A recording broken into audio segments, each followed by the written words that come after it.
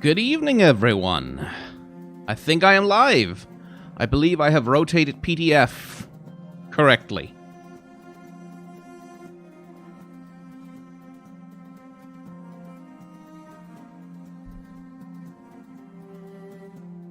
There we go. Okay, it seems I'm live. Everything seems to be working correctly. I am recording the footage. Yes, good. And I am speaking. So, how are the audio levels for you guys? Let me try and grab some more dramatic music, actually, for a second here. Just to make sure that we are sounding good. It's not too loud, right? Sounds about right.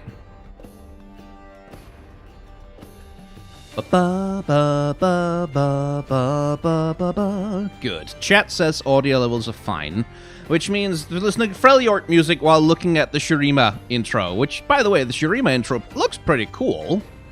They've leveled it up a little bit since the launch of the frickin' game.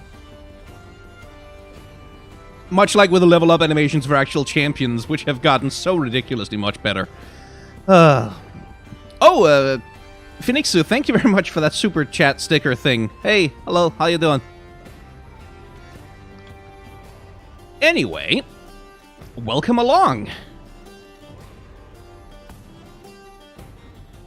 to the Empires of the Ascended card review stream. So, I don't know if you've ever been along to one of these streams before, but basically, we're gonna look at all of the non-spell cards, and maybe also some of the spell cards, who knows, and we're just going to talk about, like, how is this art put together? What does it do? Like, how is the visual storytelling going on here? So point out some interesting facts and things about the artwork in this card game, because it has really good, nice artwork that I like to talk about. That's the general concept of what we're going to be doing tonight. And yeah, that shouldn't take any more than, 5 or 6 hours, maybe? Something along those lines.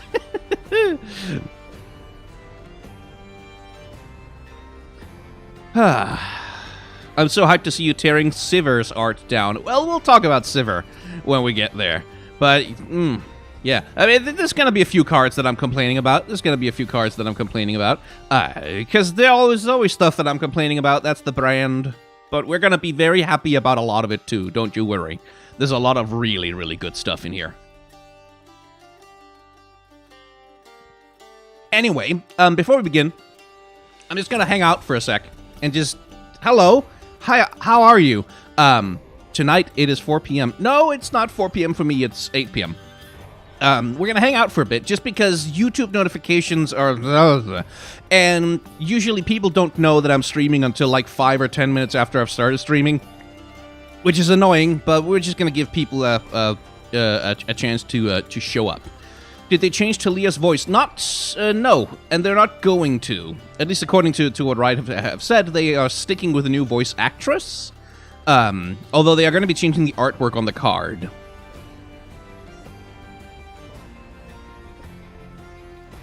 4 p.m. gang, yeah.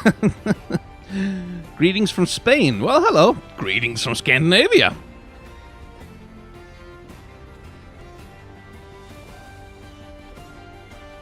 Did you add Viego's theme to your playlist? Good point. I should do that.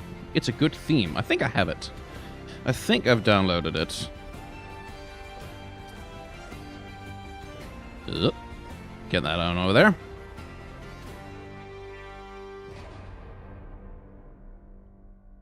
We'll play that one next.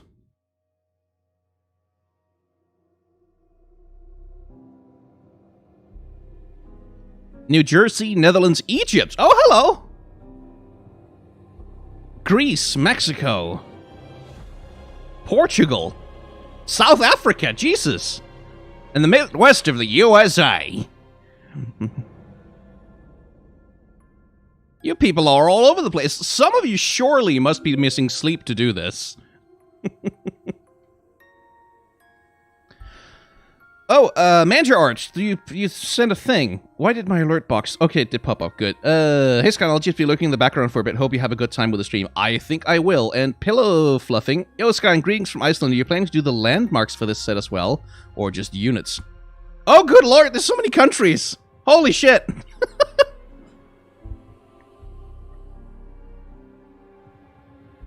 Oi. Well, I am glad you're interested to hear me blabber on about card art for the night.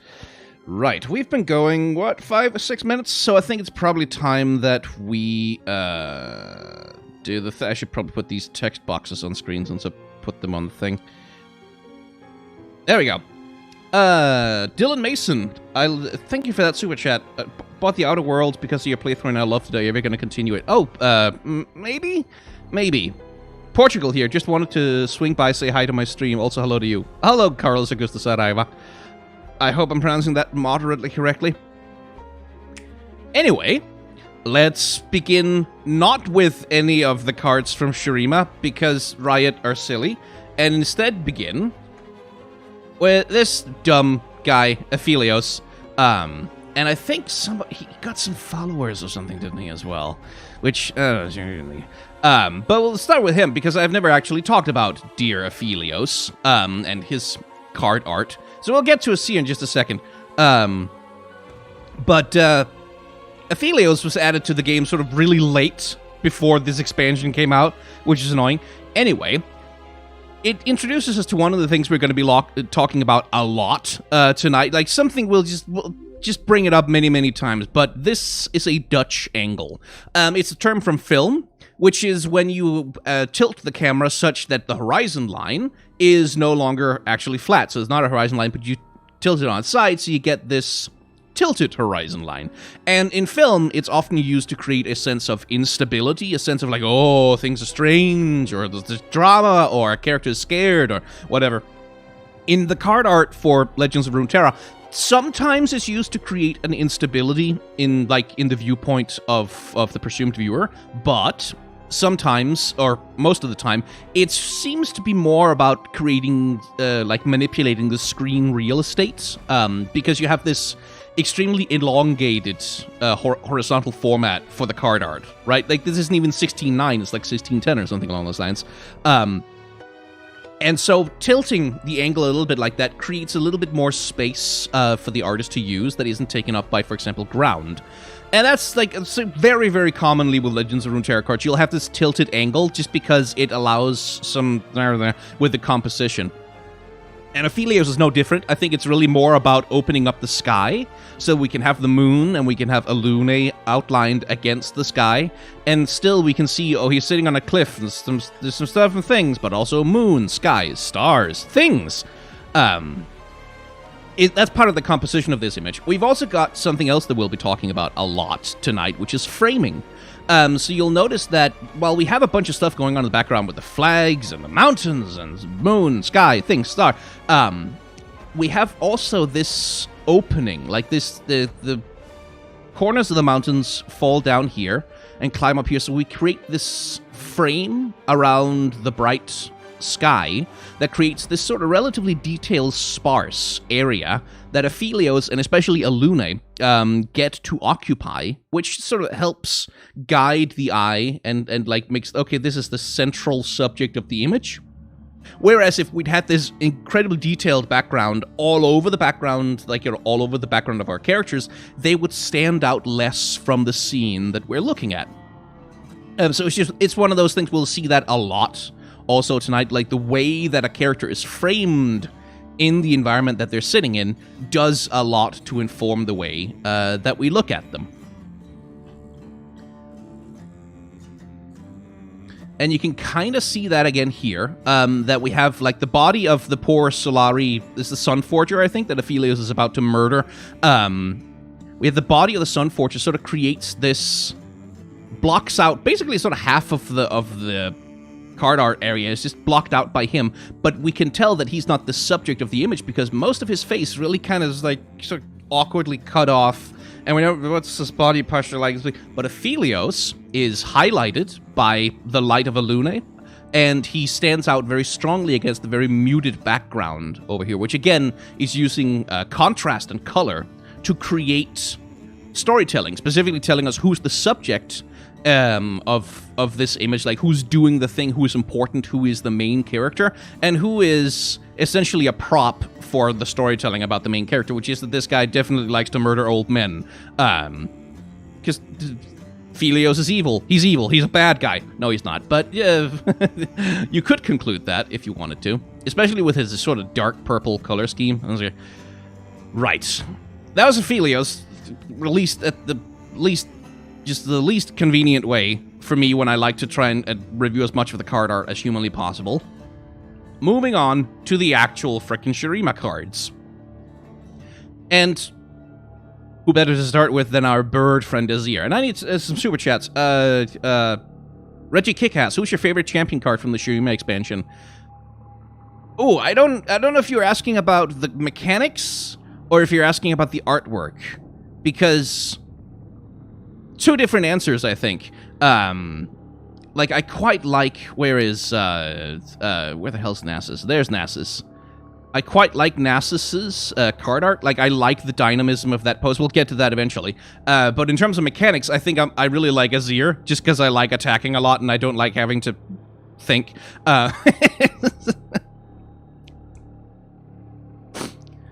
Okay, right, where were we? Okay, so, once again, the way that the composition frames the character. And what's interesting about Azir's card art is that he's one of the few champions who isn't, like, just the only point of interest in his own splasher, in his own card art. Azir is actually kind of almost a secondary interest in this bit of card art because the card art is doing storytelling.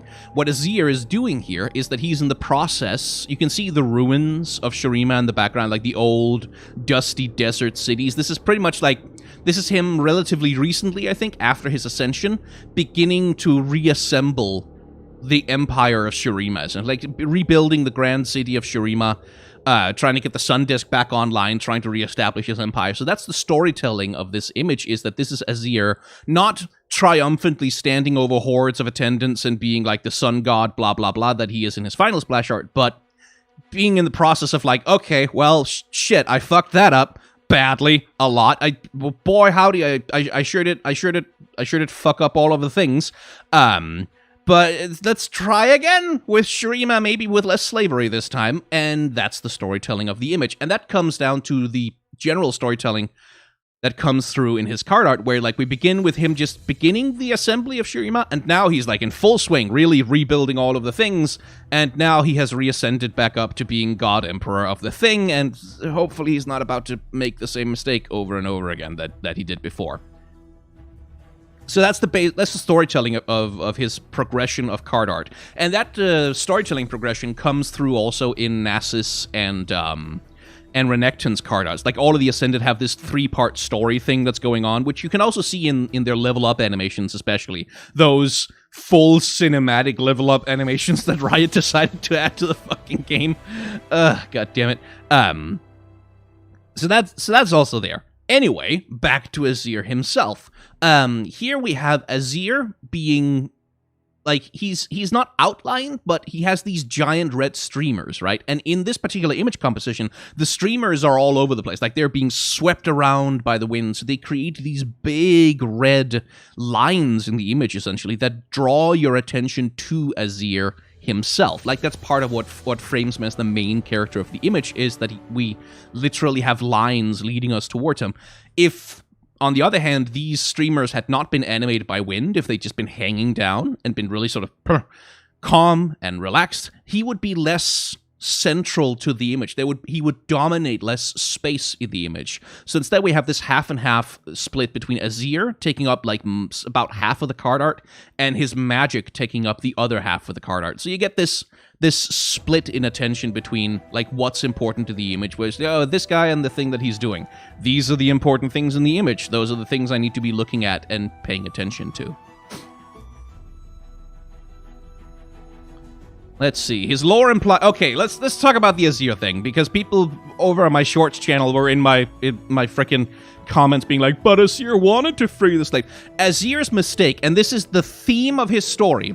Azir is like, I should probably free the slaves. That would probably be a good thing to do. I'm the Emperor of Shurima, and I'm supposed to live for my people, so freeing the slaves is probably good. But if I tried to do that, then I wouldn't get to be Emperor anymore. That wouldn't be good. That would suck, and then someone else would have to be emperor and do maybe I'd have to lead a rebellion or something. That sounds hard. I don't want to do that. So instead, let's not free the slaves at all and just pretend like we're not going to do it ever for years and years and years and years and years, and then my best friend, who I love, is going to hate me because I keep promising him, oh no, totally, definitely, I will get to it, sure, it's very important to me, I promise you, and he's going to get pissed off, and then at the very moment of his ascension, when like he's most sure that I can do this without any bad consequences, I can free the slaves, and I can still be emperor, and I can ascend, and the empire will be fine, and I get to be emperor, and I don't have to sacrifice anything, and then he says, yes, my friend, I'm going to free the slaves. And like, why are you looking at me like that? Oh no, you have a dagger. Oh fuck! And then the entire empire of Shurima crumbles and falls apart because Asir prioritizes his own power over doing what's right for his people. Like, that's why he does all of the things that he does, is that he doesn't want to give up being emperor. That's the theme of his story, which is why when he's revived, he ascends finally. He becomes worthy of ascension when he decides to put someone else's needs above his own. When he finds Sivir bleeding out, nearly dead in his tomb, and saves her life, that is when the Sun Disk is like, oh, okay, you finally figured out, like, the basic thing of being a ruler, which is, take care of your people, you dumb moron. Okay, you can ascend now, do it better. That's the theme of the story, is that he needs to learn that it's not all about him all of the time, that there are things more important than him, and his power, and his hereditary position, and his right to rule. That's his story. That's what it's about. He fucks up and destroys Shurima by being a stupid idiot who doesn't prioritize the well-being of his people above all else. Anyway, so I don't have a lot of sympathy for Azir, like pre-ascension, like, because he fucked up everything, and destroyed the empire, and, like, removed water from the desert, and, so, please, nobody in the comments be like, but he wanted to free the slaves. No, he didn't. He didn't want to free the slaves. He wanted to remain emperor and still have Serath be his friend, and he wanted to ascend, and he wanted, like, to not sacrifice anything for the stuff that he kept saying that he definitely, totally, for real believed in. So, anyway, moving on to his second level up splash art. Here, we have, again, framing going on. We have all these floaty sandstone blocks as he's rebuilding the palace at the capital of Shurima. But notice how those floating stone blocks are paced out. Lots of floating blocks, lots of floaty stuff all the way around here. But right next to Azir, really not that much. We have this frame being created again, where there's, like, this relatively uncontested space where he gets to be the central, unchallenged character, which is what makes him the central character of the image. Again, imagine if, like, we'd had stones floating in front of him and behind him and all around him. He would sort of like, oh, there's a huge mess here, but I think there's a guy in there. I can't really tell. But because the artist keeps the space around him clean, we get, oh, no, hello, central main character of the image. I can spot and identify you almost immediately.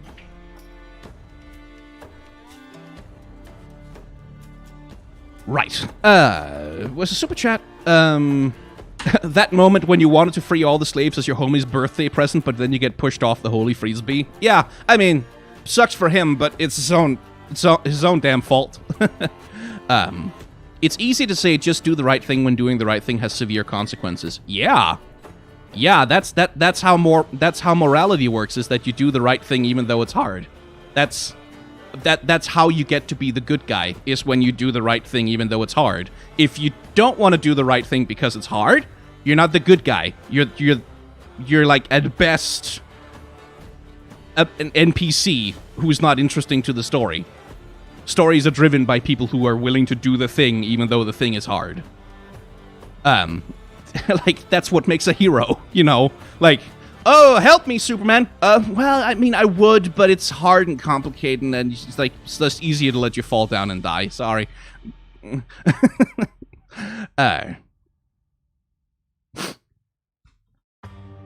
Anyway, where was I?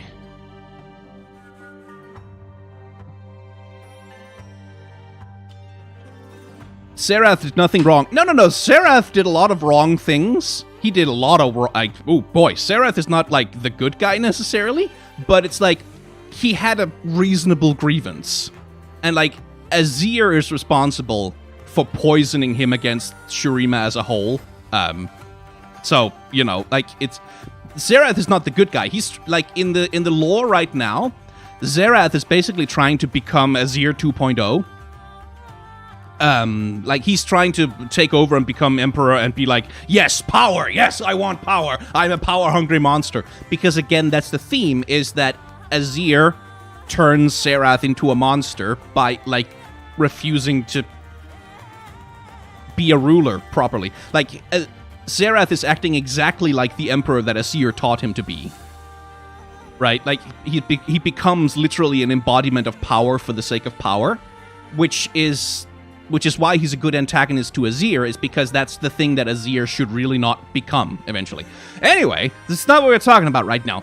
Speaking of framing, here's an interesting framing of a character, because in this card art, Azir is tiny.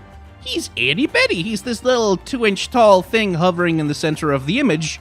That's not really... We don't really get to see his face. We don't really get to see much about, like, his disposition or his posture. The image is not really mostly concerned with his body, but he is still the massive main character of the image, which is to say that everything in this image, all of the things, revolve entirely around him. He is the hub of the wheel of what's happening here. Hovering in front of the little sun disk, which is in front of the very big sun disk, we have this perfect symmetry that's created where you have all these, like, lines that just lead our eyes, all these arrows that point upwards towards where Azir is in the image. So he becomes this massive center of a thing that's much bigger than himself, which, again, bit of the theme of the storytelling is that he has rebuilt his empire. And now he once again is Captain God Emperor for the whole thing, hopefully doing better this time. But the symmetry in this image is what really creates this, like, complete centralization, because Azir is the only asymmetrical thing in this picture, aside from the clouds. Everything else, there's symmetry on both sides, and only Azir, sort of, he has this pose, and he has, like, his streamers, and he's the one who breaks symmetry, and he's at the center of the image, and that's what centers him so hard in the image. Plus, the whole thing, he's literally illuminated from behind like he's God. Like, it's very, very much, like, the whole image is about this guy hovering at the locus of tremendous power. And the framing is entirely about that, which, again, it's about the storytelling through the card art. Right, this super chat. I was thinking a fix, say, for the female Minotaur card could be Riot saying she's a half-breed, half-human, half-Minotaur. I mean, sure. I don't think that's a fix, really, because it's a character design issue, not... It's not an issue of the biology of Minotaurs, it's a character design issue. It's... They could do anything. Like, they don't have to make up an explanation. We'll get to that once we talk about her. But you don't have to make up an explanation for it. You can just design the character differently and make up an explanation afterwards. Anyway, Azir's Sand Soldiers, and I'm excited to spam these motherfuckers. I want to make some goddamn Azir decks and just focus on getting to level 3 as fast as possible. That sounds fun. Have you seen the Emperor's deck cards? I mean, Jesus Christ, the power in those things, but getting there is probably going to be tough. So, once again, we have a bit of storytelling going on here, which is first that Azir's Sand Soldiers are all just all the same. They are a faceless horde, essentially, of characters and creatures, and we get that in repetition, where each of the Sand Soldiers is wearing the same gear, they have the same pose, they're doing the same thing, so you get this sense of repetition, giving us this idea of, okay, horde of mind-controlled Sand Soldier creatures, whatever. And then we have the main character of the piece, ostensibly, which is the main Sand Soldier, who's the one who's like, okay, what do they look like? They're like this. And one of the things that's being done is take a look at the saturation of the colors between this guy right here and his, like, immediate neighbor, right? Take a look at the contrast and take a look at the saturation, because this guy has much more saturated colors.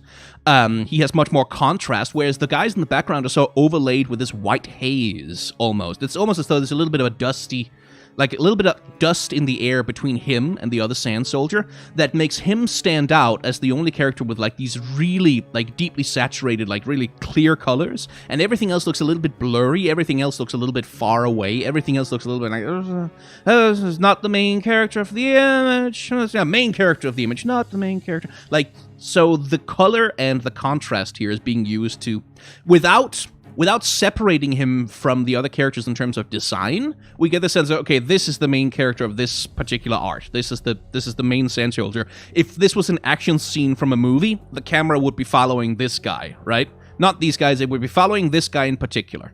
And again, that's just all about how they're using color and contrast.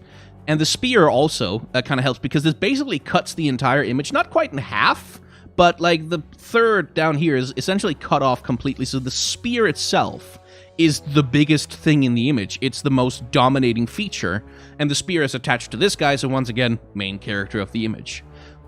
Which again is also a bit of the storytelling, is that the thing to be worried about with the Sand Soldiers is not like they're gonna fall apart. They're sand, they're ephemeral, who cares? But they're gonna do their damage. Big pointy stick goes ow. So storytelling there, telling us a little bit about how to relate to this character, which is like, okay, he's crumbling to dust, he's sandy, probably not going to stick around, but big pointy spear, go ow. Important thing about this guy is big pointy spear, go ow. Oh, Mira Robin, thank you for that super... You didn't say anything, but thank you for the tip. That's very kind of you. I should pay attention to... Oh, thanks for the stream, loving the shorts channel, keep it up. Well, thank you, Babong Show. I think you missed Aphelios' followers in the landmark. Oh, right, he had followers. That's true. Right. Okay. He's in Call of the Mountain, right? Okay, could someone tell me what were the specific cards that Aphelios launched with? Because I know that he has followers, but I can't remember. I remember the landmark. I can at least filter for that. Which was the Veiled Temple. And Necrit already has a whole video like going over all the little details that are in the Veiled Temple. But the landmarks are actually an interesting case study when it comes to League of Legends, because they're some of the few bits of like full-fledged art that isn't just spell art, where characters are not the main characters at all. Like with the main character of the thing is the environment that the characters occupy. And so you get a very different approach to the things that we've talked about, like framing, color, aesthetic, like the way that the composition is framed. Because Aphelios is sorta here, and Elune is here, because we're in the spirit realm, in this temple thing.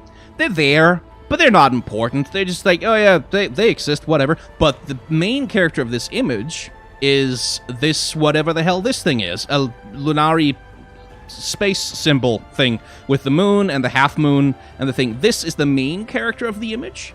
And the way that we know this is because it exists as this high contrast object, pretty much in the center of frame, more or less, against this very light, bright background. So it becomes this, like, this silhouetted thing almost that stands out in the centerpiece, and it also has these streamers of red color draped all over it, which is like, oh, it's a thing that's important because decorations, yes, that sort of make this the central feature, not necessarily a central character, but the central feature of the image. And then like we have secondary features of the image, which is like the bird and the bull.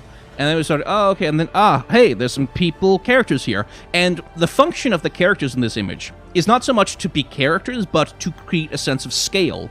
Because the human brain is very, very good at creating a sense of scale against humans. Like, you know how Reddit includes a banana for scale? This is kind of the same thing. Human included for scale to give you a sense of how big this temple is. It's like, oh, the humans are tiny, which means the temple is huge. Which is a technique that you see all over romantic painting, like the romantic era paintings, where like we want this environment to be big and huge, and we want like the majesty of nature to be visible. We'll put tiny little people in our images so that the people look tiny and the environment looks huge and big. And that's the function of Elune. Aphelios is just to make the whole temple look bigger, just to make the whole place feel grand and feel kind of overwhelming. There's these huge statues, tiny people. Someone comments, by the way, that this thing looks like the sun disk. Yes, and that is because there is a distinct connection between Targon and Shurima. Ascension, essentially, like, the Shurimans essentially figured out how to use the sun disk to create ascensions that are similar in kind, maybe not quite as powerful, but similar in kind to Targonian ascensions. Like, if you climb to the top of Mount Targon and you're judged worthy, blah, blah, blah, something, celestial aspect, and now you have magic power and you can do stuff. And the Shurimans figured out how to sort of do the same thing, but, like, customize it. So that we have the big sun disk, and the sun disk will give us all ascensions, and then we'll turn into animal people, and then thousands of years later we'll all become Darkin and try to destroy the world. So that worked out great for everyone once again. Good job, Shurima.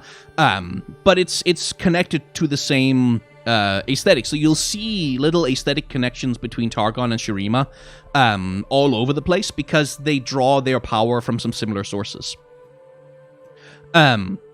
Just in case you're wondering what that was all about. Anyway, what were Aphelios' followers? Right, the flight. It's the creatures. So here again, same thing as before. We have a human here. Alune is there, but she's mostly there for scale. She's there to be tiny so that we can look at the bird and go, oh, very large, big bird. This bird is huge. The tiny person, large bird. So it embodies this grand celestial power. So that we really get a sense of overwhelming scale. And again, you can see the image is creating a framing around the bird. Because Alune is like here standing on this bed and she's got the background behind her and things like that. But the bird itself is, like Azir in his like level 2 art, is being sort of respected by all of the other features. We have all this floating debris, where there's little rocks flying around and the bird like blasting its power all over the place. But no rocks floating in front of the bird. No rocks, like no background, no features in the background. We only have like the grand cosmic power that it represents, which again creates this space for this character to be the main feature of the image. And then Alune as a secondary character in the image. I think we also had another sister, the Sky Shadows.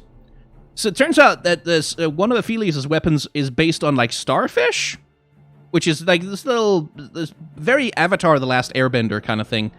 These little starfish creatures, and there's an interesting framing going on here where we have this, like, clearly this is not like a pool of water, but you have this rippling in the surface of this mirror or whatever it is that creates the feeling of a pool of water, which is sort of very well put together, really. And the main thing that outlines these as the main characters of the image is, first of all, they're the only things in there, but it's also the light. We have this central light source of the crescent moon in the middle of the image, and then everything else is sort of structured around that with these like concentric circles of the ripples, sort of creating a natural framing of the image with these two bright things with the stars and stuff inside them becoming the main characters in the center of the thing. We don't have much of a sense of scale here. Like, we have planets floating around, but no human being in there. So we don't know how big these fish would be relative to Alune. Presumably big, because cosmic, they have galaxies inside them, as presumably large, but it's less of like an explicit framing of a character against the grandness of this thing. Which is opposite to what we see with the fangs. Again, Alune is here just to be tiny, so that the fangs are very, very large indeed. Big space cat with his teeth, who's gonna carve up the Solari for being dicks. Or something. And interestingly here, Alune does get a frame. Like, we can see the body of the cat, and then like the sheer mountainside or whatever, along with the statue here. It creates this little subframe within the image, where it's like, oh, hey, there she is. Hello. There's a character here who is probably important to the story of the image, but the vast majority of the real estate in this image, like just all of this, like from left to right, it dominates the image just by sheer size. So we get, okay, this is the main character. This girl's important, but this big thing, which is taking up all of the space and is highly, like, illuminated with bright light here, while Alune is a little bit more in shade, that's probably the main character of the piece, which is Space Knife Cat creature. Let's see, should be just one more. Cloven Way, right, the Cloven Way.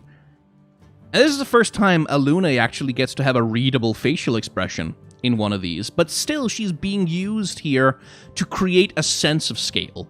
She's not, like, creating scale by being tiny in the image, but we are at her level now. Like, compare and contrast with where she is in the Fangs, right? Like, relative to the viewer, she's far away. She's, like, all the way over there. She's tiny. She's doing something. We don't know. What's up with her? I don't know. She's over there doing moon stuff.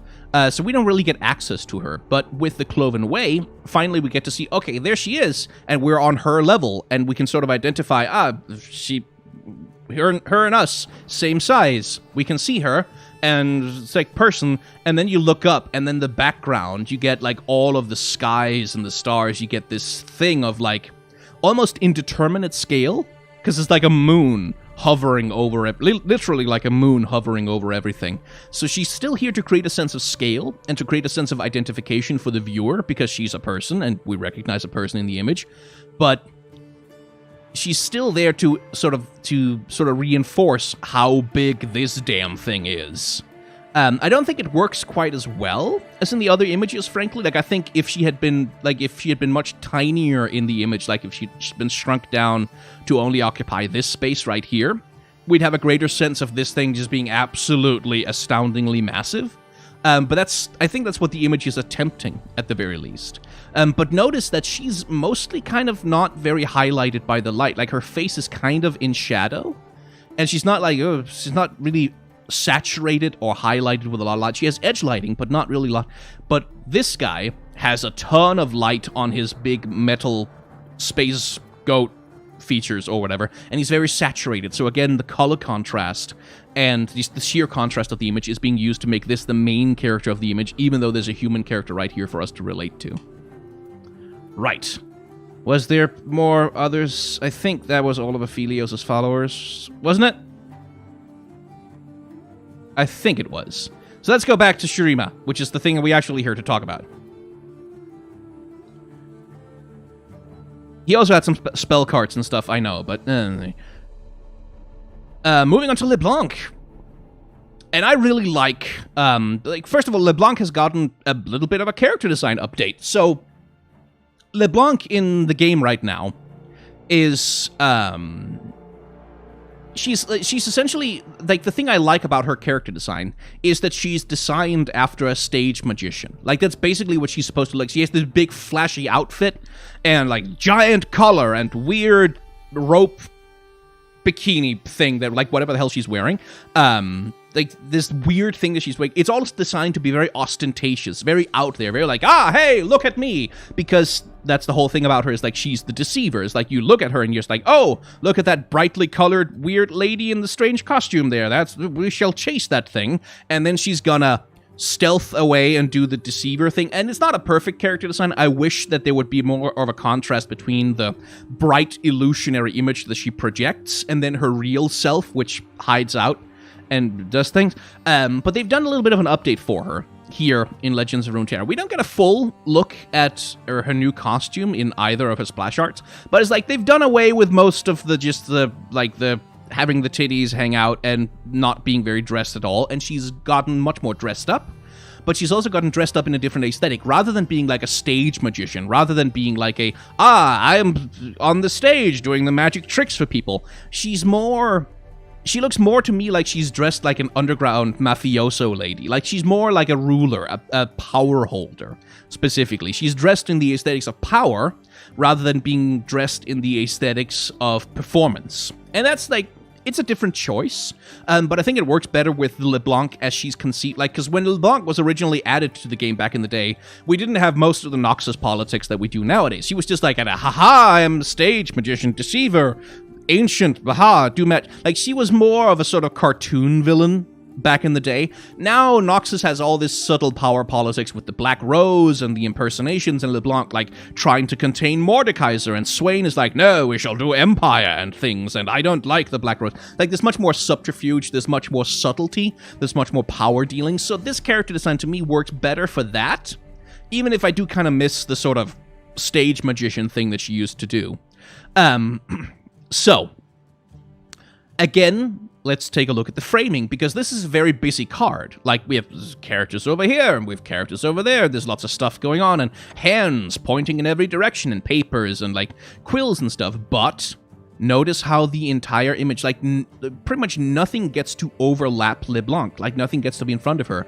She's only, like, overlapped a little bit by the arm of this person out here, but she mostly has, like, completely uncontested space in the frame. She's also framed by this throne that she's sitting on, which we'll get back to that in a second, and she's highlighted by the light. Notice how the other prominent characters in the image, like this lady here, this guy over here, or the characters in the background, none of them are really highlighted. Like, you don't really get to see them the same way that you get to fully see LeBlanc. Like, there's a guy back here, you can barely see his eyes. This guy, oh, he's cut off.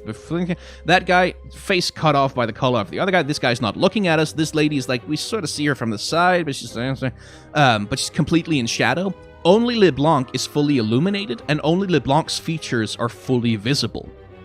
Which makes her, again, the central character of the image. And this whole thing, to me, like, this entire image kind of has the...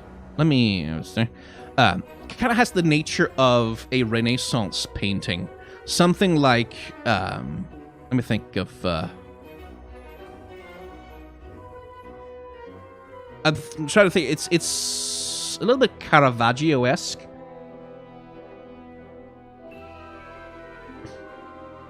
If I can find a good version of, oh, The Calling of Matthew, that's the one I'm thinking about.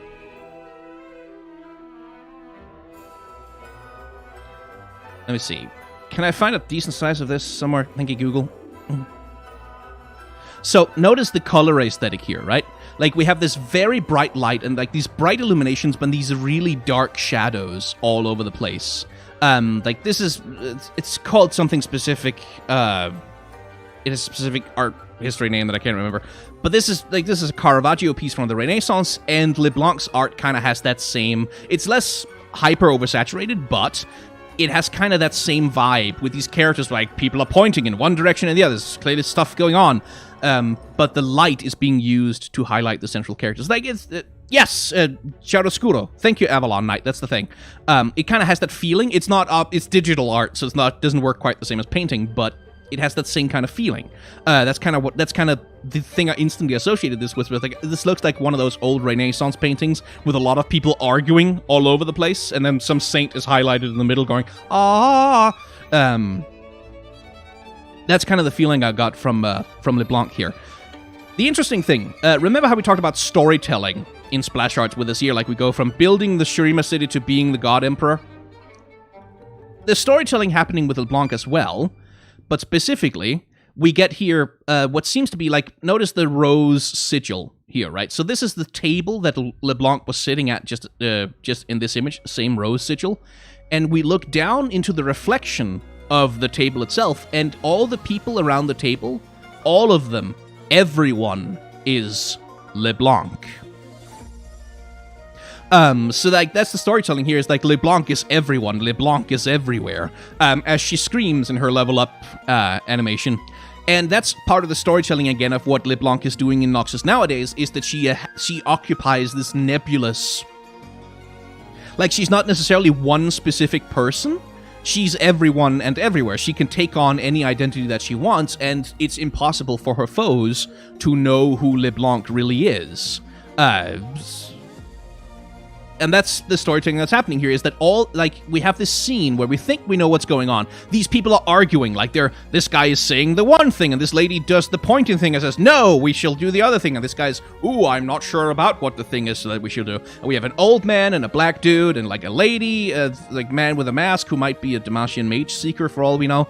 It's like all these very different people, and they are all arguing. They have different viewpoints, except, no, they don't. There was never an argument here. There was never different people here. There's never, like, everything you saw in that previous image was just staged.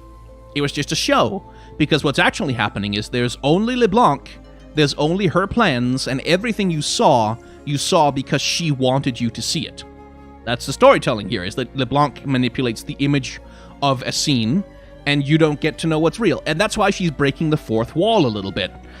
Because here... she's staring directly at us. Like, we look at this and she's staring at us. She's just like, all of these people arguing, whatever, who cares? She's looking at you, because you're the one being manipulated here. And here, she essentially breaks the fourth wall, because she's looking down, but again, she's not looking at her own reflection, really. She's looking out at the viewer and saying, haha, fooled you. It was all LeBlanc all the time, astronaut meme. Which I think is very cool. Like, it's a very cool way to incorporate that aspect of the character, where, like, her whole thing is gaslighting people and making them doubt their own reality in order to manipulate them emotionally, and that works really well. Like, that's a very cool idea. And it also has the other consequence of, like, here we have a very clear image, right? Like, here everything can see all the characters, everyone's clear, we have this very sort of static image of what's going on, but when we get here, because we're looking in the reflections of the table, all of a sudden everything is sort of smeared out, and it's like, oh, there's this face kind of just floating there. Is that attached to a person? And there's a LeBlanc face, kinda, and there maybe one there. Like, it's all of a sudden it's much more hazy and dusty, as though you're seeing like these Fata Morganas hovering in front of you that are maybe real and maybe they're not real. Like, so even the storytelling of the image, just the way that the framing and the reflective nature of the table is being used to create this sense of unease and uncertainty of like, holy, what's going on? This disorientation, as opposed to the complete clarity of the previous image. Because here LeBlanc is at the height of her powers, so of course, this is when you lose the most of your certainties about what's going on anywhere. Very good storytelling. I really quite like the LeBlanc art. It's very well put together.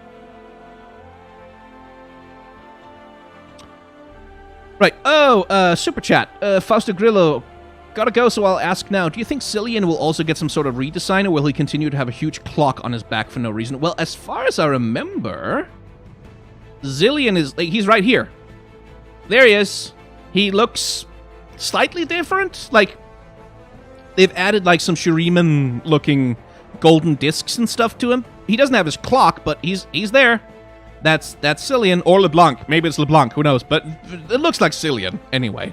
So he's not much redesigned. Like, they've kept pretty close to his canon design.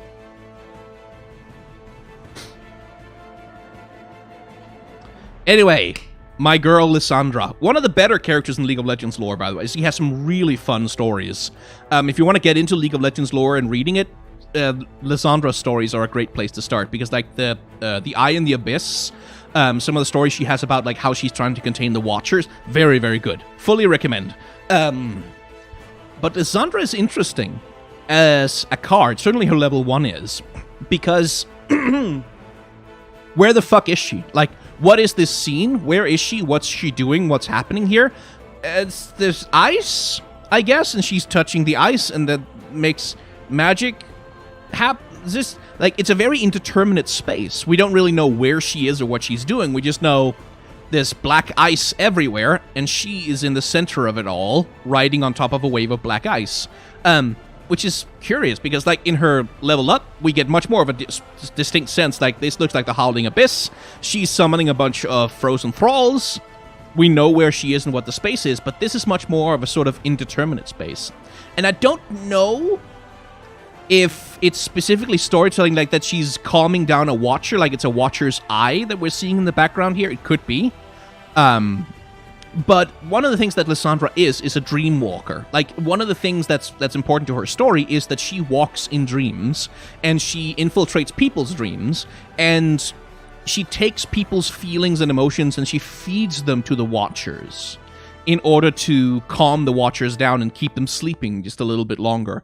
And so for me, like, the indeterminate space here, I kind of read it immediately as like, oh, this is someone seeing Lissandra in a vision as she's feeding their emotions to the Watchers in the deep, trying to contain them just a little bit longer. Because that's Lissandra's whole thing, is that she does not want the Watchers to wake up, because, uh-oh, that's gonna end me. I don't want to end. That would be bad. The eye from the Rise cinematic, it might be, like, it could be a Watcher's eye. I don't think it's, like, I think we have, like, the narrow vertical slit, so it's probably a Watcher's eye, but it's indeterminate. Like, the whole point of the image is you have all this, like, strangeness going on, so it's hard to see what's going on. So I interpreted it as a dream image, like she's walking in dreams here, which is what she's doing to keep the Watchers from rising. Whereas once we get to, for example, the Frozen Thralls, and especially the Watcher itself having finally broken free from the Howling Abyss, that's a little bit more along the lines of... Because, like, what Lysandra is preparing for is a final confrontation with the Watchers. Like, she's trying to keep them contained as much as possible, and she's trying to gather forces and gather power to resist them once they finally break out of the Howling Abyss. Like, hoping against hope that maybe she can keep them back. And that's kind of what this reads as to me, is like Lysandra calling on all of the forces that she has, and everything that she's capable of doing, because, oh shit, uh-oh, bad things are happening! But we'll get to that art in a bit. Once again, contrast is being used here. Lysandra has this, like, pure sheer black armor dress robe thing that she's wearing, and that contrasts her nicely against the backdrop of the frame here, marking her out as the central and only real feature in the image. It's like hard to mistake her for anything but the main character. Notice again, Dutch angles. It's not quite as obvious as it was in Aphelios' art, but the horizon line is like going something like this. Like it's tilted, which again, partly to create more space in the image for the artist to work with, but here also used to create this sense of unease, this sense of like, oh shit, I am sort of destabilized and things are strange and weird. Contrast that with her level 2 art, where there's no Dutch angle in sight. We have this rock-solid, boom, flat horizon, and then we have Lysandra in the center of the image. First of all, she's highlighted, which is, again, a thing that this card art uses very, very frequently, is the main character is just going to be the one that has the light on them, and she has that here, but she's also, again, like we saw with Asir in his level 3 art, where he's like the center of this symmetrical image, like everything seems to kind of revolve around him. Something similar is happening with Lysandra, where she's like dead center of this image. She is the center of the image itself. And the background, like she's walking down some, I don't know, bridges. Like this looks like the Howling Abyss to me, like the bit under the bridge where there's a walkway. That's kind of what it looks like to me.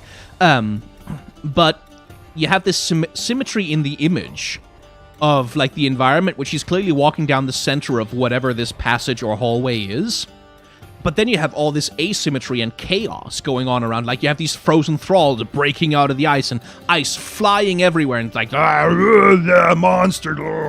Like they're doing all this shit in the background. But Lysandra is stuck still. Like there's no sense of her like swinging her arms around or being confused or chaos around her.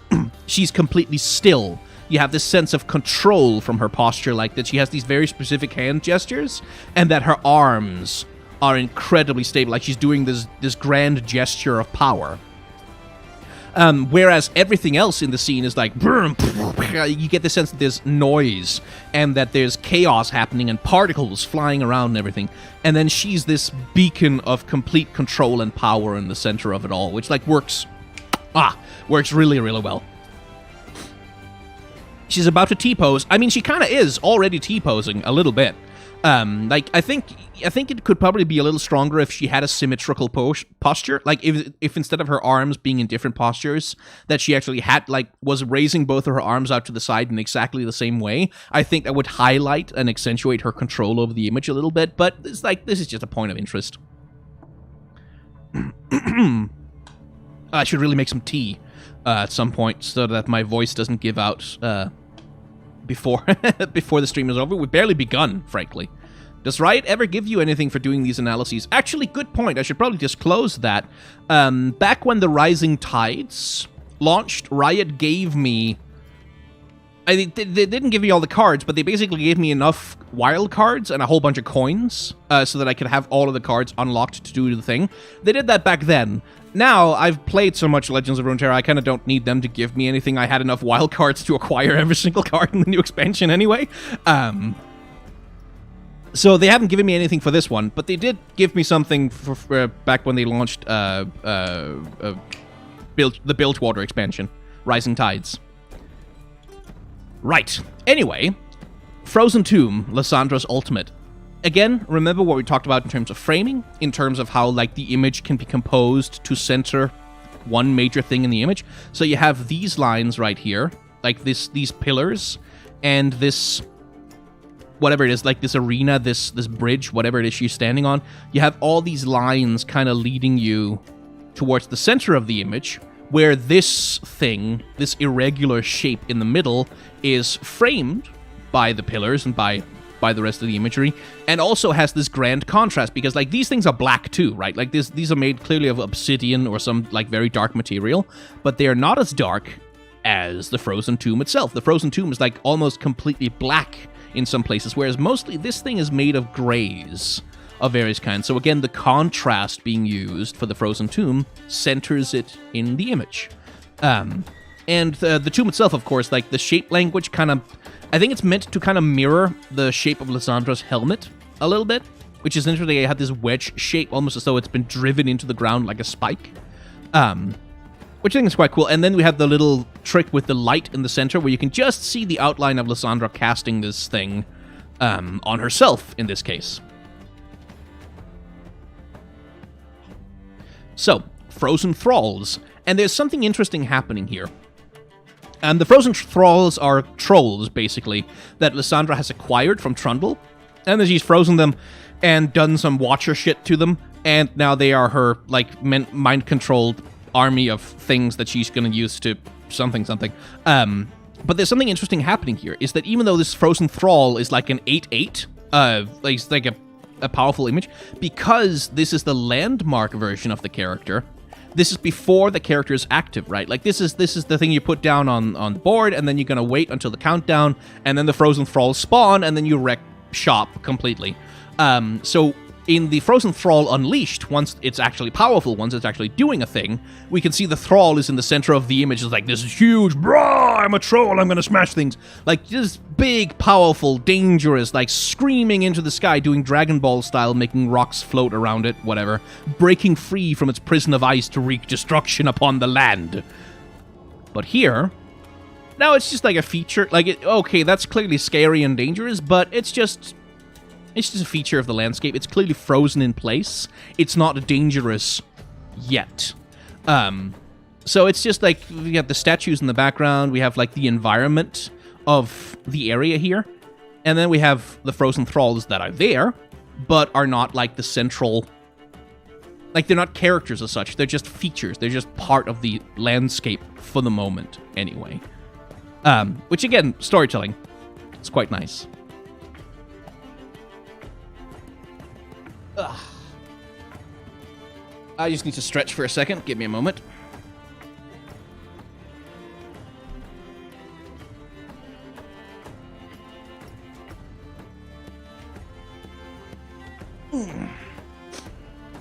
My back has been fucking with me all day.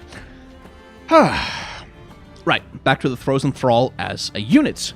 Once again, you can see that there's a framing happening here. Most of the Frozen Thrall is outlined against the sky of the Howling Abyss. So you have, like, these, like, you have the structure of the place where he's being revived, which is probably Howling Abyss or the Frostguard Citadel, one of the two. But it doesn't interfere with the central character himself. You have this, like, you have this opening for him to dominate the space that isn't taken up by floating debris or by, like, architectural features. You have this blank space, essentially, for him to occupy. And then this thing. And it's a cool monster. I've already made a short video about it, about how cool of a monster design this is, but it is a cool monster design. Like, I really like the design of the Watcher. Which, if you know the lore, specifically the Watchers, like, the form that they take on Runeterra is... It's basically like they are void entities, and they come into Runeterra, and it's like, holy shit, there's laws of physics here. Fuck, that's fucked up shit. And they don't know really how to deal with laws of physics, so they sort of try to take on shapes that make sense in Runeterra, so that they can exist there and do stuff like destroy Runeterra. And the shape that the Watchers end up taking on is like this multi-limbed, sort of humanoid monstrosity thing with giant face tentacles.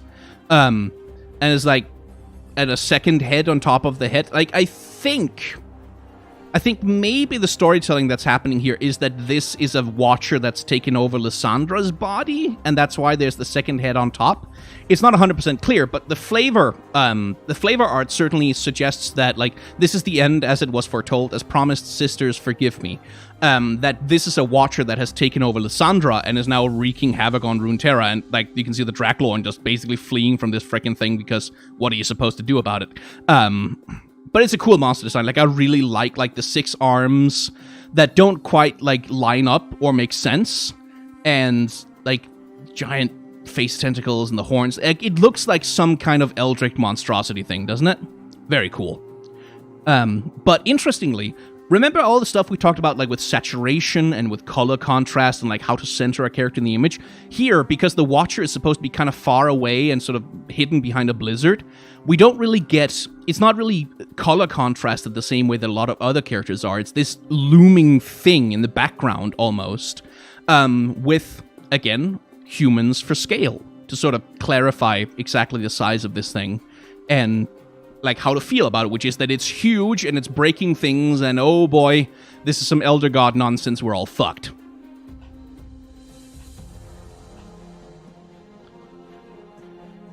Right. Just 1 second.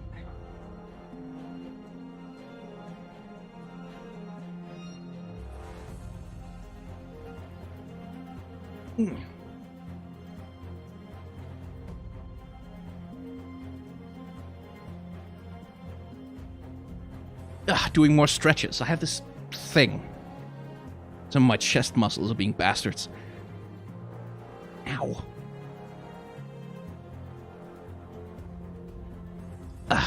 Anyway. So Renekton and Nasus sort of have a bit of joint storytelling in their card art. Which is that Renekton here is clearly assaulting, like, a temple or something, and we have Nasus in the background here walking out to confront him. So here we see things from Renekton's perspective, which is just his raiders murdering everything. And here we see things from Nasus's perspective as he's walking out into this battle scene to confront his brother, finally. So they have some joint storytelling going on between their cards, and certainly between their level up animations as well. But yeah, this is a pretty basic one. Renekton is in the center of the image. You can see he's highlighted with light. He's saturated with color. He has much more color contrast. Everything else is sort of desaturated and de-emphasized. There's lots of chaos going on around him, but none of that chaos overlaps him. He's the central character of the image simply by virtue of being the only thing that's really in focus, and the only thing that isn't being, like, there's no things flying past him, no debris, no nothing. He stands as this, like, unmovable rock, this pillar of strength at the center of the image, which makes him the central character. And I see the furries in chat thirsting over them already, which is entirely valid. Then we have the level up version of the character, which is a little bit of a different thing, because this seems to actually happen earlier in the storytelling. Like, this seemed to be Renekton in the full swing of attacking Nasus and his followers and stuff.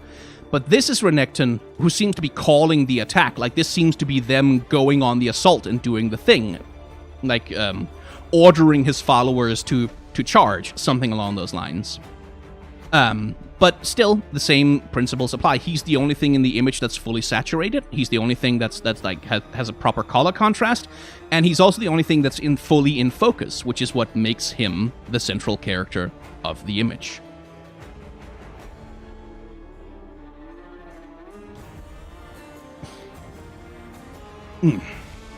Okay, my back is fucking with me, so I'm just gonna take a short break, and we'll be right back with more.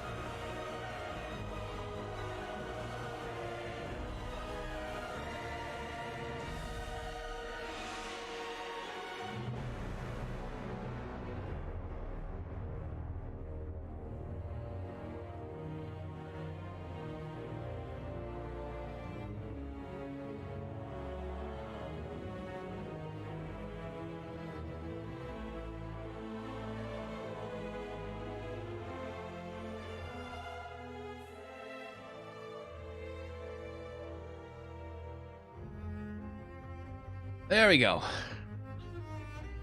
I've done some stretches.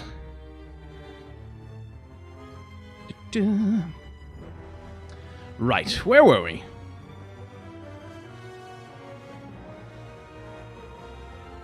So, we see some characters from around Renekton's followers. In the background here, we have the Angry Marauder guy, the same guy we saw in the Shurima cinematic, by the way. We have the Callous Bone Crusher, or something along those lines, hanging out in the background. We have a Raz Bloodmane probably riding his giant crocodile creatures somewhere in the background there. So we have, like, Renekton with all of his followers, the height of his powers. Sorta. Kinda. And then we have the level 3 art, which is where Renekton and Nasus are using their ultimates, basically, to grow to their maximum size and power. And each of those has their own storytelling.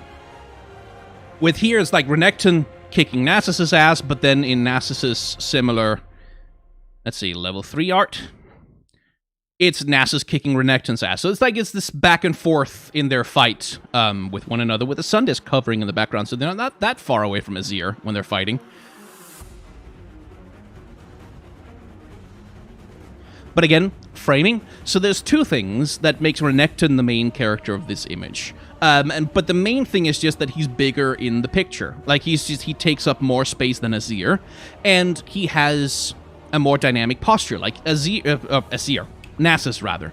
Nasus, he's got him by the throat, and he's unbalancing him, throwing him down, clearly pushing him over, and that makes him dominant in the body language of the image. It's like he's clearly got control of the situation, which is what makes him the main character of the picture itself. Again, we have itty-bitty tiny little humans for scale. It's just two LeBlancs fighting each other. Yeah, that's true, Nicholas. Itty-bitty tiny little humans for scale to sort of sell the grandeur of this massive Clash of the Titans kind of battle. With the Ascended really get to show off just how powerful they can be when they're fully charged with their abilities. It's really nice art, too, by the way. Like, I like that, like, you can see the power of Renekton kind of peeking up through his scales on his back, as though he's, like, filled with fire inside, which I think is a very clever way to do that. Let's see. And there's the Buried Sun Disk, of course, which is not really Renekton associated necessarily, but it's the thing that allows you to make people level 3. And again, tiny little person for scale, Azir, tiny in the frame. This is essentially part 1 of Azir's story. And then this is part 2, and then part 3, part 4. The Buried Sun Disk is essentially the first part of his story, where he's like first stepping out and seeing Shurima fallen, and right like before he makes the decision to try and start rebuilding the thing.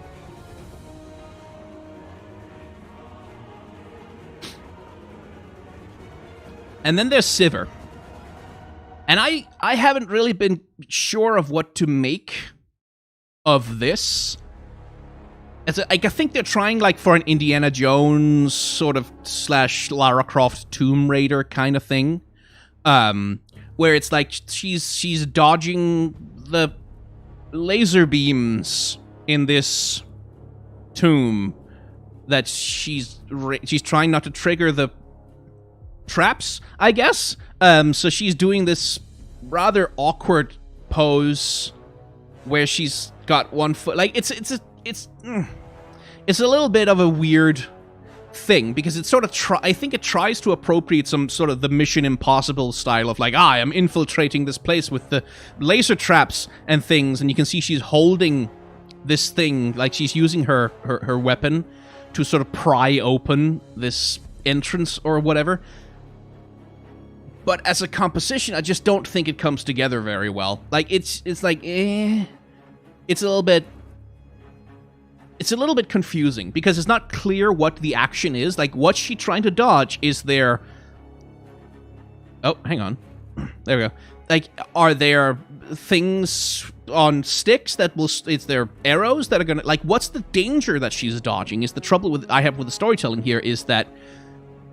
Like, I don't know what she's avoiding. Like, okay, there's these laser beam, sunlight beam looking things, but what what's the stakes? What's she trying to do? Is she trying to infiltrate? Is she trying, like, I don't know. It doesn't really, I don't really see the storytelling of what exactly is going on beyond the sort of broad gesture towards its Mission Impossible stuff, but also Tomb Raider.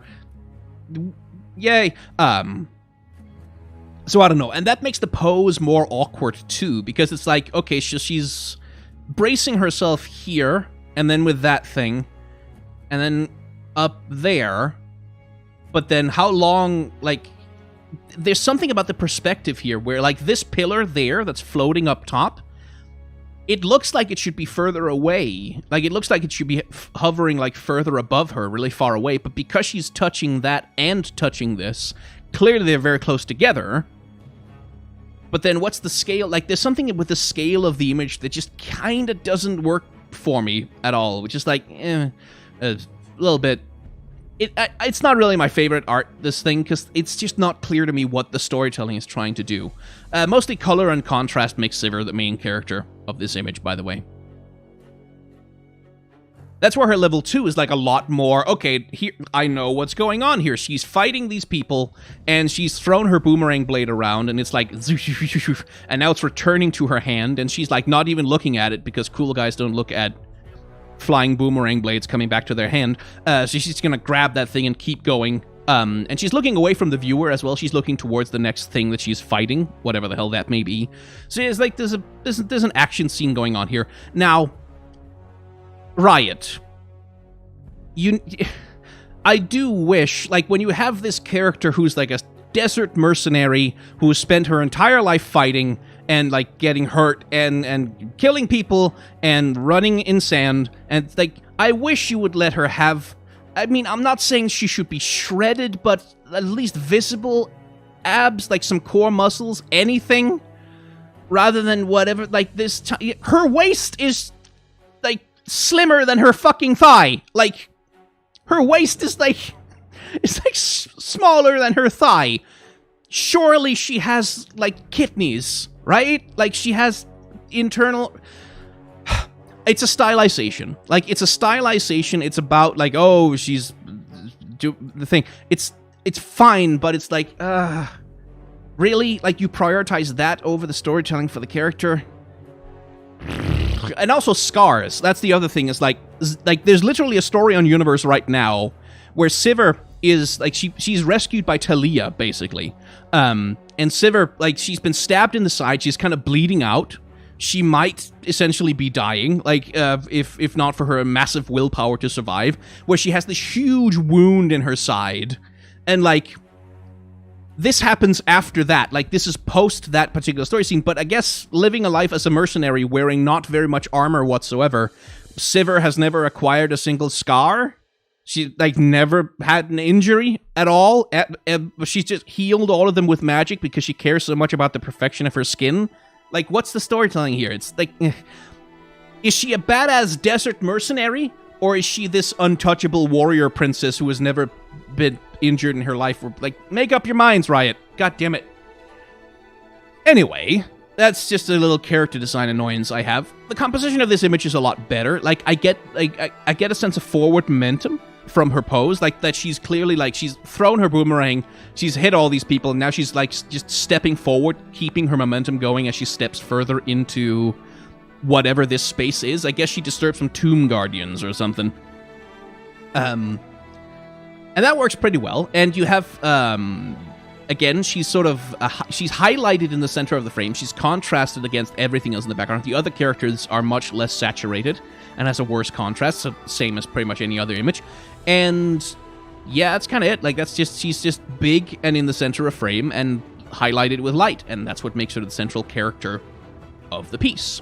It works fairly well, even if I wish that, like, you're so obsessed with making them thin, Riot. Like, it gets kind of creepy and ugly sometimes to look at. It just doesn't look good.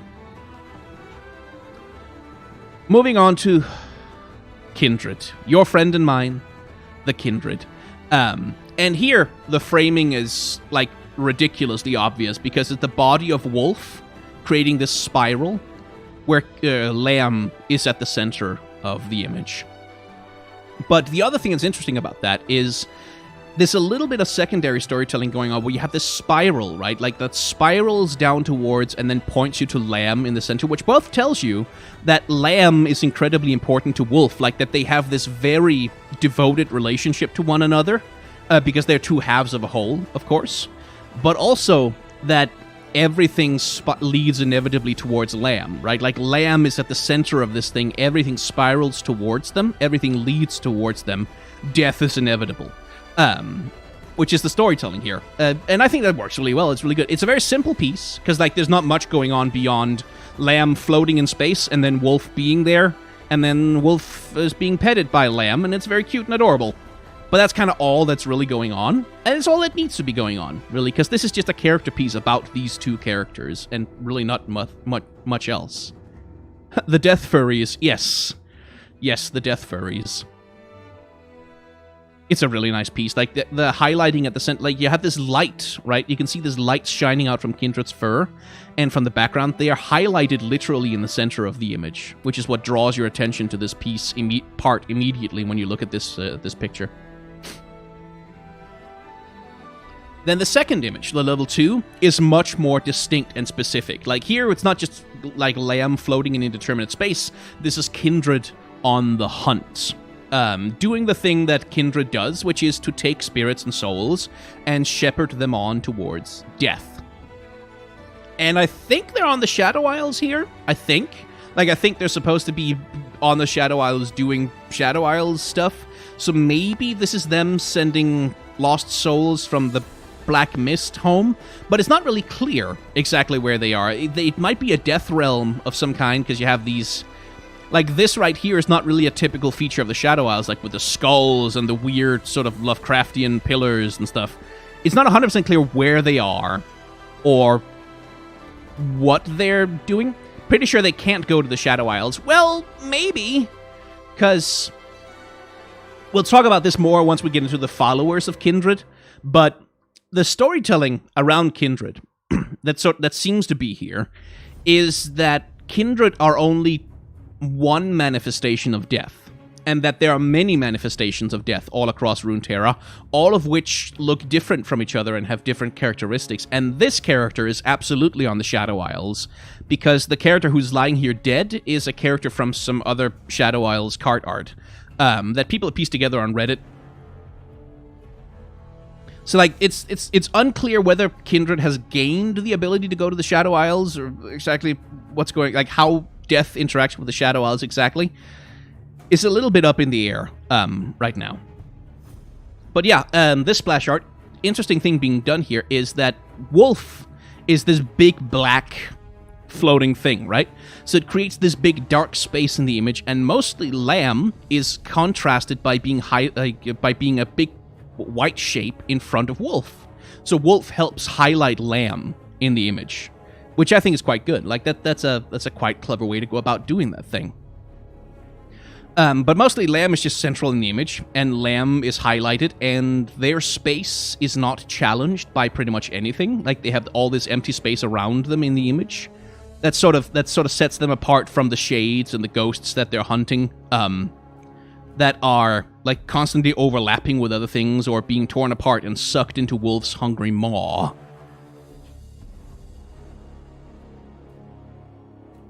I really like the level 1, though. Like, this is such a good piece of art. Like, you can tell what the relationship is between these two characters instantly. Just from the way they're posed, just from the way they're looking at each other, just from the way that the image is composed. It's very good. And then we have... yeah.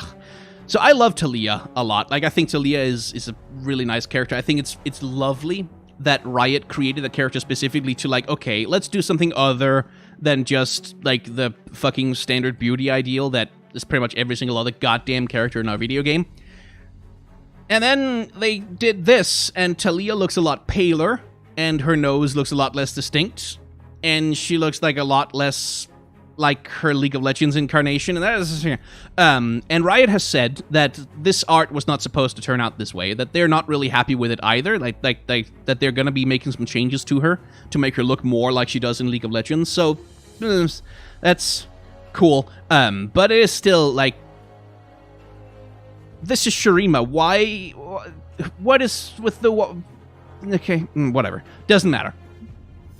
They're changing it, so I won't comment on it any more than to say that. Anyway, the composition of this image is fantastic. I really like the composition, and I like the storytelling that's happening with Talia as well.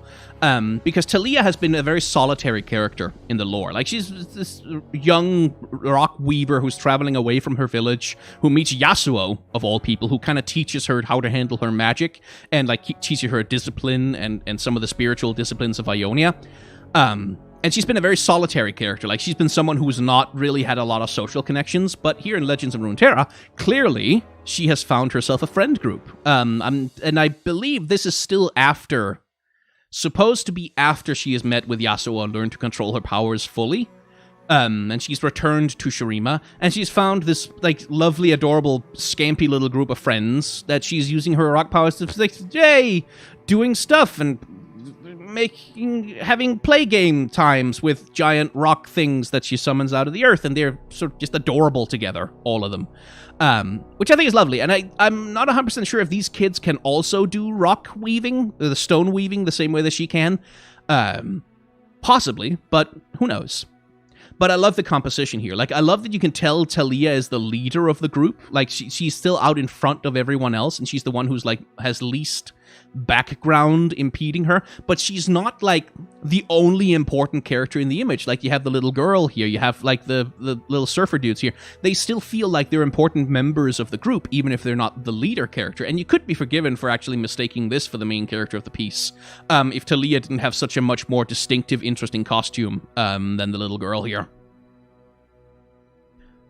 And I quite like that. Like, I like the storytelling of this is just a bunch of kids having fun. Like, the dude windsurfing on the rock and things. And then they're out playing, and clearly they disturb something big, because they, like, Shai Hulud, all of a sudden turns up, and now we get to see why Talia is the leader of the group, because she is the one who can do that fucking thing. Like, when a giant sandworm shows up or whatever, she's the one who can throw half of a continent at its face to make it leave her and her friends alone.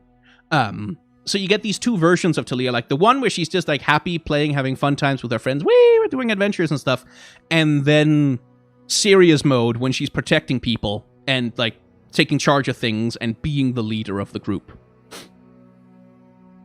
And again, the composition here is doing a lot to make Talia the central character. You can see how, like, look at her arm here, and then look at the flow of the rock in the background. Like, the flow of the rock kind of follows the movement of her arms. So you can, like, even if you don't know specifically what her powers are, you kind of get the sense that, oh, is she making that happen? Because it kind of seems like this, like, it's doing the thing that she is doing. So there's some consonance there. Which is a very clever way to do that particular bit of storytelling. I do like, again, the sense of scale of the worm, where you have the little tiny humans hanging out here, and then you get this sense of depth and perspective because we get all this background, and then the worm rises up as this giant thing taking up most of the sky in the image over here. So you get the sense of scale that, okay, that's a large worm. Probably best not to get caught by that. It's a terrifying thing. It's intimidating, but Talia has got it handled, which means Talia must be powerful. So the visual storytelling here is doing a good job.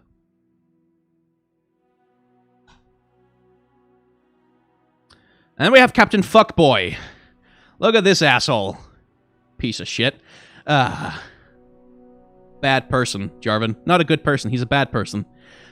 He thinks he's a hero, but he's actually just a piece of shit. I'm showing my biases here. Jarvan IV. And this is a piece from the past of League of Legends history. This is Jarvan, like, long before Silas and the Mage War and, like, the whole rebellion thing. This is Jarvan when he decided to go crusading against Noxus. Decided to go, charge against them, get drawn into a trap, nearly get killed, which was a bad time for him, and we see that here, which is him being overtaken by Noxian warriors, and his entourage being slaughtered, and him just getting his ass handed to him because he's a moron. And that story gets told more in his follower cards, like stuff like the Honored Lord, for example, which is like these people trying to escape back to Demacia to let people know that Jarvan has fucked up everything. and needs some help. But that's the story of what's happening here, is that Jarvan got really pissed about something or other, decided to go fight Noxus a lot, and that was a bad idea. He got everyone killed, and he's a stupid moron. I don't like Jarvan as a person. I like him as a character. As a character, he's fun, but as a person, he's a piece of shit. Because he thinks his precious little daddy issues are more important than actually running his goddamn country. It's a Azir all over again. It's like Jarvan's story is all about, like, he cares more about his little personal fifis than actually being a good ruler for his people. Piece of shit.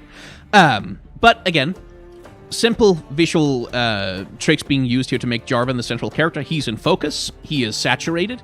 He is highlighted by light coming into the scene itself. And all the other characters in the scene are sort of blurry, out of focus in the background. They're a little bit hazy behind this dust and smoke kind of thing. So that makes Jarvan the main character of the piece. It's a very indeterminate space. Like, it almost looks a little bit dreamlike, doesn't it? Like, with him sort of just with the smoke and the dust. And then there's just people, like rows of soldiers in the background just standing there looking like Sith, actually, more than anything, really. It's simple. It's a pretty simple composition, basically. Which is a far cry from his level 2, where it's a lot more stuff going on, where we have basically just Noxians all over the place. Nothing but Noxians surrounding him, coming at him, jumping with axes, doing things. Still, the artist is keeping the composition around Jarvan pretty clean. Mostly, if you look at all the space around him, not a lot interferes with him, not a lot intrudes on him. And in terms of the storytelling, none of these guys are like within striking distance yet. Like, it's not like he's actively fighting any of these people. He's just posing there, having used his Cataclysm, I think, is the idea of the image, that he's just used his Cataclysm, and he's still holding on to a Noxian banner for some reason.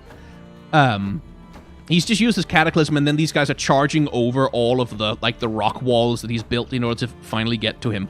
But he's not, like, in immediate danger. It's not like someone's axe is currently swinging at his head. It's a sort of moment of, it's just a moment of peace, like a moment of not being actively in combat before everything starts off again and he has to start killing. Is that LeBlanc behind him? Probably. Like, they're probably all LeBlanc, all of them. Just LeBlancs all over the place. Is LeBlanc here, and one here, and one here, and one here, and one here, and one here, and one here, and one here. But it is implied that LeBlanc might be the one who goaded him into the trap, basically. Anyway, back to Shurima. Nasus, walking out to meet his brother, to do the fight, do the battle, and one thing I do like is that you see the siphoning strike that he's been using. You can see that he's, like, drawing life force out of this corpse that's lying here, because he's clearly smashed these raiders to pieces, right? And he's drawing their life force into his staff, or axe thing, with his siphoning strike as he's wandering towards Renekton, just getting ready to... you can just tell from his pose and the way that he's walking that this is like... he's walking towards something that he's gonna kill. Like, he's getting ready for a fight. He's not started a fight just yet. But yeah, not a lot to say with the composition. Like, one thing I haven't talked about, by the way, is perspective. And when I say perspective, I mean specifically what's the perspective of you as a viewer on the scene that's happening. Where are you located relative to what's happening in the image and relative to what's happening with the people in it? So, for example, now Lissandro's not a great example of that, but maybe Renekton. Where is your eye line in this picture? Your eye line, and the furries will be quite happy with this, is pretty much level with Renekton's crotch here. Like, it's around his midriff somewhere. Our eye level is somewhere here. So Renekton, like his face, his upper torso, most of his body, is above us in the image, which is part of what creates the power dynamic, is that he's powerful and strong, and you should watch out for that guy because you are clearly placed below him, beneath him, looking up at him. Which is the same thing here. Like, here, our eye line is sort of level with, like, his biceps, like his pectorals. Like, our eye line is somewhere around here, and most of him is above us in the image, which again is a position of power compositionally. Same thing happening here. Like, our eye level, like, frankly, is like somewhere down around here, but we're leaning back so we can see the two characters, but they're both above us in the image. Contrast that with this picture of Azir, where where's the camera placed relative to the character? It's actually hovering above him. We are not being overwhelmed by his power here. We are looking at him doing his thing. Like, this is much more of a sort of a neutral, well, not a neutral position, but much more of an omniscient position of like, oh, we are observing the thing that is happening. We're not being overwhelmed by it, but we're just taking a look at it. Contrast that with here, where it's like, oh, holy shit, we're way down on the ground and he's floating so far above us. Look at all this power that he has. And that's a compositional thing of how you manage a viewer's relationship with the characters that we're looking at. And the same thing here. Our eye level is somewhere around Nasus's midriff or crotch, somewhere around here, and he's mostly towering above us. Oh, that actually makes me, I forgot to take a look at the sandstone charger when we were back at Azir. So let's do that before we move on to Nasus level 2. So, I'm not sure what the sandstone charger is, if it's just a sand soldier, or if it's supposed to, because like my initial assumption when I saw this character was that it was one of the Bakai, but it can't be because it's made of sand. So, are there just centaurs in Shurima? Like, are they, because it used to be that Hecarim was the only centaur in League of Legends, because he was a soldier fused to his horse when he became a ghost creature or whatever. But now we have this thing, which looks a lot like a horse centaur person, which is turned into a sand soldier. But is that sand soldier made to resemble something real? Like, is there real centaurs just hanging out in Shurima and we've never heard about them? But either way, cool character. Like, it's cool design, frankly. Not a lot to say about the composition, but like you can see the sandstone pillars creates this little frame here at the center of the image, and it occupies that frame, and therefore it's the main character. But that's kind of about it, I think.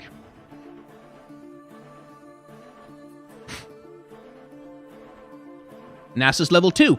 And once again, our eye level is somewhere down here, so Nasus is floating above us and sort of reveling and absorbing as much power as possible. What's interesting to me here is that he's clearly in a space that's full of water, which is interesting. Like, he's floating atop this pool of water in this sort of reflecting chamber of some kind. You could even see, like, the patterns of light that the water is reflecting onto the ceiling. Which tells me that this must be happening, like, at the very least after Azir has restored the sun disk, because that's the thing that brings water to the desert. So, where this takes place in the story, I'm not 100% sure, because it would have to be... This is not immediately part of the same action as this, or this. This is at some other point. This might be Nasus essentially charging up for battle before he exits his temple to fight Renekton. So... I'm not 100% sure where or how this is happening, but he is, like, siphoning a bunch of power into his staff here, the same way that he's doing from the corpse lying around here. So, not 100% sure where this takes place in time relative to the other parts of his storytelling. But yeah, the swirl of power creates a frame here. Like, literally, you can see this framing of Nasus floating in this dark, indeterminate space up in the middle, making him, like, a very obvious main character of the piece. Just from the framing that comes from all the light and the color in the swirl that is attaching itself to his staff and empowering him, clearly, like, making him float in the air. He's charging the ultimate bonk. Yes! He's gonna tell his brother to go to horny jail. That's what he's gonna do. Brother, go to horny jail.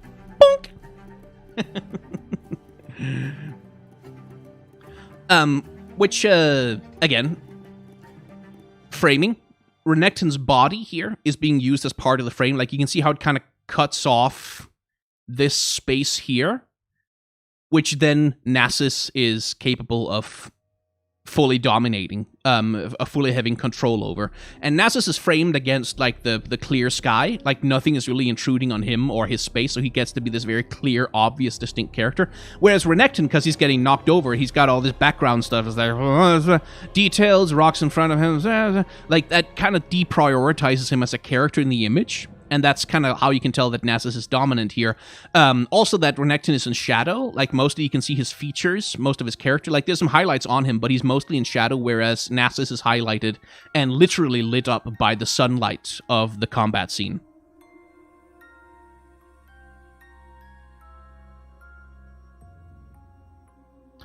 Right, Buried Sundisk, we've already covered that one, which means we can finally move on to the followers. And here we have the Bakai Reaper doing a real dick move to this poor lady. Like, Jesus Christ, dude. She was just exploring or something, probably. It didn't need to do her like that. So the Bakai are failed ascended. They are people who tried to ascend with the Sun Disk, but something went wrong, and they became these sort of half-ascended creatures that often, like, would go mad with power, or, like, bad shit would happen to them.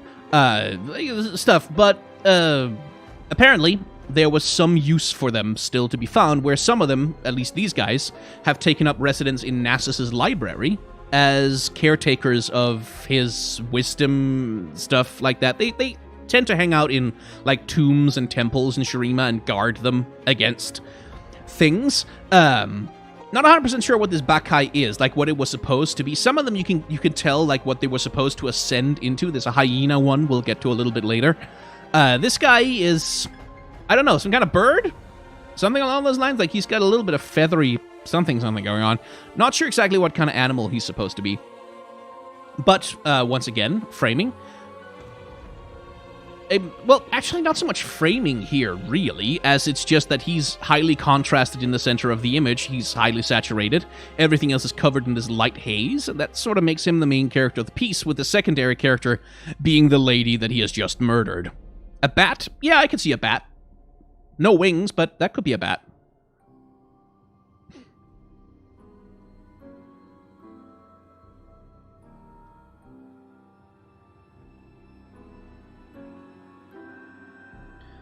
Ugh, my back is still fucking with me. It's very annoying. I'm trying to do stretches while I talk, but it's hard.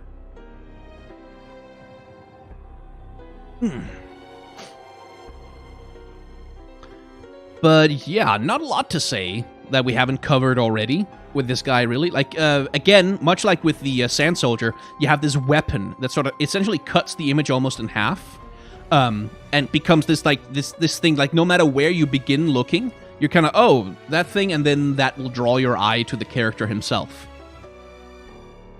Looks like a fennec fox or a jackal. Yeah, something. It's probably, who knows? It's something or other. Then we have this boring-ass guy. Like a 3-1 for 1. What a boring card. It's just a stat line. Nothing interesting about it. But cool character. Like, you saw him in the cinematic. Or someone looking quite like him. There's clearly more of him. And something I like about this image in particular is the sense of speed. Like, that even though, like, it's not like there's speed lines all over the place, but you get a sense of forward momentum from this guy and his caiman crocodile character, whatever the hell. And that's being generated partly by the motion blur that's happening in the background, but also just by the posture and dynamism of the body of this crocodile. Like, you get this sense of, like, a thing charging into frame, charging essentially into your space, charging towards you as the viewer, which I think works. Like, it has a lovely dynamism to it, which is being held by the guy, like, with the whip, like, whipping around behind him as though it's being pulled by the wind or something along those lines. It's like there's a great sense of movement and speed in this image, also with the other raiders, like, riding along behind him. Better than Trifarian Rearguard by no can't block keyword. Yes, this is true, Pokfin. Shurima is basically Runeterra's Middle East. No, Shurima is Runeterra's Africa. There's a lot of Middle East in there, but much of the Middle East is also in Africa, so, you know, there's that. They've clearly, like, the inspiration that they've gone with is, like, there's clearly a little bit of Black Panther Wakanda in there. We'll talk about that as we get towards some of the Asir's followers. But, yeah. Composition-wise, not much to say that we haven't covered already, really. Like, it's all about color contrast and clarity, whereas anything that's out of focus is not... Anything that's out of focus is not the focus of the image, is what I was about to say, which is like, yes, good insight, Sky, and that's very clever of you. But basically, just because the character is relatively in focus relative to everything else, that's what makes it the central thing. I do like that there's a share, like there's a sharing of like the raider, like the rider is a character, but the crocodile itself also gets to be a character in the image, which I quite enjoy. Then we have a slight continuation of the Crimson unit line, which is this cat creature with Karen hair for some reason, which is part of the Crimson line of do damage to me to do damage to a thing. I don't think it's going to make Vladimir viable or anything, but hey, it's something. But we have this character here who is... Let's see. I'm going to have to change the filter for this. Who is the Crimson Disciple, who has been an ongoing character in the whole Crimson line, who apparently has this little kitty cat, sharp creature, pokey thing, whatever the hell this is. It's just hanging out with her, doing hot girl shit on Instagram, I guess. And yeah, like the body of the Crimson is being used to create the frame that the creature itself occupies, which is what makes the creature the main character of the piece rather than the girl. Is that an emo cat? Yeah, it's basically an emo cat. Sleep paralysis demon. Yeah, something like that. But yeah, that you can see that the girl's body is creating the frame that the cat creature is then occupying in the center.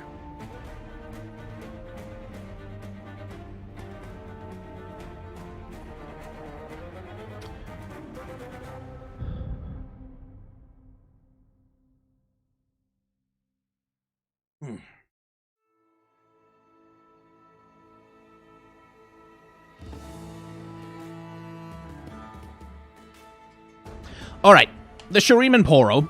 We knew there was gonna be one. There's always a Poro in every set, in every region. And it, of course, has an ascended form. Where if you've leveled a champion, it will turn into Exalted Poro, which I think is just adorable. How it survives in the desert with all that fur, I don't know, but I guess by cuteness alone, somehow it manages to make it through. So, color is being used heavily here to center this character in the image, because everything else in the image is like just browns and grays and browns and some greens, like very muted sort of downplayed colors, and then this thing is just bright white, and that alone just centers it as the most obvious thing to be looking at. It's a LeBlanc Poro, yeah. But just because it's bright white, it gets centered immediately in the image. It's pretty clear that it's central to the composition. Same thing happening here. Like, the bright white of the fur is just doing so much of the work of making this thing bright and standing out in the center of the image itself. As it ascends to its ultimate form of looking exactly the same as it did before, but with more fancy jewelry. It's kind of doing a parody of Azir a little bit here. Wasted opportunity to call it the Emperor. Yeah, it's the Emperor of Shurima. But yeah, not a lot to say. Like, same, you can see a little bit of framing happening, like with the pillar over here, and like the debris in the front there. A little bit of framing happening, but mostly it's just the color and the light that's being used to center this character in the image, because it's glowing. And it has this grand white cape, and the whole thing is bright white. That just makes it a bright thing, and makes it central to the image. And then there's the Dragon Chow. Oh, look at this adorable card art. Look at this cute little thing on. Oh my god, it's gonna die! Like, the whole goddamn Legends of Runeterra subreddit being horribly traumatized by this entire card. Just because this thing is Dragon Chow. It is fodder for dragons. So it's gonna get eaten. It's gonna die. This adorable cute thing is gonna die. It's dying. This dragon's gonna eat it. There's nothing you can do about it. Riot is taunting you.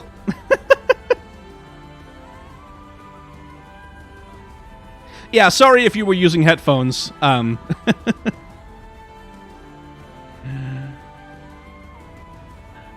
yeah, that's kind of, the piece is kind of about that, really. Like, it's kind of about that taunt.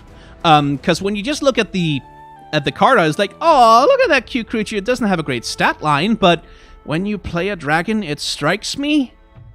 Wait.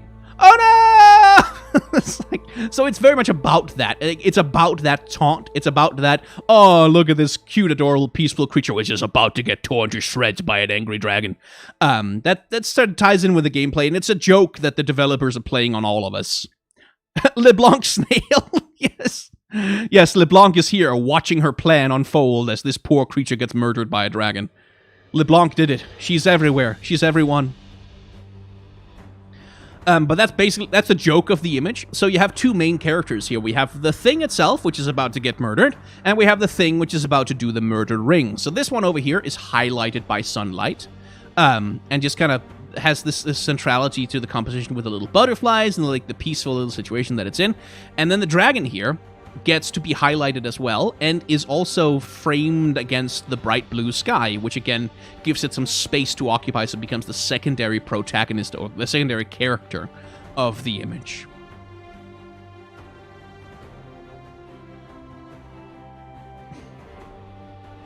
So, the Dune Keeper. And here you can see the framing that we've been talking about previously, like really, really clearly and obviously, because you have the spear of the guy in front of him here, the Sand Soldier, and you have the bodies of the characters that are next to him. They create this vertical, well, not vertical, because we're looking at this very tilted Dutch angle, but it creates this box-like space, almost, in the center of the image for the main character to occupy. And then the main character himself, like his face, his upper torso, like most of the identifiable features about him are unfettered by anything. Like he has all of this open sky and this open space around him. That sort of gives him prominence, whereas the other characters, like the Sand Soldiers that he's standing around with, they are all sort of de-emphasized and kind of hidden away a little bit by contrast. He's also highly color contrasted, and he's highly contrasted by light in general. So all of that just combines to make a very obvious framing of this guy as the main character of this piece. Then we have the Penitent Squire. And once again, character design, like Riot. This lady is a professional soldier, right? Like she's, like, maybe not like a high-ranking, but she's a soldier in training, right? Shouldn't she have, like, any amount of armor, like any amount of armor? She's swinging around a sword that's like the size of herself. This is a huge weapon. Should she not have like a muscle, like just one muscle, like on her arm somewhere, so that she could maybe lift herself? Like anything? No? Okay. Well, fine, fair enough. It's such a weird character design decision, because like, does she need to have thin arms to look hot here? Is that what we're doing? Because she's not. This is not an image about her being attractive. This is an image about her at like the lowest point in her life, having barely stumbled back to Demacia to let people know that, hey, Prince Jarvan did a stupid thing.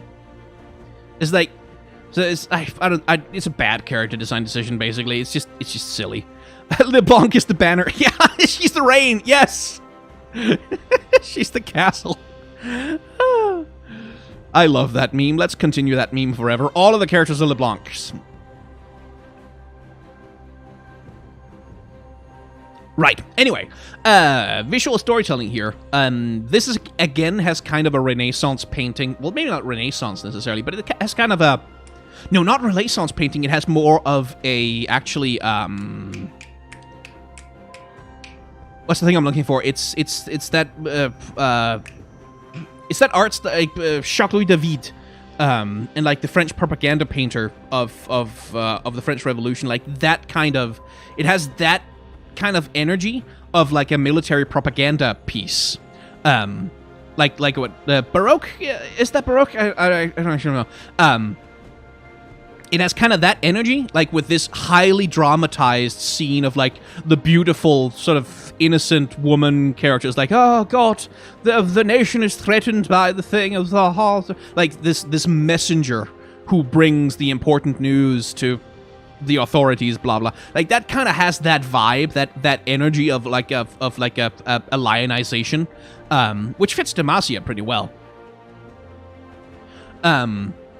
But yeah, so again, the framing is like the banner itself does a lot of work of sort of creating a space for her to occupy. She's essentially this triangular shape, like with the banner. She forms this triangular jotting spike shape in the middle of the image, which makes her stand out really nicely. And then there's that heavy edge lighting around her character that also like gives her this shine to her, because we have this rainy, overcast sky, right? But there's just enough sunlight breaking through the clouds to just illuminate our main character here, as she's being helped to her feet by a couple of members of the Dauntless Vanguard. And it's like, it's just, as a compositional trick, this is, again, the thing that kind of makes me think of classical painting, because, like, having that big, like spike, that big jutting triangle in the center of the image, that's such a classic thing to do, in order to make a character stand out in an image that's otherwise quite busy with other things that are happening. It works quite well. But yeah, Power Crept, she's basically a Cythria, but better. She's just better than Cythria. It's like, why would you have Cythria in your deck at all if you can have this? Which I think sucks, because Cythria's a great character and I love her.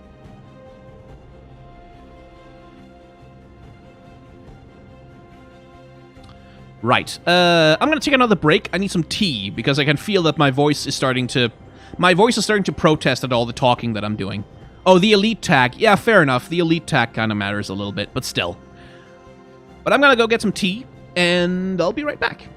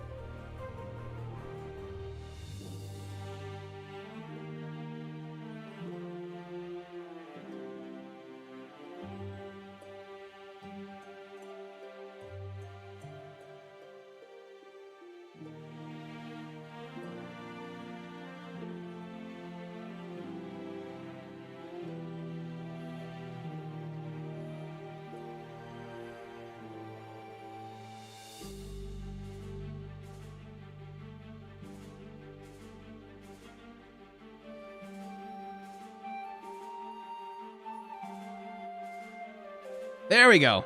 Jesus.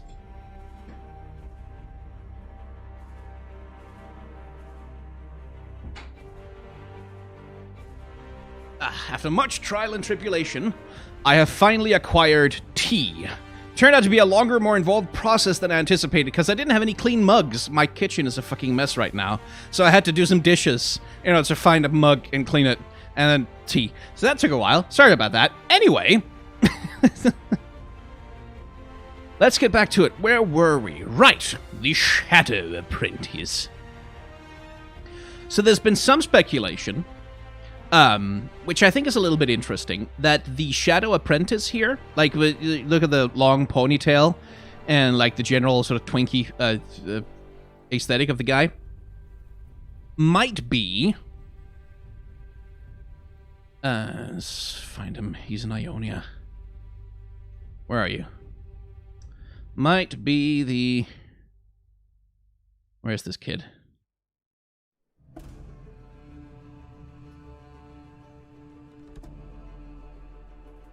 There he is, the sparring student, like, because he has exactly the same haircut, basically.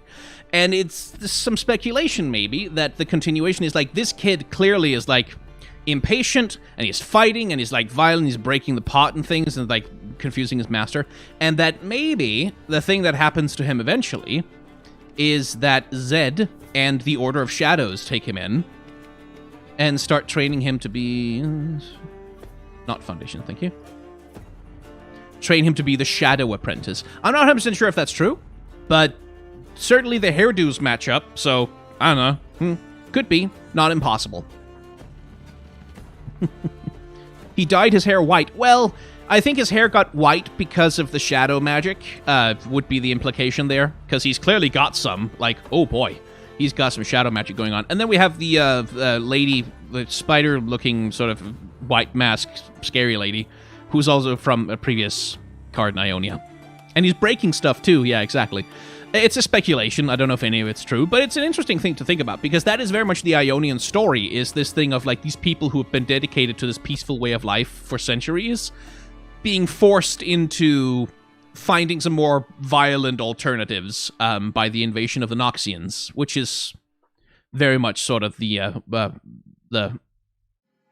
which is the tragedy of Ionia, is that it wants to return to its traditional roots and, like, its peace and balance, but you just kind of can't, because you have a huge empire on your borders trying to take over everything, and it's like, it's hard to maintain your traditions in the face of that. Anyway, framing. We have, like, take a look at the secondary character in the image, first of all. She's, like, shadowed up against this wall right here that sort of de-emphasizes, like, the wall is basically the same color as her robe, so she's very de-emphasized in the image. Whereas we have the wall moving into, like, the shadow slash that he's doing, and then the debris of the falling training dummy thing. All of that creates this frame right here for our character himself, who's also got a huge amount of backlighting going on, coming from up top right here, that kind of helps frame him out against the backdrop of what he's doing. And I love the dynamism of this slash. Like, I love the big carving arc that's described by the shadows themselves. You can really see the action of what he's doing. He's done this, like, two-handed swipe to tear this thing to shreds in front of him, which just looks fantastic. Like, it's a really nice shadow effect. I like the way that they put those shadow effects together for both him and Zed. It's absolutely lovely. Outside of that, yeah, not a lot to comment on. Again, saturation and contrast is what helps separate him out from the background and make him the main character of the piece. And again, Dutch angle, not so much because it's supposed to disorient us, but just because it creates a little bit more real estate for the artist to work with, I think. And then we have the aspiring chronomancer being taught by Cillian to do time magic stuff against the void. Which is interesting, because, like, the implication of these cards, and, like, clearly these are Cillian follower cards, and Cillian is going to show up at some time later, but the implication here is that these people are surviving Icathian mages, like, who somehow, like, who, along with Cillian, managed to survive the destruction of Icathia, and who are researching ways to fight back the void and trying to find a way to purge the void from Icathia. And whether or not that's going to work, it's interesting because it's a little bit of forward momentum on a story that's been dormant in League of Legends for a long time, which is what the fuck is like. Icathia fell because they summoned the Void into Shurima, and the Void has been slowly, invading Shurima for a very long time. Kai'Sa is doing her best to fight it back, but, that's one of the big existential threats of that region. Now we apparently are seeing some progress, because this mage seems to be having success in purging the Void. They seem to be having success in destroying those Void tentacles. So is this Riot slowly setting up the first hints of, hey, we have actually found a weapon that's effective against Void corruption? Wouldn't that be something? Interesting. Time travel is also going to introduce a lot of storyline problems, because it always does, but it's interesting that Cillian might end up being, the big powerful mage who's going to be the key to at least the Shuriman region surviving an invasion from the Void. I'm curious about it. Anyway, framing and colors. So Cillian is the secondary main character of this image, right? But the reason why he's not the main character is specifically because of this. It's the arm and the cape that's kind of overlapping Cillian and kind of putting him in the background of the image. If this character had been moved to the right a little bit more, and Cillian had a complete open space to occupy as a secondary character in the image, he would be much more prominent, much more important. But because this character is literally pushing him into the background by overlapping him, this character then takes the center stage. And then there's also all the stuff we talked about before. Look at the saturation of the red on the apprentice's robe versus the red on a seer's, or not a seer, Cillian's robe. It's a much more saturated, it's much brighter, much more colorful red than the one Cillian has. So again, the coloring, the contrast, is doing a lot of work to make this the central character of our piece here.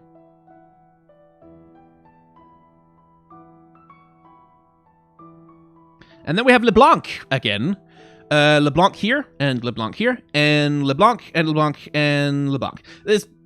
And I'm not even kidding here. It's entirely probable that this character is actually LeBlanc in disguise. Because one of the main things that this Black Rose Spy is for, in terms of the gameplay pattern of LeBlanc, is that you're supposed to use this to create more LeBlancs on the board. Because the strongest enemy who struck this round, which means you strike with LeBlanc, and then you have the reputation effect, and then you play this thing, and now you have 2 LeBlancs, and then 3 LeBlancs, and then you have 10 LeBlancs, and I don't know, do some other magic card bullshit or whatever that keeps killing me when I'm trying to play normals, the fucking bullshit combos from smart people who know what they're doing. Filling the board with the LeBlancs, and there's too many of them, and when you have the copy of LeBlanc on board, you keep going to, even if they kill one of them, you still move towards your level up condition, so it's but the mechanics of the game imply that it's highly likely that this is a LeBlanc stand-in. This is this is literally LeBlanc in the disguise. But I like this character design a lot. It has a really fun mix of ostentatious and horny. Because she's got this massive overwrought, complicated veiled headdress kind of thing, and this face makeup and this tiara thing, and then she's just sitting around in fishnets and a bustier with her titties out. Yeah, this is both Naboo, the throne room on Naboo, and it's an orgy at the same time. Yay! I kind of enjoy that. It's kind of silly. It's just kind of dumb in a really fun way. Evil Padme Amidala. Yeah, exactly. It's a Star Wars character. It kind of has that vibe. It has that kind of cheesy sort of campy vibe to it that I really enjoy. And it's a fashion disaster as well. Yes, Amber Gris. It's a fashion disaster. It looks terrible, but in a way that makes sense. That this is a big hedonistic Noxian noble party where everyone's, I don't know, drinking, eating, and fucking, I guess. And yeah, that makes sense in context. And it's also, one thing I do like about it is that you can't quite tell from the image. This is the Black Rose Spy, right? It's not 100% clear from the image whether this is the spy or that is the spy. I like that little ambiguity. But yeah, it's like, as a character design, this is a mess. Like, this is... Like, with the fishnets! Like, the full-body fishnet stockings. What the hell? Like, it's a mess, but it's a mess in a way that feels believable in the sense of, like, yeah, this is the kind of awful taste, like, eyes wide shut party nonsense that you probably would wear at a Noxian, like, underground noble orgy or whatever. Like, it makes sense. Like, that would... Yeah... They'd wear that, and they would think that was cool. So I like this. Like, it's dumb, but I like it. I kind of like it a lot. But yeah, framing. First of all, she's highlighted by the light of the scene, but mostly the framing is being done by the throne that she's sitting on.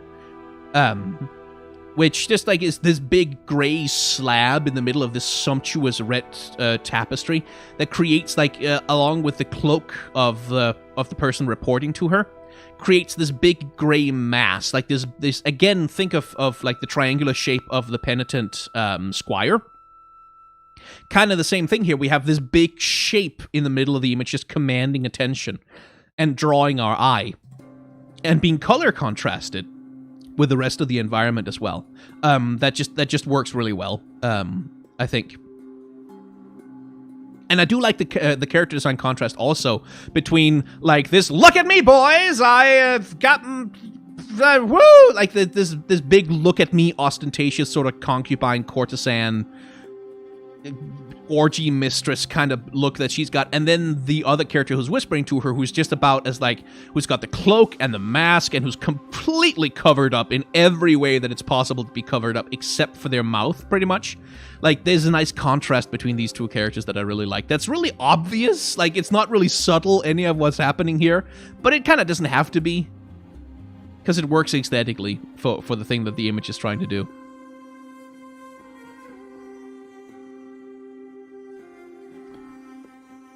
My tea cold enough to drink yet? Oh, there was a super chat. Summoner's Rift 6 items, LeBlanc only. Yeah. And also Didi-kun asked about my tea. My flavor, the one I'm using right now, is chamomile with honey, because that soothes my throat, and it makes it a lot easier to talk for, like, 7 or 8 hours, or however long this thing is gonna go. Are you drinkable yet?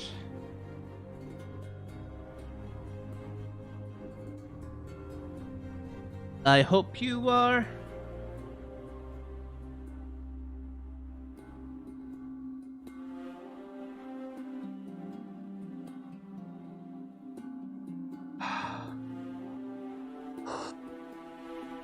Woo. Little hot. Anyway, I should keep track of donations and stuff, because I think I've kind of missed some. So let me see. There was Kuba. What do you think they'll do when they run out of regions to add as expansions? Maybe lore events like Ruination or Noxus Invasion version 2? I think, like, my thinking is that once they run out of regions, eventually they'll start exploring timelines. Like, I think eventually they'll start exploring timelines. So they'll, like right now we have, like, Shurima after the fall of Azir, and, like, after all, like, and then they'll eventually add, like, an expansion that's a timeline where they do, oh, this is the Shurima at the height of the Empire, and then we'll get, like, all the Ascended, before, like, we'll have Aatrox before he turned into, Darkin.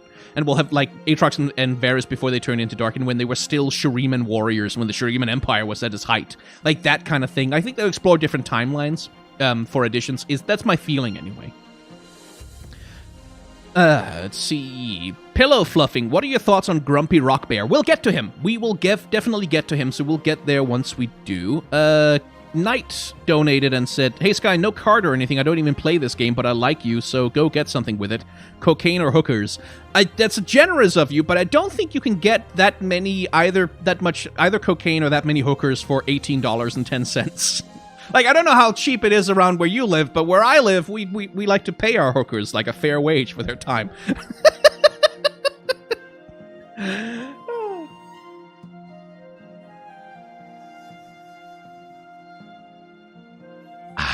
Anyway, The fading icon. Who could forget their own god of death other than those cursed with immortality? And what greater fear can a god of death have other than being forgotten? So, the implication of a lot of the kindred followers is that kindred is not the only embodiment of death. It is the implication is that the fading icon and the mask mother and the rest of them, like the soul spinner, are all different embodiments of death. That they are all different versions of death that apply to different cultures. Like, not everybody follows the lamb and the wolf. Not everybody, sees death in those terms. So, for other regions, and for other entities, and for other creatures than human beings, there are other deaths. And the poor fading icon here seems to be, who could forget their own god of death other than those cursed with immortality? So I think this thing is the death of the Shadow Isles, or rather the death of the Blessed Isles, where nothing dies anymore because of the black... Well, everything dies, but nothing passes on. Nothing moves on into the next world. So this thing is fading because its role as death is being phased out over time, and we see that story come to a rather grisly end with the Ether Fiend. You can see here that it basically seems to be hunting this poor thing. And then in its thing, the second death, we can see here the mask of our poor fading icon in the beak of the Ether Fiend. And the Ether Fiend then seems to be the death of deaths. Like, when an embodiment of death no longer is actually doing anything, no longer is actually taking souls from mortals, that's when this thing comes for it, like a vulture picking clean the corpse of, a faded deity, essentially. Which I think is very, very cool. Very cool ideas. Not confirmed 100%, the writers have not commented on it outright yet, but that seems to be the storytelling of what they want to do with these sort of kindred followers, is that, hey, death can actually be more than just the lamb and the wolf is also this poor fucker who's gonna die, ironically. Anyway, this character... I need tea.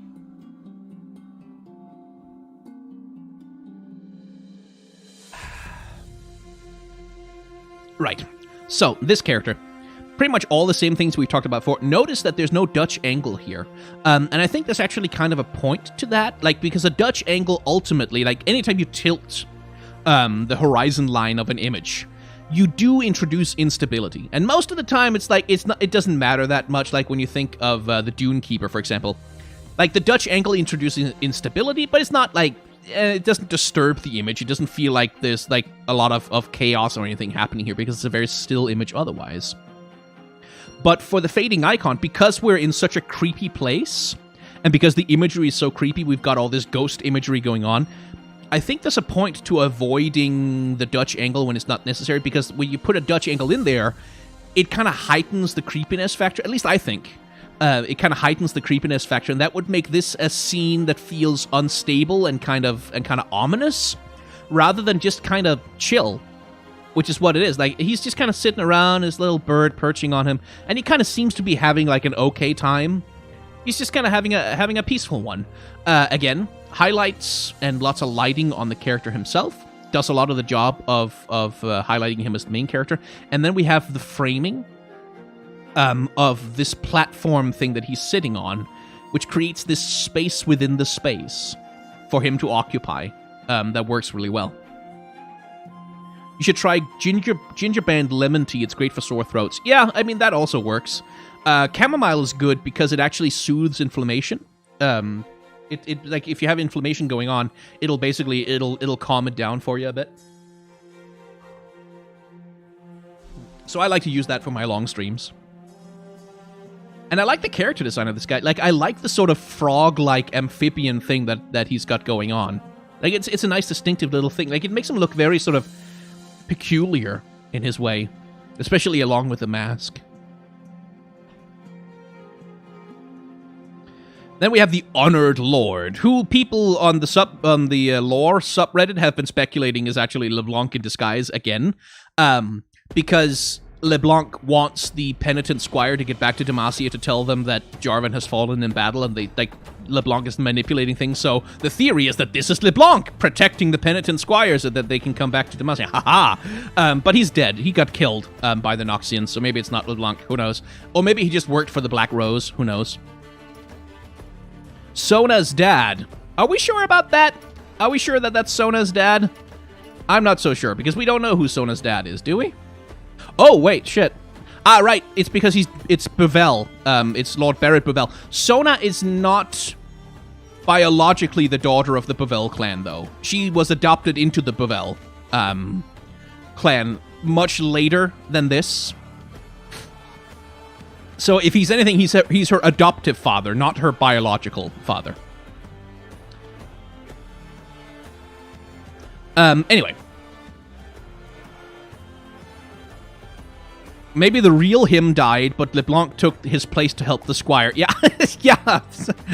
And maybe these soldiers are also LeBlanc, just to heighten the drama of the whole thing.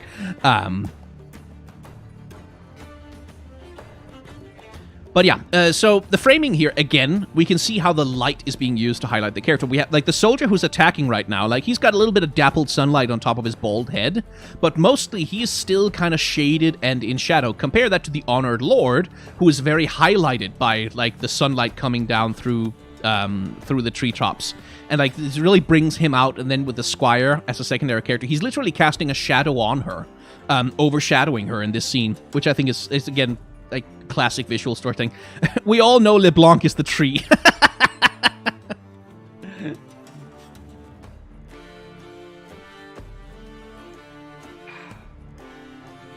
Oh, the sigil on his chest? That's a raptor.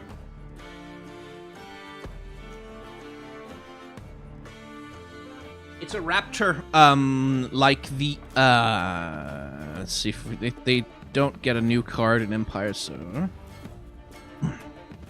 Damn it. Okay, what the hell are they called?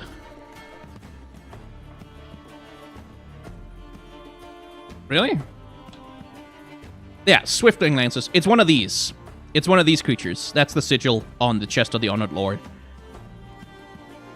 The Silver Wing Raptors, that's what they're called. Right.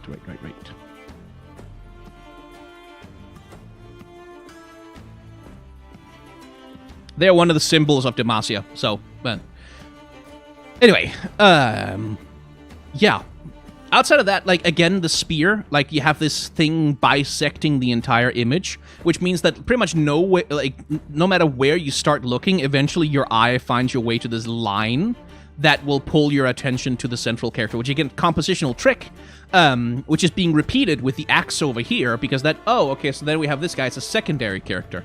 And also the light sparks coming off help draw your attention to here, from where it's like, first you see this guy because he's highlighted, then you see that guy. Okay, so these are the two that are attacking. And then, oh, hey, she's also here. And then there's this dude who's completely unimportant, as we can tell, because he's in shadow, or she or they are in shadow, and you can't see their face. They're sort of there only on a technicality, basically.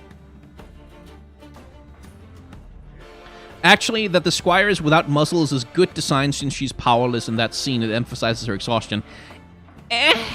I think that's a weak rationale for a character design.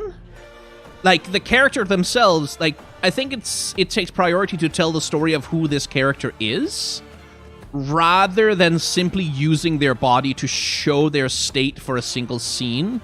I think it's more compelling to have the character, like, you can tell this character is well-trained, and that they're strong, and that they've been training to be a soldier, and that they're really normally really fit, and that they have a lot of physical power to work with, but then you see them collapsed in an exhausted heap on the ground, and you go, oh shit, they must have gone through some shit in order to be that exhausted when they are clearly, like, when they're clearly very physically fit. Having the character just, like, look weak and noodly armed, it's like, yeah, it's a way to do it, but it's like you sacrifice so much of the storytelling around who the character is that it's like, I don't think it's worth it.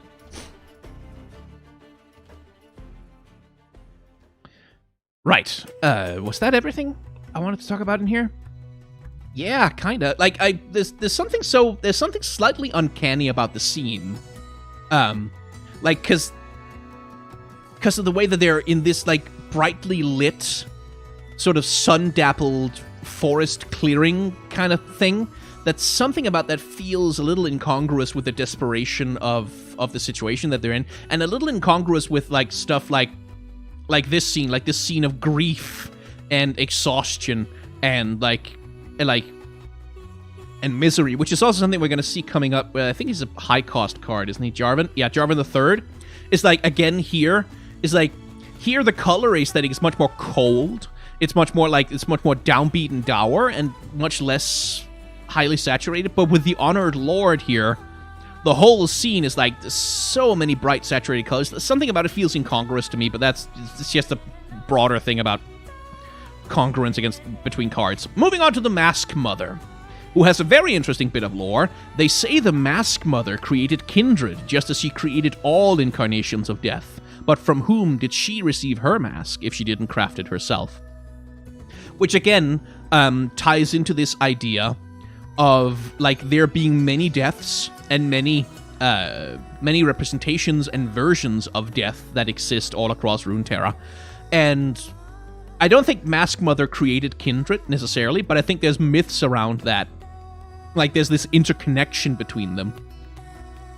But like my read is that they're all just expressions of the same thing. Ultimately, like that they're all expressions of the same thing, which is death. So it's not like the Mask Mother made kindred, but that there is a connection between them.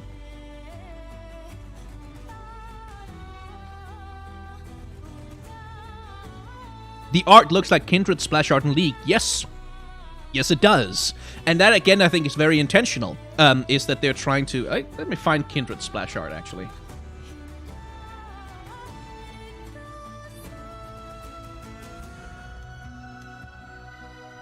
Kind of wish I had a bigger version of it, but fair enough. And let's put that on screen like so. Like, it's kind of the same scene that's happening. Like, the composition is not exactly the same, but it is kind of the same scene that's happening with the dead body lying there being... like, we have the dead body illuminated by sunlight. And you have, like, the embodiment of death stealing or taking their life force from them as signified by this bright blue light kind of thing. So it is a similar kind of composition, and I do think it's a reference. Like, I do think that there is a cross-reference being made there. Anyway, like I said, here's something interesting happening, because what we've talked about so far, pretty much all of it, is that, oh, yes, the main character is highlighted with light, and, like, sunlight and bright, and the very contrast with the rest of the environment. Here, we're doing the exact opposite thing. We have a character who is very highlighted by sunlight, like, oh boy, they are just lit up like a motherfucker. But they are not the main character. They don't even have a face, frankly. They are this dead, inanimate, like, useless body lying on the floor, being turned into an adorable little piglet spirit by the Mask Mother, who is the main character of the piece, without any strong highlights, without any strong, like, lighting contrast. Like, kind of fades into the background a little bit, does this creature. But yet, because of the way that the image is composed, because we have this interaction between her, or them, and the spirit that they're creating from the man's corpse, because they're central in the image, because we have this framing with the trees in the background, like creating this brighter space for their mask to occupy, they become the central character of the image. Which I think is like, it goes to show you that you don't have to follow like one formula in order to create a storytelling in the scene. You can have the character in shadow and without strong highlighting and still make them a central character. And also, this is just a cool character. Like, this is a creepy-ass cool character design. Like, with the masks all tangled up in that matted fur and, like, bound to her. It's like, you see that thing happening, like, you see this thing in the dark woods, and you just like, oh, fuck, I am very dead. I'm gonna walk the other way and hope. Because, like, that's just a creepy character, like, the hunched over thing that they've got going on. Very cool. Generally, the Shadow Isles and their creatures, like, look at this motherfucker, too. Like, this little shrimp bastard. Like, yeah! I love this. Anyway, moving on to the Rock Hopper, who is one of Talia's friends, I believe. I believe this is the same character whomst we see here. I think so. Or at least they're doing the same thing. It's not really 100% clear to me. But, yeah, this seems to be, more... stone weavers, not rock weavers, stone weavers. These people seem to be more stone weavers because you can see the Talia stone weaving effects is sort of happening here. So that's like, so that's the storytelling here, is that they're connected somehow to stone weavers the same way. Adorable little fennec fox looking creature there on the front. There's actually the real star of the show. But again, composition. We have this big sail, and we have like the rocks forming this sort of bulbous, like sort of rounded oval shape frame for the character to occupy. And then the character themselves are like so like they take up so much space with their big cloak and like with their strong pose in the middle of this thing that they become centered just by the composition of the image, as well as the motion blur. The motion blur again is being used really well here to create a sense of speed and movement. And I'm like, in illustration, I have a personal preference. I prefer when they don't use like motion blur effects like this, but instead they create the effect manually by hand by using like speed lines and all the other illustration effects that like that we've discovered for illustration to create the sense of speed. But it works really well. Like, I cannot argue with the results here. It does create that sense of forward momentum, that sense of speed, which is being aided by all these horizontal lines that exist in the image, like the horizontalness of the cloak and of the glider that they're riding on, and then like the horizontal like forward momentum of the rolling rocks that are propelling this guy forward. It works really well. I like the expression too. It has a lot of character. Like, you can really see this is someone who's like, yeah, I'm gliding on the rock thing, I'm cool, woohoo! Like, you kind of get the sense of like this character like having a good time and also being maybe a little bit arrogant about it. It's like the Fennec is LeBlanc. Yes, I know. Yes. Which I quite enjoy. Then we have the Rolling Sands. Centuries of missteps have taught the Shirimans how to read the sands. Only they know which expanses will stand firm and which will give way. It is all the same to the layman observer. Which again is this, like, these stone weaving shapes, like the kind of shapes that you would associate with Talia and her art specifically. Which I think, like, it creates this really cool, because, like, the Shirima for a long time kind of lacked a natural aesthetic of its own. Like, because Targon has, like, the sheer cliff faces with all, like, the celestial symbology carved into the sides of it. Like, this weird sort of abstract architecture that they've got going on over there. Noxus has all of this Barad-dûr, Mordor aesthetic with these sheer black high walls and like these grim-looking fortresses. Demacia has the whole Gondor aesthetic thing going on, and like a lot of the regions had very clear aesthetics. And then Shirime, it was just kind of like there's sand, and that was kind of it for a long time. It's like Shirima is just a desert with sand in it. It didn't really have like a distinctive natural aesthetic, like a natural arcology, the same way that, for example, Ionia has.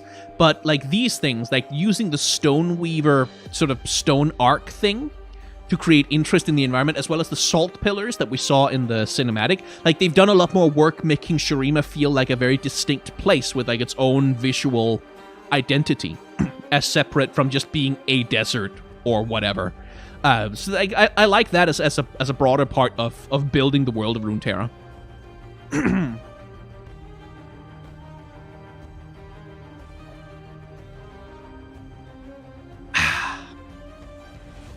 And I like the characters, like, I like this scene as well, because you have this chaos of rocks, like these, like, giant arcs just kind of blasting through the image almost at random.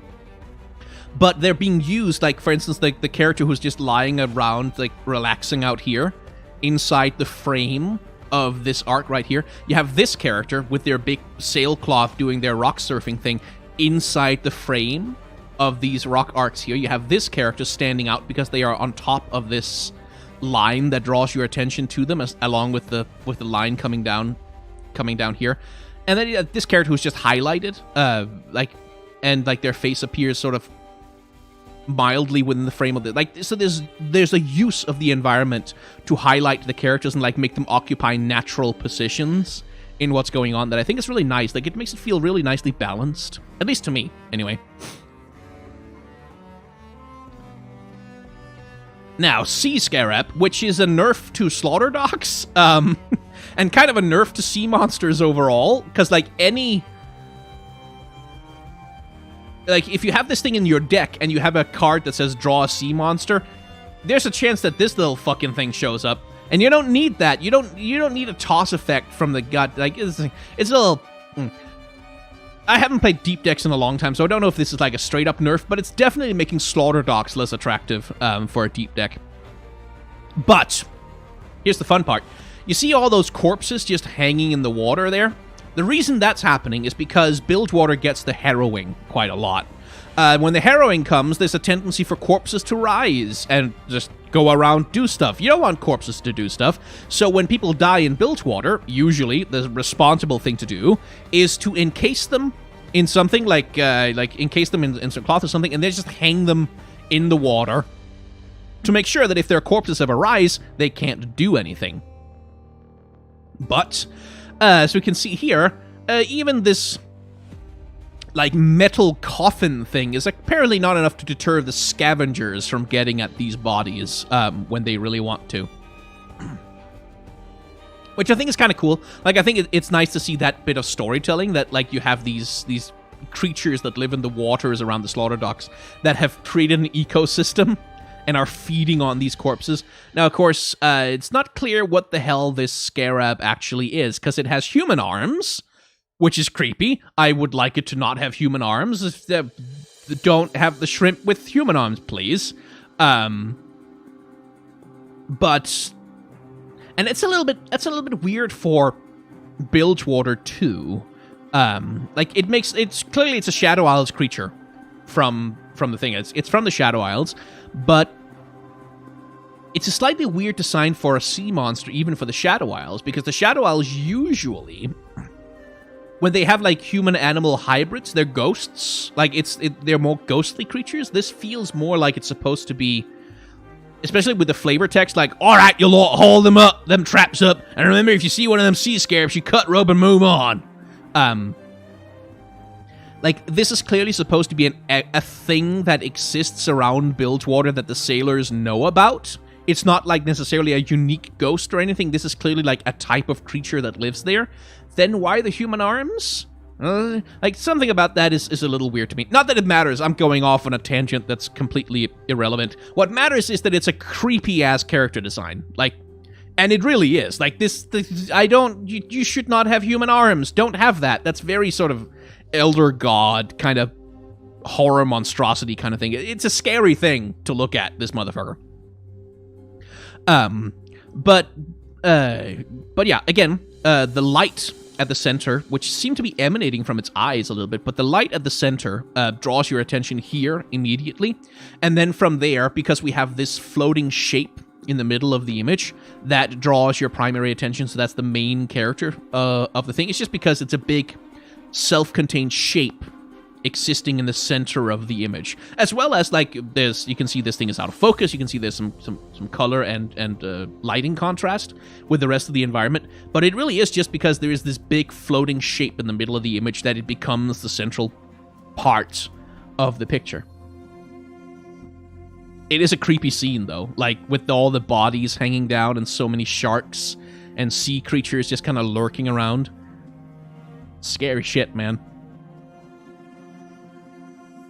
Changing gears entirely to a very different mood, these two extremely attractive people are hanging out and just being like, hey, we're hot, take a look at us, and people going, woo, hot people, yay, and throwing petals and flowers out of the windows.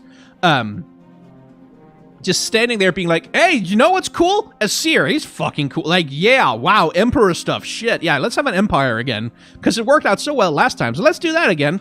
And they seem to be doing, like, public outreach, basically, for Azir's Empire. That's like, look how hot we are. If you join Azir's Empire, then you will be hot too. seems to be the storytelling that's going on here. We have the sun disk hovering in the background, which again, as visual storytelling goes, it's a good way to indicate that these two people are speaking for Azir, is to have the symbol of his power hanging out in the background of the scene. Yeah, do you have a moment to talk about our Lord and Savior Azir? Yeah. Basically.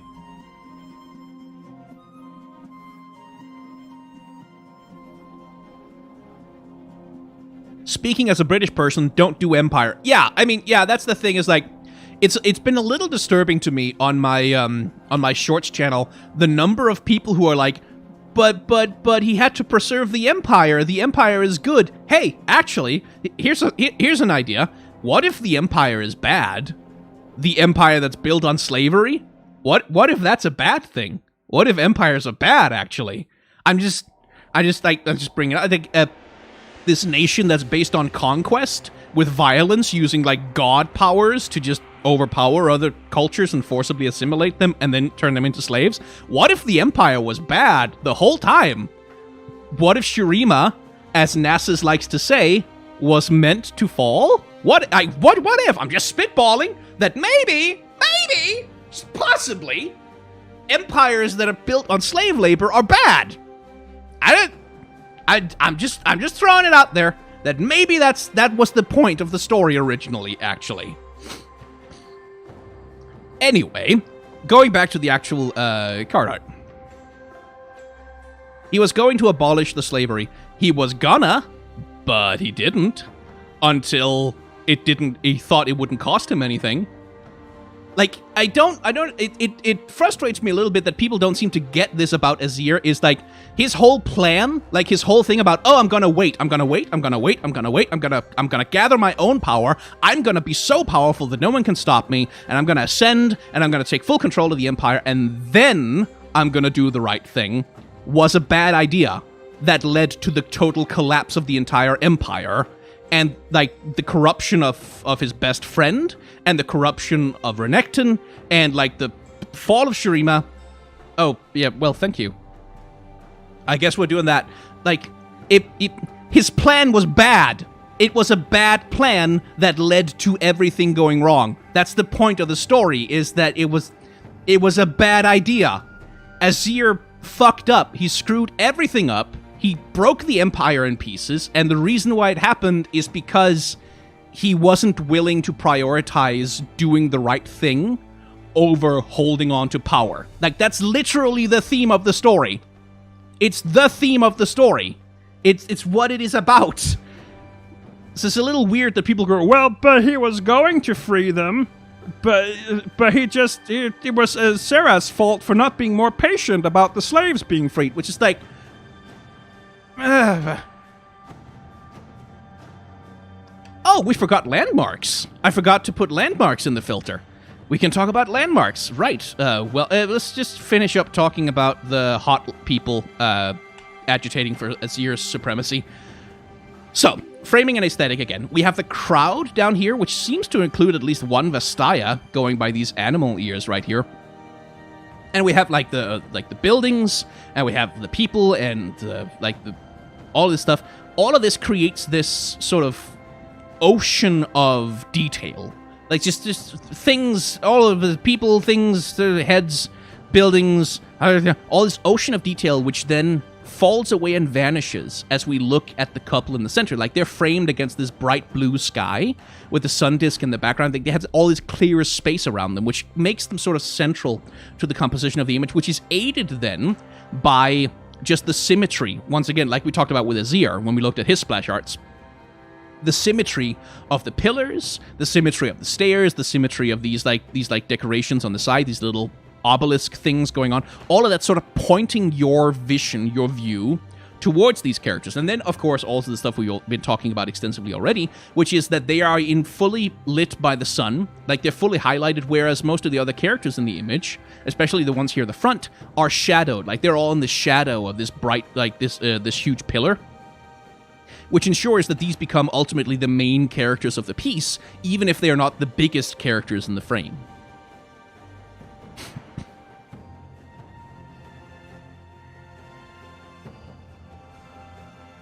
Right, we talked about the buried sun disk already. Talked about Frozen Thrall, we got to that one. Emperor's Dais, though, we forgot about that one. And again, this one is using many of the same. It's part of the same storytelling, like with the rest of Asir's things. I think probably the storytelling goes buried sun disk, then his level 1, then his level 2, then the Emperor's Dais, I think. And then eventually transitioning into the rest of them. Oh, the restored sun disk. Was that up there?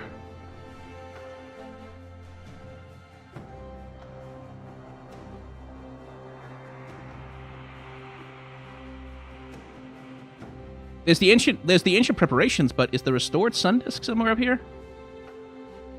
Anyway, ancient preparations. I'm surprised we haven't gotten one of these, by the way, as a guardian yet. I thought for sure when I saw these little clock robot things, like these little, clearly Icathian-looking creature things, I thought for sure that they were going to be guardians. I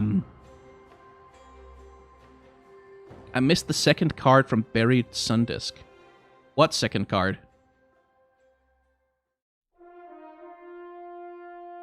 There's no second card to the Buried Sun Disk.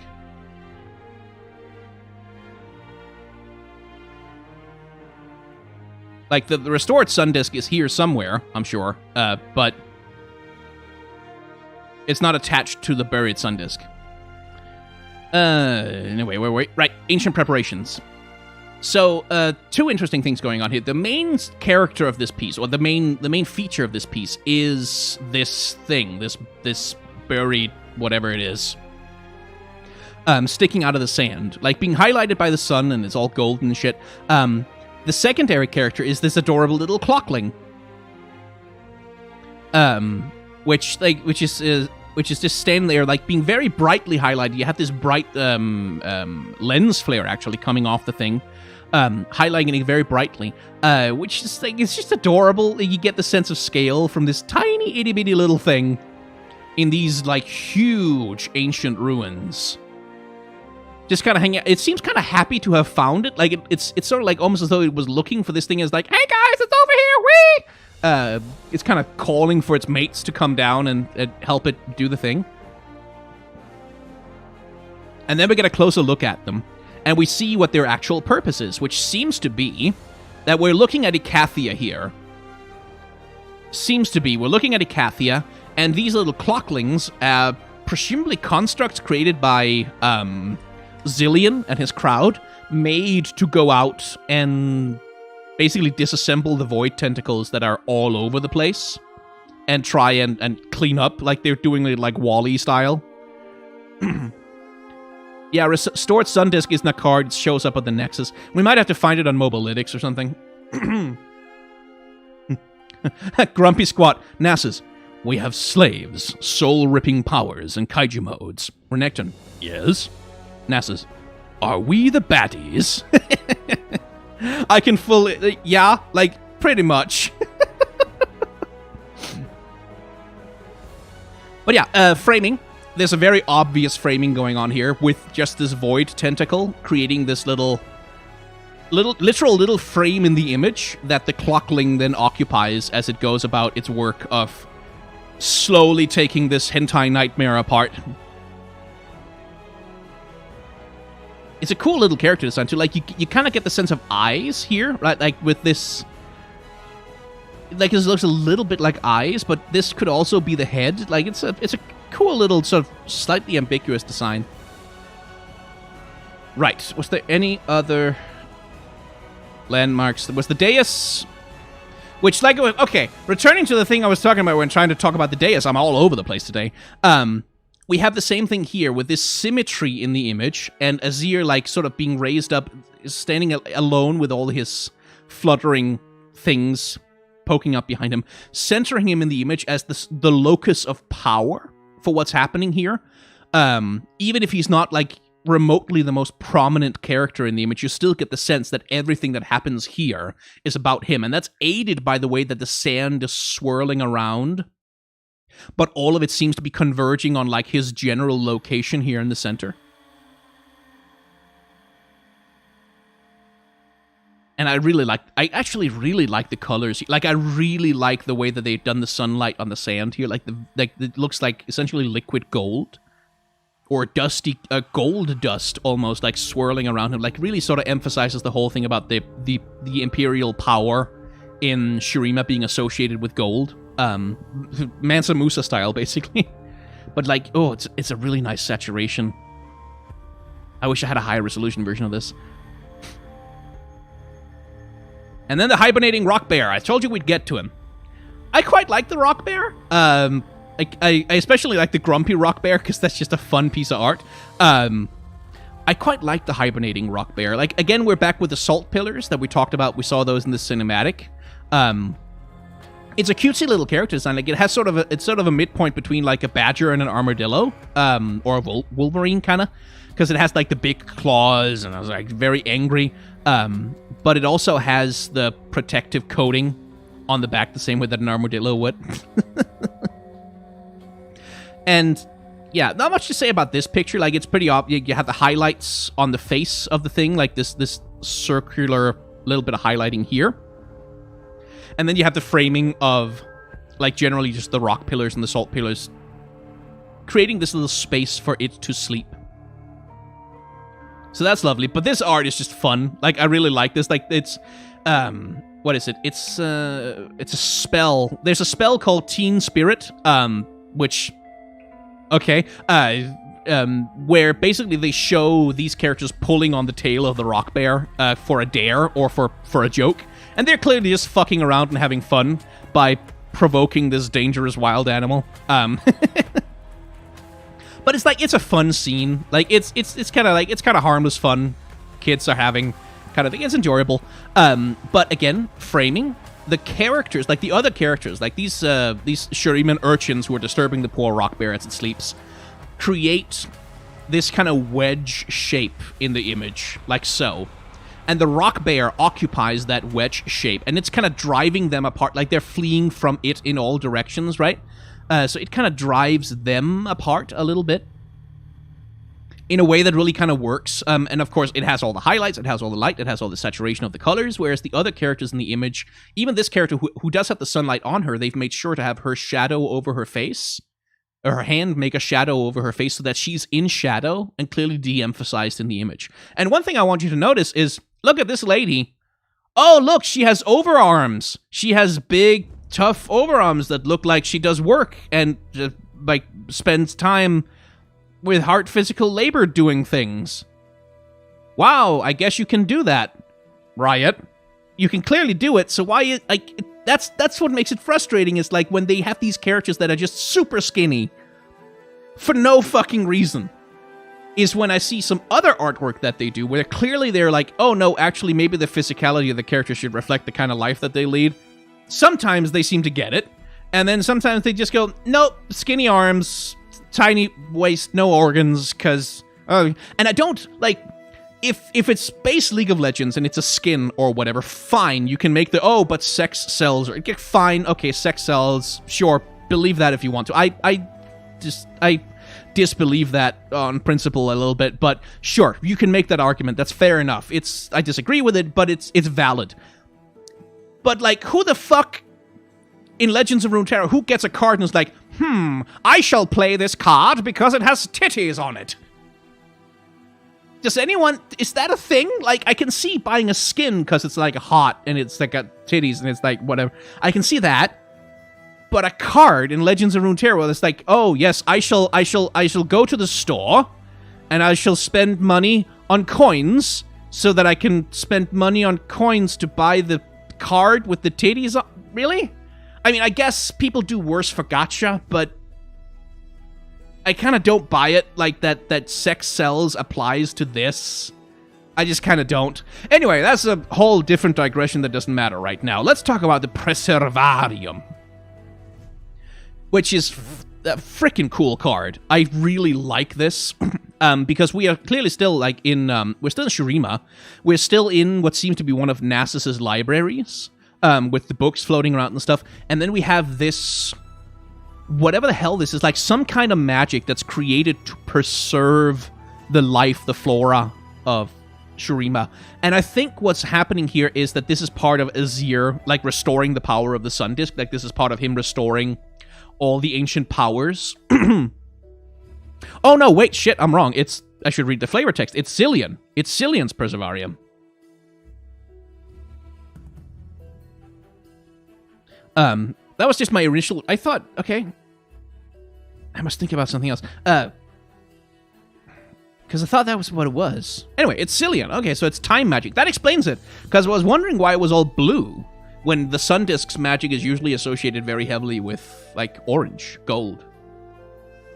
Because I thought maybe it was water imagery. But no, this is Cillian's Preservarium. And the coolest thing about it is that little thing, like the little giraffe thing, because it's made with the same aesthetic as these little things. Like, it has that same, like, floaty bits sort of attached by nothing but held together with magic kind of aesthetic thing going on. And I wish I had a bigger version of the card art. Like, I'd really like to zoom in on this little critter, because it's really cool. It's a very cool little character design. And it's cute. It's so cute. Okay, so that explains why things seem to be teleporting into existence. That makes more sense. So this is the Preservarium being rekindled, put together, held in stasis, something along those lines. Anyway, framing. There's one big, very obvious frame right here, which is the arc in the background here, along with, like, this thing creates a frame around the tree, which is the central feature of the image. And then the tree itself then creates a secondary frame right here around the little giraffe creature.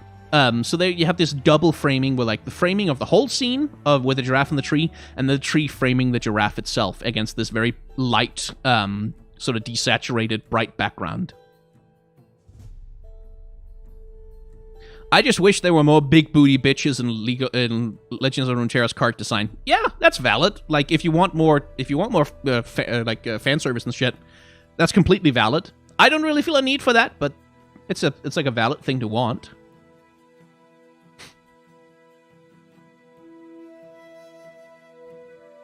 Right, star-tipped peak.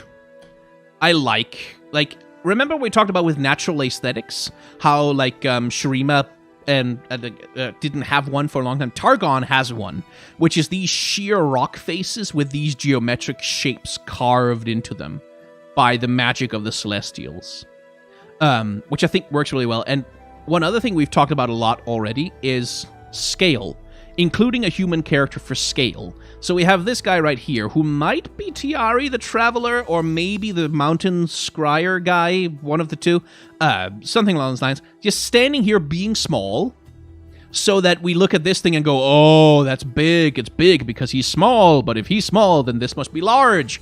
And then you get this sense of, like, overwhelming grandeur and scale and just massiveness to the environment that's created by that little tiny inclusion. And I do like it's a striking imagery, this thing, like, with, like, the star-tip peak with, you have this peak of a mountain, which, like, the mountain looks a little carved, which is weird, but then you get this just floating circle of rocks hanging there underneath the Aurora Borealis, or maybe not probably not the Northern Lights, because Targon is, like, closer to the south, so Southern Lights, what are they called? They're called the Aurora Australis, the Aurora Australis, which only makes sense on Earth, really, because it's named for... Anyway. I knew I should have taken the left turn at Albuquerque. Bugs Bunny joke. Nice. But yeah, like, it's just a really striking image. And again, the framing, we have all these clouds that sort of open up around the peak and give way to the Southern Lights and to, like, the peak itself. So you have this, like, this framing of the peak as the central feature of the image. It's really cool. Like, I really like that imagery. It feels very striking. And then we have the Esteemed Hierophant. And again, framing, you can see there's a pretty obvious one with the two pillars. But then we also have a framing with just, like, the thing that he's sitting in, this palanquin kind of whatever it is that he's riding in. That creates a framing around the character. But mostly, I think it's this that creates sort of the centralizing attention grabber that makes us look at this guy as the main character of the image. As opposed to the characters who are actually much bigger in frame, because, again, these characters are all kept in shadow. Every single one of them kept in shadow.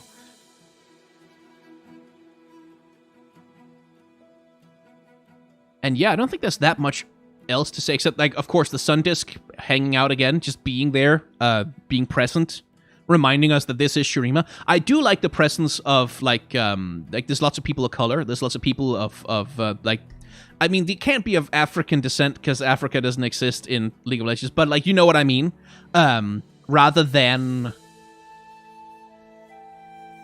Yeah, rather than, like, because that's the thing, again, like, Shurima has always had this problem of being Runeterra's Africa, but for most of its existence, it was just Egypt. Like, it was just ancient Egypt, but magic. And that was kind of all that there was. I like that they're including much more, like, they're trying to draw from aesthetics that are much broader.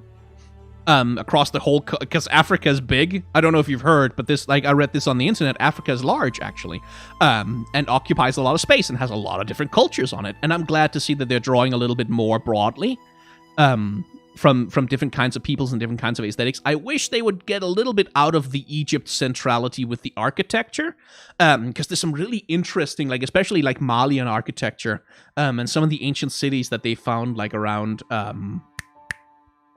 where was it? It's not Rwanda, it's... Damn it, I can't remember. But like, there's ancient cities that have been excavated, like, that have their, like, these very distinct architectural styles, that I really like. And I really wish they'd incorporate, because Shurima is still kind of stuck in just being, like, its architecture and, like, the architecture of the Empire is still kind of stuck in being very Egyptian, which, like, there's more stuff. Like, you could add more. You could put more stuff in there. Like, if it's gonna be this Pan-African thing, then just get it all. Shove it all in there. Because, like, I want to see it. It'd be cool. Ah. So, recognize this character? This little explorer lady in the front here. We've seen her before. We've seen her die. There she is. So again, there's this, like Legends of Runeterra is very fond of, there's this storytelling between the cards, where clearly here, these people have entered this inner sanctum and found what looks to be, is that a Seer's Scepter, specifically? It's something like that. And found this, and pissed off the Bakai. So we have the thing that's gonna kill her is right here, with its little scythe, the, what's it called? Bakai Reaper? Yeah, Bakai Reaper is right there. And here we have the Sand Spinner. We'll see that one later, killing this poor fucker. And then we have a couple of, I don't know exactly what they are, but they're also Bakai showing. So, like, there's all these little cross stories here and there, like, going between the cards, that are so much fun to just kind of sit around and suss out and kind of try and figure out what's going on. There's also one hanging out up here. Don't know that we've seen that one in another card, but cool. Anyway, framing and aesthetic. The central feature of this image is the staff itself. It's like this altar with, like, the column of light pointing into the sky. This is the central feature of the image. And the symmetry of the space helps create that centrality. Like, the same thing with the seer hovering in front of the sun disk. There's a symmetry around everything where you can see, oh, this is at the center of that symmetry, so that's the important thing in the room. With all these lines sort of just gesturing you towards this bit right here. And then everything else flows out from that. You have the two intruders, you have the Bakai rising up to meet them, and you have the highlighting, like, being used with these guys in the shadow and everything here in light. So all the same stuff we talked about already. Let's see. Oh, Aiton, you sent me a thing. Super chat. What animal would you want for a new Ascended character? I really want a secretary bird. Like, I want more birds. Like, not just a seer's, like, cool, he's a hawk or whatever. But, like, I want a secretary bird, or, like, a frog mouth, or, like, some stupid looking, like a bird of paradise. No, we can't have birds of paradise. That's... No, because that's Cyan Rakan, they're birds of paradise, so we can't have that. But, like, more birds. Like, a crane. A crane. That would be a nice Egyptian thing. But probably we won't have any more Ascended. Like, unless a seer creates some new ones, we probably won't have any more Ascended added to the game. Because the only way that would happen is if some ancient Ascended got found, like, wandered out of the desert and, like, hey, I'm here, I've been here all along, just hiding.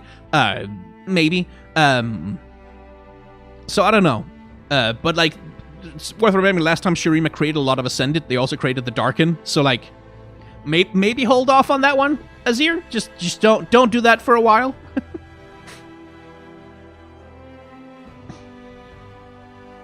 So, another story card. We have here Kahiri the Student, whomst will return as... where is he? Kahiri the Returned. Where we get this thing of like it's a time skip meme, basically. It's like a I have journeyed across the land and done a training montage in secret, and now I'm ready for part 2 of my anime. It's that kind of thing. With like the kid setting out on his journey to become a man, and like to learn to be powerful and do things and have, and then the thing where he returns and he's like a super cool badass from the future. Show unowned. Why? I own all of them. There's no card in this expansion that I don't own, so don't worry about that.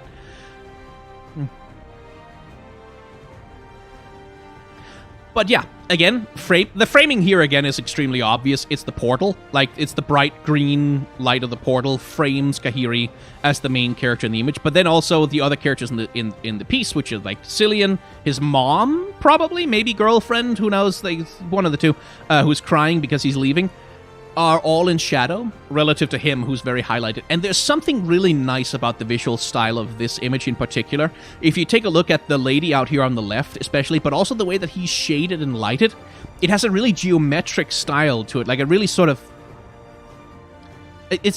I really like the aesthetics of it. I don't know if it's that visible on stream, but there is like a very geometric, like very lined, sort of very defined shape language going on with the way that the coloring is handled here that I really like. It's less refined and fully detailed than some of the other pieces, but like I like the roughness of it. Anyway, cool kid. Look at all the gear that he has, like all of the stuff he's got like a shovel, and he's got a grappling hook, and he's got like a bedroll, and like he's got scrolls, and he's got all this gear and all this stuff that he's carrying with him. And then this guy is like, no, I don't need a backpack, I don't need a bedroll, I don't need none of that shit. I just need my giant void blade and my staff. And I was like, I am badass. Like, he doesn't need any props anymore. He doesn't need any tools. He doesn't need any help. He has evolved beyond the need for helpful tools, and now he just does everything by being cool. He does seem to have a little bit of a Kaisa situation going on, in the sense that he seems to be doing a bit of void corruption. It's like there's definitely some void stuff happening with this kiddo here, which is curious. But yeah, the storytelling of the flavor text is basically like this guy's like he's setting off for his dangerous journey, as walking off into the portal with the void, and Cillian giving him like, yes, remember what you've learned, blah blah blah.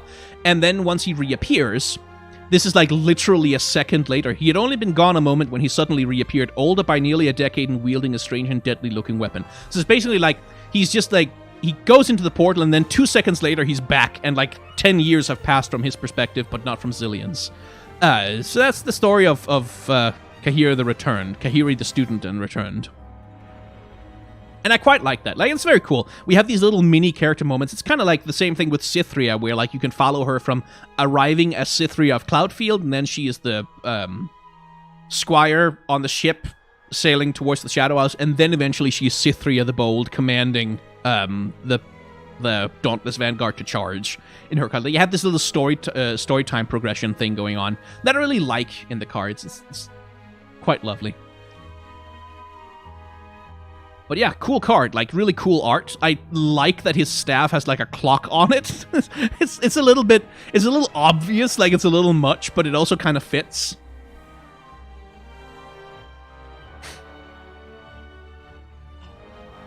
So, here we have the Sai Scout. We've seen her before. She shows up in the Rock Bear. Where's the Rock Bear? There you are. She's right here. Oh god.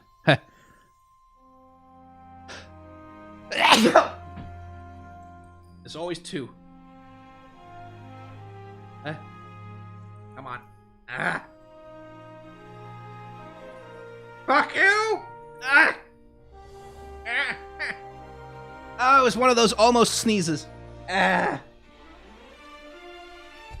Oh god. Oh, my eyes are running. Yeah. I hate those. Whew. Ugh.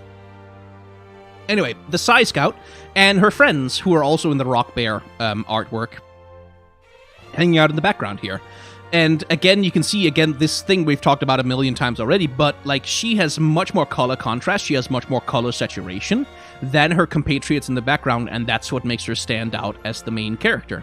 And the same thing goes for the framing of the artwork. We have this frame here. It's a little bit subtle, but you have this, like, the curves of the sandstone and stuff.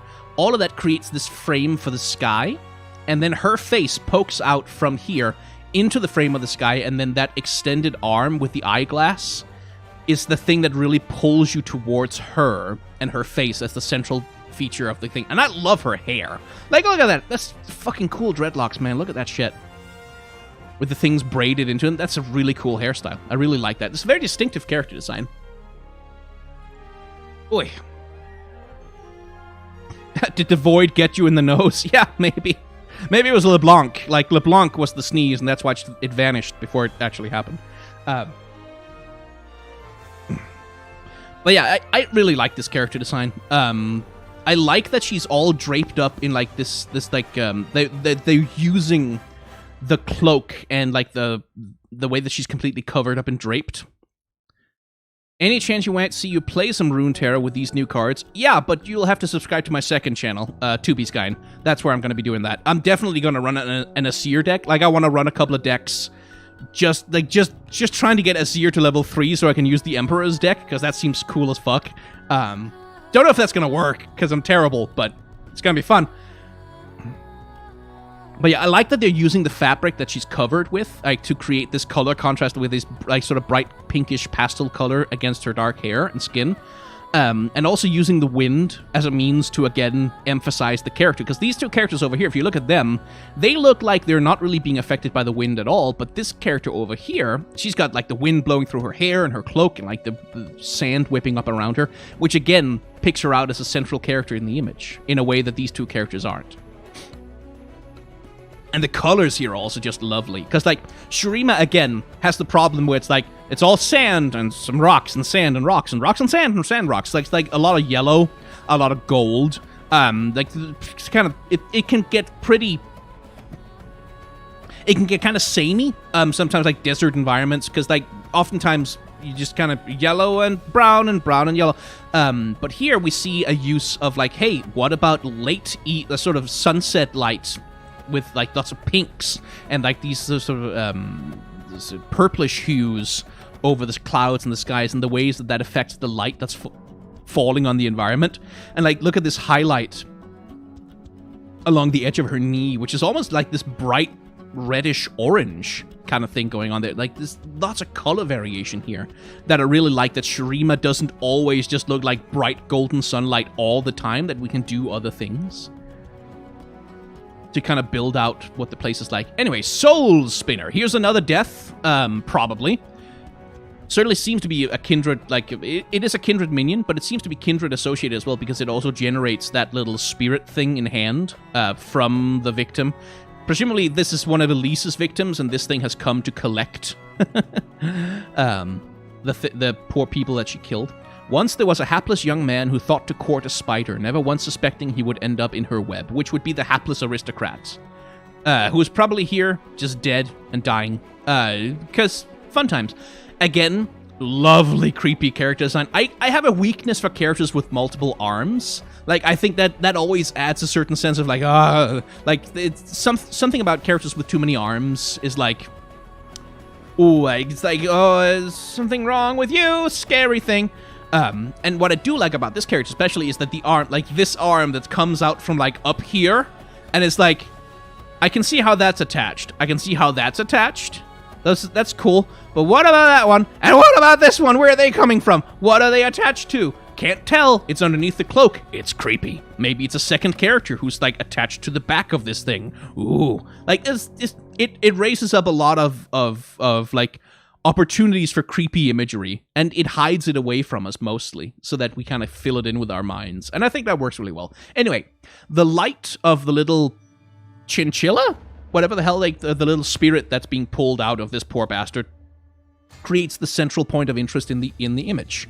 And that central point of interest then draws us to the mask of the soul spinner and the arms. And so we start here, and then the threads begin to sort of pull us around different places in the image to see all the detail, which is, again, very nice composition. Do you remember Pinwheel from Dark Souls? Yeah, it could be a Pinwheel situation. Sure, why not? 3 kindred in a trench coat. Yeah. And then we have Thorn of the Rose. So I've already made a short complaining about... So this is a Minotaur. And like 50% of the comments I got on my video about this card was like, wait, that's a Minotaur? I couldn't tell that was a Minotaur. I thought it was just like a lizard lady or someone wearing like a mask or something. Which sort of speaks to the problem with the character design in this card, in that this is the first female Minotaur, and Riot, I guess, felt the need to, like, oh, female Minotaur, well, she has to be fuckable, right? Like, slender?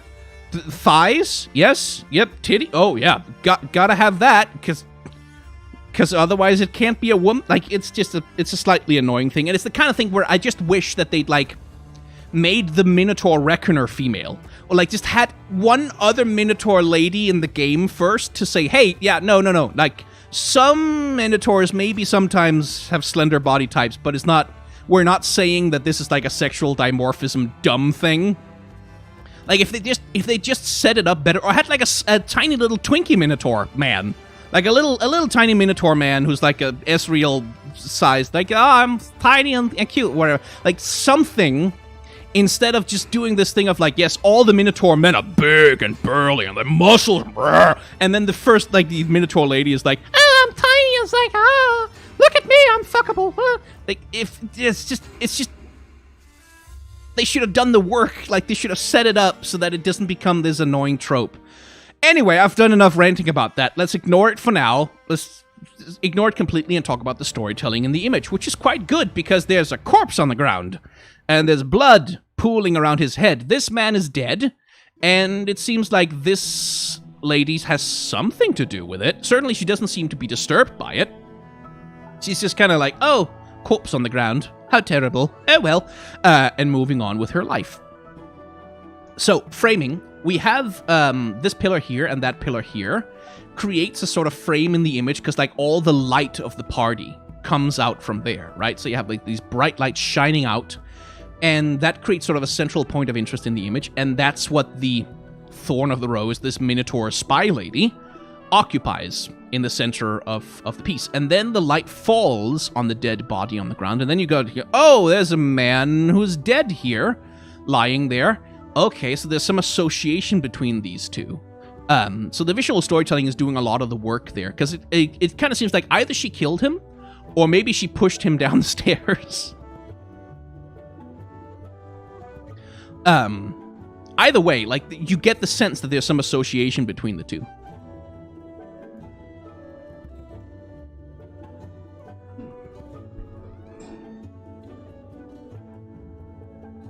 Just gonna sit myself down.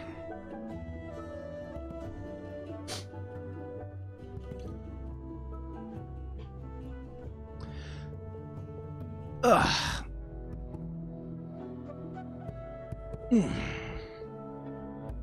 Trying to stretch again. Right. So, xenotype researchers. People doing some studying with Cillian on figuring out what the fuck the deal is with the Void. And again, I like the hair a lot. Like, I really like that big, poofy, natural hairstyle that they've got going on. That's something nice. Like, this, it's nice to see some variety in that. Because hairstyles do tend to get kind of samey, especially in games with anime-inspired art, which a lot of League of Legends has nowadays, where there tends to be, like, hair spikes and tufts. So it's nice to see something different from that. And there's, like, very distinctive faces on these two as well, which I like. There's a lot of character to them.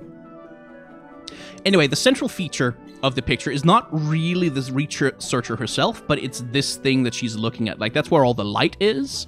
That's where, like, that's the central focus of the image. That's what both of them are looking at. And then, so this thing, this stasis field or whatever that's holding on to this void tentacle is the central feature of the image. And the secondary feature is the character herself, who then creates this... Like, you can see how she kind of cuts off the whole image for the secondary character to be here in the background, kind of looking over and seeing what she's doing over there. Which is, like, just perfectly solid composition. And I do like the expression on her as well. You do get the sense that she's going, like, what the fuck is... Thinking about it, like, there's a lot of consideration to it.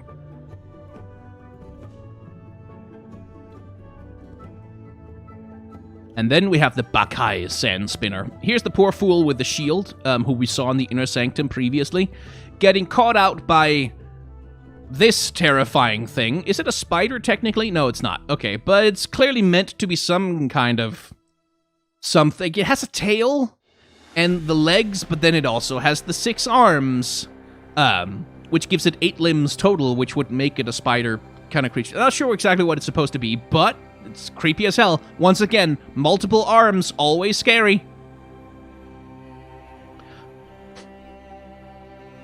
And this is just a very unsettling character design, because again, also the different nature of the arms, right? Like, because you have these delicate hands up here, like these delicate fingers spinning around, doing sand spinning shit, and then you have these arms down here, which is just like their fur on them, huge claws, they're big, like, so you get the sense of this thing being sort of like, yeah, something went terribly wrong for this creature when it was trying to ascend. And like, we have this big dark like mask thing on it, like this long gaping empty hole in the center of the creature, which is probably just fabric, but still looks like a gaping maw, almost as though it's eating, like it's drawing in the sand from his thing and consuming it somehow. It's a creepy character design. It's a thing of like, you don't want to run into that in a dark musty tomb in the middle of nowhere. So yeah, and interestingly enough, we, again, symmetry and architecture is creating the frame around the creature over here. Like, you can see the vanishing point for the image. Like, all the lines point to the creature here, the Sandspinner Bakai itself in the middle.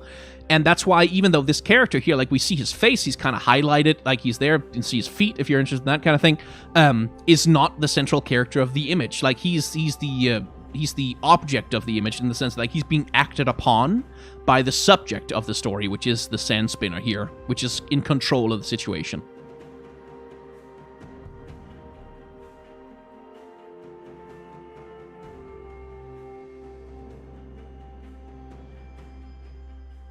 Okay, my back is messing with me, so I'm going to take another break. 5 or 10 minutes, just to kind of... I'm going to go lie down for a moment.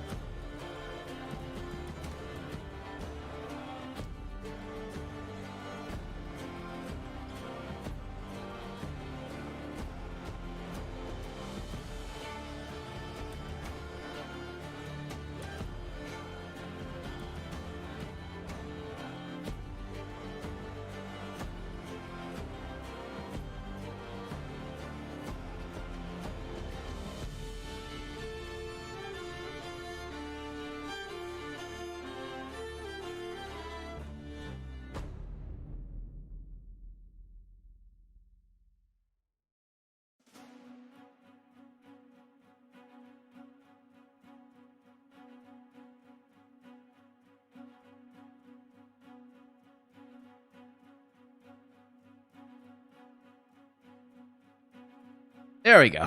That's a bit better. I don't know what it is about my back. I think it's... Well, no, I do know what it is about my back. It's... when I do these streams, because lots of people tend to show up, I tend to get a little nervy. I get a little nervous. And and when I get nervous, I tend to tense up. And when I tense up a lot, my back starts, like, if I've already been working a lot this week, like, I've been doing a hell of a lot of work, so my back was already kind of, so, if I get nervous and I start to tense up, my back starts to suffer for it. So that's probably why, frankly. Anyway, let's get back to it. The Blighted Ravine. So, central feature of the Blighted Ravine is the statue right here. Like this horn guy, sword thing, statue man, who has a bunch of black eyes all over him. And again, the composition of the image makes it pretty clear that, like, all the lines here, like just the vanishing point of the image, or one of the vanishing points, points towards this statue right here as the central feature. And it's highly contrasted with its background. Like, the backdrop is, like, very whited out with the sort of the blizzard and the ice. So that becomes the central feature of the image. Plus, it's shaped to look like a person, like a character. So you can kind of see that the main feature of the image is this thing, which also is borne out by the card art itself. So the Blighted Ravine is not the Howling Abyss. It's one of the sub-bridges and sort of sub-constructions that exist below the bridge itself over the Howling Abyss. And it's... And, like, I'm not sure if it's lore relevant, but I know that there was a team, like, there are teams of the Draklorn, of, like, Alessandro's people, the Frostguard, who descend into the frozen, into the Howling Abyss every once in a while to check on what's going on with the Watchers down there. And I think one of the bridges at one point described in the story, The Eye in the Abyss, matches the description of this thing a little bit. I think. But I wouldn't necessarily know that for sure. So, here we have the Callous Bone Crusher, which, once again, is like, oh, hey, you do know how to do non-skinny ladies. And, in fact, you seem to be really good at it, so could we not... more of this? Like, just occasionally. It doesn't have to be all of them. Just every once in a while, this is cool to have the diversity. I quite like this character art as well, because, like, it's pretty clear there's, like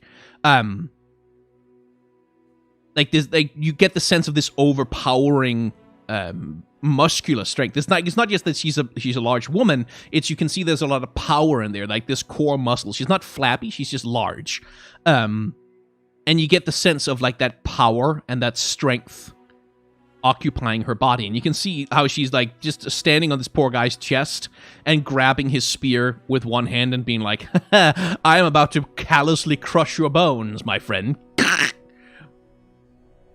And something about, maybe it's just the horn, but something about it feels a little bit like the serpent callers from the Bahuru, out on the out in Bilgewater and the Serpent Isles. Bro, Cho'Gath is there. No, I'm pretty sure that's not Cho. It's some kind of desert creature that she rides. It shows up in the background of some of the other Renekton followers' art as well. Let's see if we can find...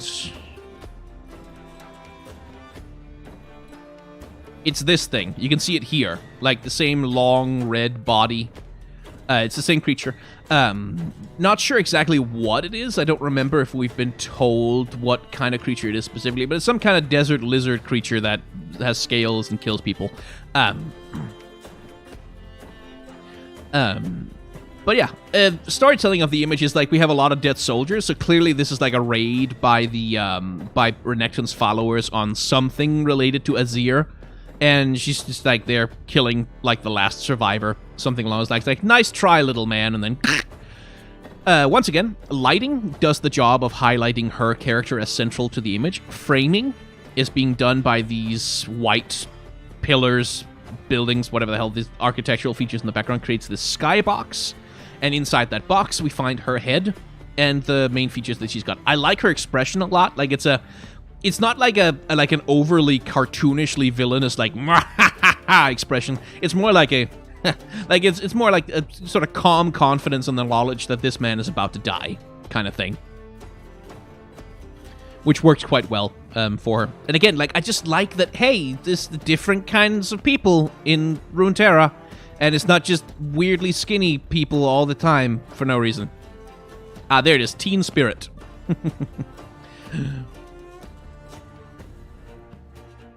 And here we see them actually doing the, like, poking the rock bear with a stick and pulling on its tail before they do the thing of running away and laughing at the poor thing. And again, I like these characters. Like, I like that they're doing this dumb shit for no other reason except that they're stupid teenagers. It's kind of endearing. It's stupid, but it's kind of endearing. And yeah, once again, some interestingly enough, not a lot of lighting doing the work of highlighting this character. Like, we have the light on her cloak, and we have a little bit of edge lighting around the corners of her.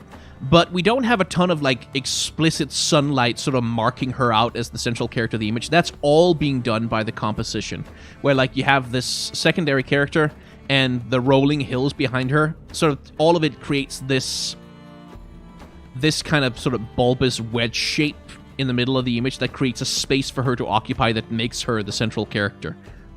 And I see people have noticed the arms. Oh, yes, like, again, the artists at well, not necessarily at Riot, because Riot contracts this out to at least 2 studios and a couple of independent contractors, and some Rioters internally also contribute art to Legends of Runeterra. It's like, it's kind of all over the place. I think Daole is a Rioter, so this is specifically a piece of Riot art. But yeah, like, I love the energy of this image. Like, I love that you can just see that these are, like, annoying little shitty kids who are about to have fun by, like, distressing a poor innocent animal out in the desert. It's just, like, it's a fun scene. It has a good energy. I appreciate the expressiveness on their characters' faces as well.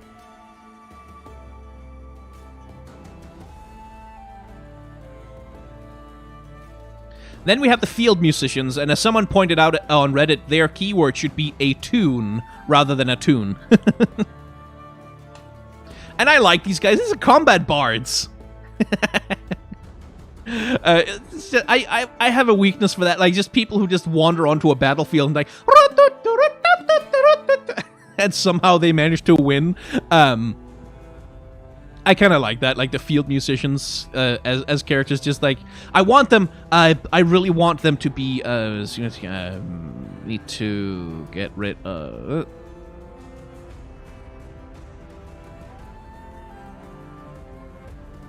I want them to be friends with the war chefs. Like, I want the war chefs to meet the field musicians. I want them all to be buddies. I think it's the battle chefs and like combat bards. They want them to be friends. I don't know. In my head, they should be friends.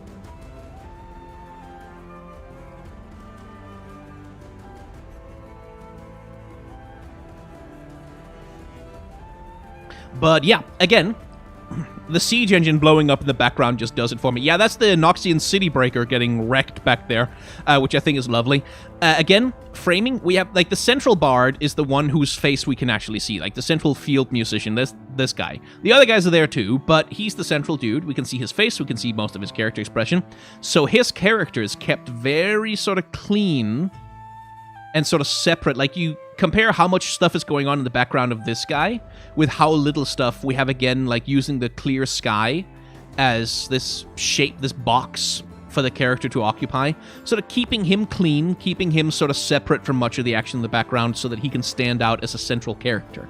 And then, like, my one criticism of the field musicians is that some of the characters in the background, like especially these 2 dudes here and these guys here, like, sometimes it feels like the background characters aren't really doing much, like they're just kind of standing there menacingly at each other. It's made up for, more than made up for, by the fact that, like, these vines are popping out of the ground and throwing dudes, just yeeting motherfuckers, and smashing up the siege engine and shit. Like, there's lots of action going on. It's just that some of the background characters feel a little static. That's a nitpick only I care about. But I just think this is so fucking cool, having like these fucking combat bards just standing there playing Never Gonna Give You Up on their flutes, and then nature rises against the enemy. It's a cool concept. I enjoy it.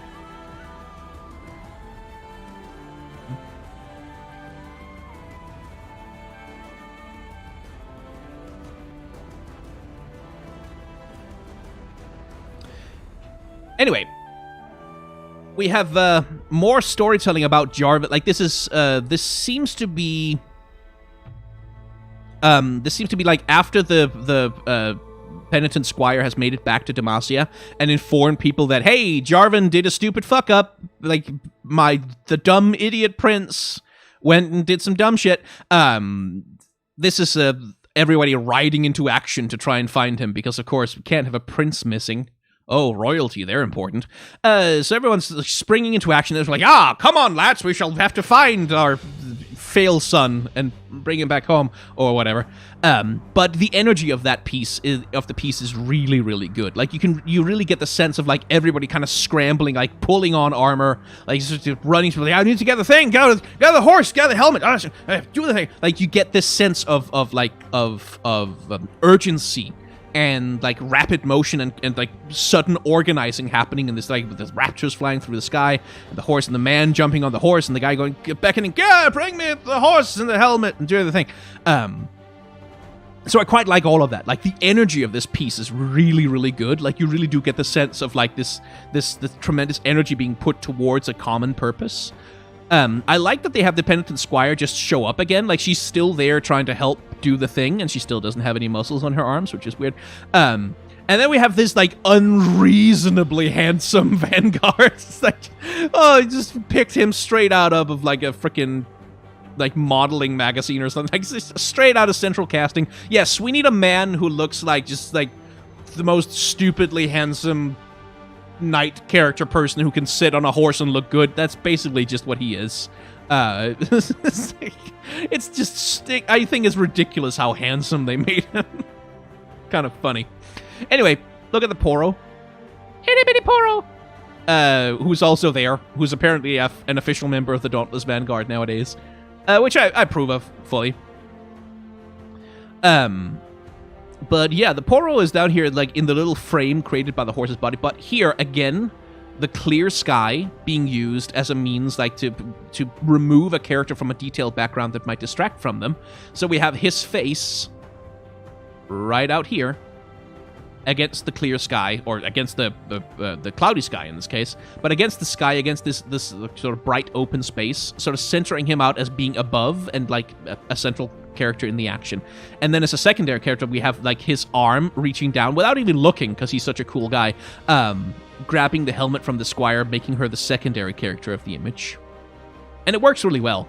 And this is also like an opportunity to look at, like, compare and contrast, like, the color palette of Shurima, which tends to be very sort of golden yellow, golden yellow, golden yellow. Compare and contrast that with what the sunlight looks like in Demacia. Here, the sunlight isn't golden. Here, the sunlight is stark, bright white. Like this, it's a very different color of sunlight that's being used in Demacia a lot of the time. To create this sort of Gondor, like, bright white cliffs and, like, shining armor kind of aesthetic for that particular region.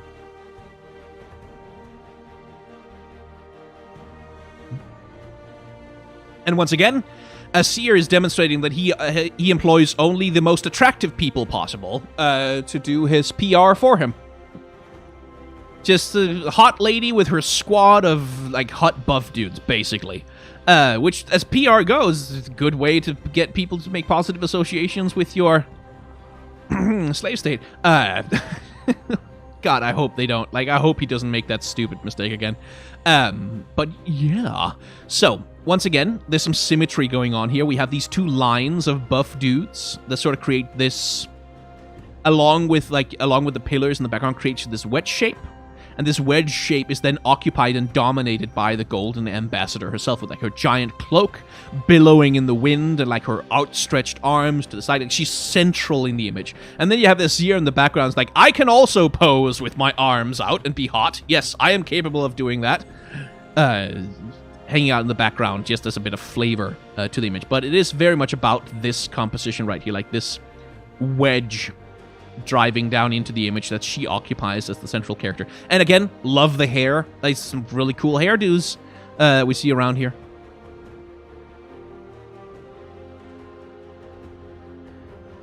And then the Salt Spire, which again gets us to a Shuriman Salt worker quickly learns which deposits are suitable for collection and which are best left alone. Yes, he is about to learn. Where we get the Rock Bear hanging out again, but we also get the Salt Spires that we saw in the cinematic, which apparently get mined for salt, which makes sense because salt is like incredibly valuable resource. We don't really think about it that way these days because salt is so fucking cheap, but salt in ye olden times was incredibly valuable and incredibly important, and so salt mining operations have been in place in the world for many, many, many centuries, and clearly they do that too in Shurima, although this guy's about to find out that, you know, there are salt spires you probably shouldn't mine. Again, the lighting on the image, like the Rock Bear being the central character of the image, we have this streak of sunlight going right across it, which highlights it for us. We have this frame of literally the cave in the Salt Spire that it's sleeping in. And then we have a secondary frame here, which our little luckless miner man occupies, making him a secondary character in the image.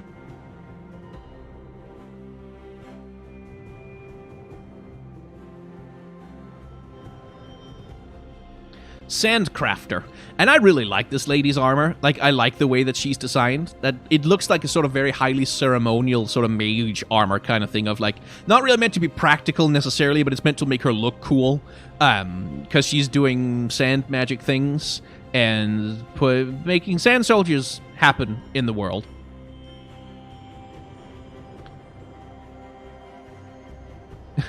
What better way to preserve meat than with salt in the desert? Yeah, I mean, that's one of the important functions of salt, is that it was used for preservation of food, which allowed you to store food, like, over winter, especially. It's quite important to human survival. So yeah, salt used to be very, very valuable. Nowadays, cheap as dirt. Why is she more buff than Sivir? Yeah, this is true. But yeah. So, two main characters in this image. We have the Sandcrafter herself, and then we have the Sand Soldier that she's crafting. And, like, you can tell that this character has power over that character, because, like, the composition tells you so. This thing, like, sort of kneeling, sort of rising out of the sand, sort of pulling itself out, like, I live! And then her rising, like, standing, fully solid in the frame, but also above it, and holding this spear over it, like, which again, like, just the composition tells you that this character has power over that character, which I think is, like, just good visual storytelling to make that clear. I love sand. It's soft and smooth and lovely, and it doesn't get anywhere. Even if you don't like League of Legends or Legends of Runeterra, the universe of Runeterra is worth looking into. Oh, yes. Like, there's so much good lore in League of Legends. Like, there's so many cool stories. And it kind of sucks that so much of the community never really seems to find them. Like, just because they're sort of sequestered away on universe and it's hard to search them. But, like, again, like I said, if you want to get into League of Legends lore, definitely search out the Lysandra stories. Like, the Lysandra stories are a great place to start, I think. Especially, like, the Eye in the Abyss and things like that, if you're into cosmic horror, because that's kind of where they are. This in LeBlanc creating LeBlanc. Yes, they are all LeBlanc. What's the deal with Witch Soldier? Maybe someday. But yeah, it's a good composition. Like, interestingly here, we have this, like, the shape of this building in the background creates this frame, like, again, framing, like making a shape within the shape of the image that you can then occupy a character inside is like a common compositional trick for guiding the eye and making a composition feel good. That, as well as, like, the golden rule. But here you can see that this building is being used to create, like, instead of framing her against the sky, she's being framed specifically against the building as this point of interest. That sort of draws our attention here and grounds her, which works in this instance really well. And it allows the Sand Soldier to be like a full secondary character, because that is not framed against the building. That one is framed against the blue sky. So, like, this power play between the, like, with her holding power over it, but also being a little bit less forward in the image, and this thing looking more like a main character, but clearly being dominated by her. It's like, there's lots of little interplays there that make this a pretty solid composition. At least I think so.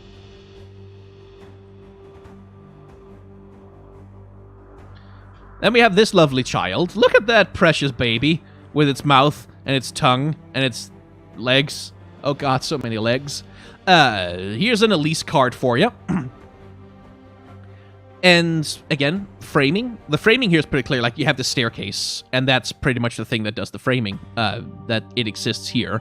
And the color doesn't hurt either. Like, the big color shift from, like, these warm grays and browns into this bright, just pink, purple glow full of spiders over here. Oh, so cute. Well, yeah, okay. Cool. Something I do like. I like the guy's face. Like, I like that, like, he has kind of doesn't have a chin, and he's got this sort of distinct nose, like slightly chubby cheek. Like, a lot of the NPCs, like a lot of the background characters in Legends of Runeterra have really strong, distinctive faces. And I like that that's being continued into the, it's probably 6 more, it's Kudos Productions, this one, okay. I thought it would be 6 more vodka. Like, he's a nice little character. Like, he looks like a distinct sort of aristocratic fool who's about to get very eaten. It's like, yeah, a good character design, and then just big spider monstrosity poking out of the frame, being scary. Oh, don't like this.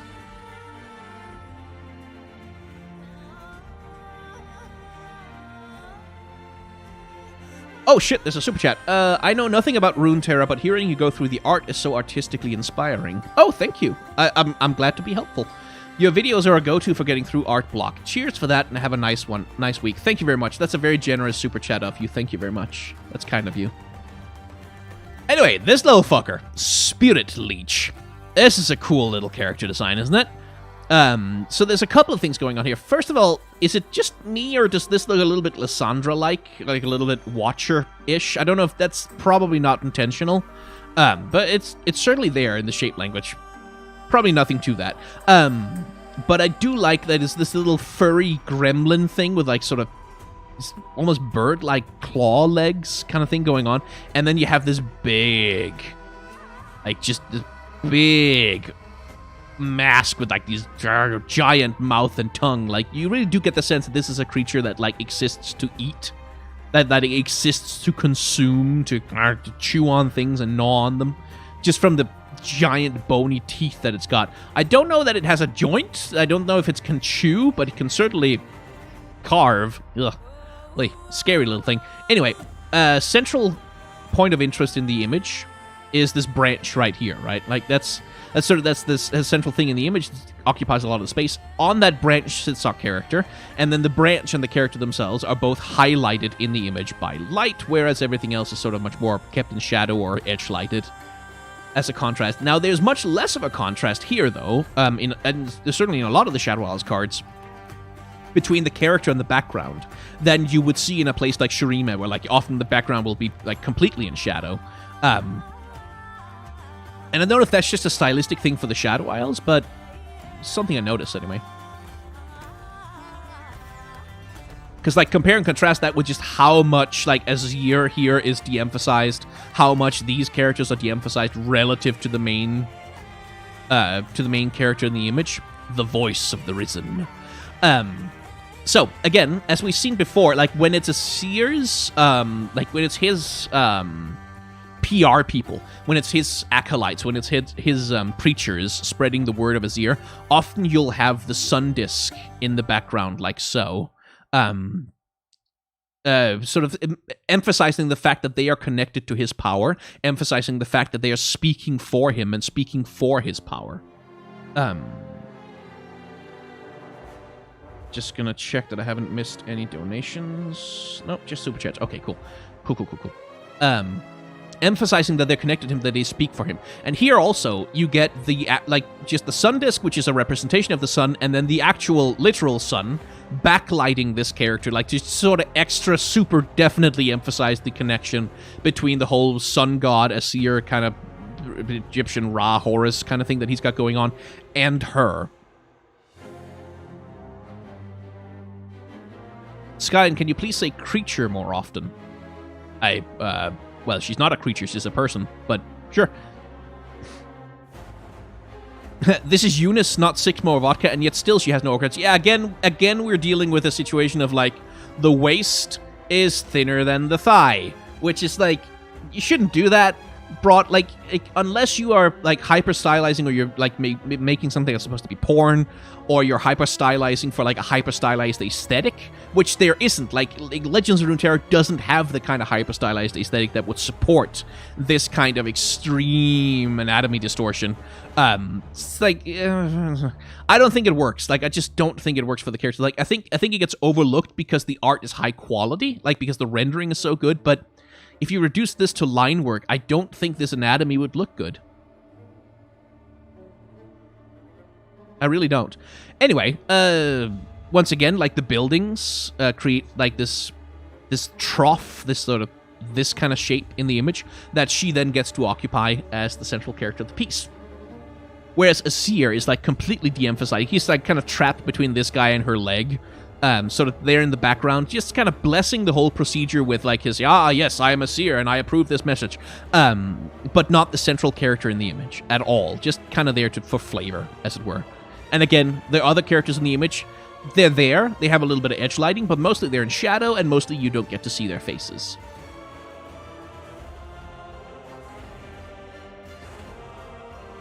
And so here we have one of, like, I like this Bakai a lot. Like, I like this hyena Bakai. It's sort of, it has a nice energy to it. Like, I kind of dig it. Clearly just kicking the ass of some of our Nectan's Raiders. Now, the one thing I'll say about this piece of art is that it feels unfinished. Like, especially looking at the Raider over here, like some of the background details over here, this feels really kind of, like, it feels like they finished the hyena, the central character. It feels like they finished like the portal and the Raider over here on the left, but this over here feels like it was still in the sketching phase and they were not quite done refining it to the same standard that they usually do with the rest of the art, which kind of sucks a little bit because this is a really cool creature design. Like, I like the whole, like, it's a mummy and it's also like a raging hyena at the same time. Like, I like that combination aesthetic. Because it ties it closer to Nasus, actually. Nasus also has the bandages all over his body that sort of tie him to mummy aesthetics and things like that. So I kind of like that. I enjoy the energy. Like, I like the framing, the compositional trick of having it literally emerge from, like, this giant, obvious triangle in the middle of this giant black triangular void in the middle of the image. It's like a strong way to make the character feel like they're emerging, like they're just rushing out to meet these other characters. I just feel like this stuff over here could really have been finished up a bit more.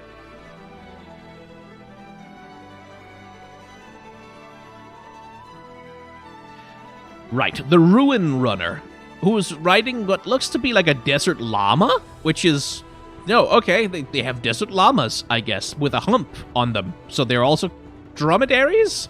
Sorta. They seem very furry for desert animals, but, you know. But yeah, I quite like the Ruin Runner. Like, she has arms. Look at that. She has actual muscle on her arms because she lives a life where, like, she does fighting stuff and, like, riding around on hard life in the desert, so she has muscles on her arms. What a concept. And then they're clearly fighting some of Renekton's Raider people, like, over there. And I like this Mad Max guy over here, like, with the lower crocodile jaw thing strapped to his head. Like, it has a good Mad Max energy that I really kind of appreciate from this whole thing. But, again, lighting is doing a lot of the work here of making this the central character in the image. Like, because this guy is much bigger. He's much more, like, central in the... no, not central. He's much bigger. He's much more prominent in the image. But he's completely in shadow relative to our main character. And he's not facing us, really. He's, like, kind of looking at her, so we follow his eye line to her as well. In the same way that we have this frame being created by this broken arch, whatever this thing is. Creates a little bit of a frame for the llama dromedary camel creature to occupy with the lady sitting on top of it. And that works really well. And I do like, I think this could be done a little bit better. Like, I think you could probably have used more, like, speed lines. And there's probably more that could have been done to make this thing look like it's spinning around real quick. But the effect is there. And the effect works. Like, I do like the idea that she's, like, swinging this thing over her head, trying to ride away from this. It's just, don't follow me, motherfucker. I have this thing. It's gonna fly into your face if you don't back off. kind of thing. And the energy of the llama creature moving as well is good. Like, I like the sand being kicked up by its paws, or its hooves, as it sort of springs into action and tries to get her out of there. That works really well.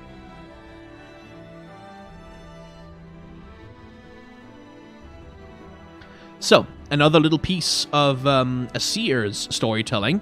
Not sure exactly where this is supposed to be happening, but where or when it's supposed to be happening, but this is a seer calling upon his army of these sandstone chargers, like these sand centaurs, which, again, can't help but wonder if they were based on anything that actually ever lived in Shurima, or they were just, like, out of his imagination. Isn't she the one from Rise comic? I don't know. I don't think so? Could be. Is there any... Yeah, no, like, she's just... I just think she's a raider. Like, I just think she's a Tomb Raider of some kind. I don't think she's specifically the one from Rise. I forgot 2 cards? Oh, shit, yeah, the Draklorn and the Marshal. Doi. I got so excited when I saw the Rampaging Bakai, I just wanted to get to him. But yes, let's finish the Sunset Tombs, and then we'll go back and catch the 2 I forgot. So, once again, composition and imagery is being used. Like, we have this symmetry, or, well, not symmetry in the image, but symmetry between these 2 architectural features creates this frame right here, which centers our attention along with all of the sunlight coming in and, like, lighting up this area quite literally. Centers our attention on here and Azir and him doing things of some kind. And then, as a secondary feature, like, we go, oh, okay, there's a character here, it's a horseman, and there's another horseman, and there's another man-horse over there. But it's all, like, the composition is doing the work of centering our attention on this central dais, where Azir is hanging out, and there's these statues of falcon-headed something-somethings, which, again, associate themselves with Azir's power. Now we have the Draklorn Inquisitor. And one little fun note to see is, look at the pose that these guys are holding in the background, right? Like the sword clasped in front of their chest kind of thing. And then look at, let's see if we can find where the heck the thing was. There. So you can see what they're imitating, right? Like they're basically doing exactly the same pose. Probably an imitation of whatever heroes that statue is meant to represent for them. Which, like, I kind of like that consonance between them. And then we have the central Draklorn Inquisitor dude, person. Actually, impossible to tell what gender they are. It's just striding forwards, getting ready to do some kind of killing with the one blue sans eye over on the side there. So again, contrast and color saturation is doing the job of centralizing this character. And then also just the fact that they are central in the image. Like, they're right beneath this, like, skull statue up here. So you can draw, like, a direct line down there, and that direct line will go right through the center of this portal here, which also creates a frame, especially with the backlighting behind the character, for the central Draklorn Inquisitor, who is striding forth to do Lyssandra's bidding. And it's a cool design. Like, I like all the ornamentation. Like, we have the helmets and stuff, which are the sort of the distinctive Draklorn character design pieces. But then we have all these, like, amulets and like, bits and bobs and things that are just kind of hanging, draped off this character, which I think works quite well to make them distinct.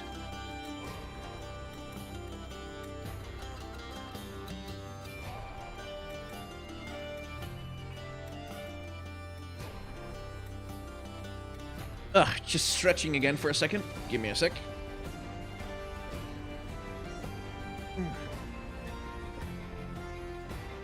I feel like we heard Brahm's theme a few times this stream already.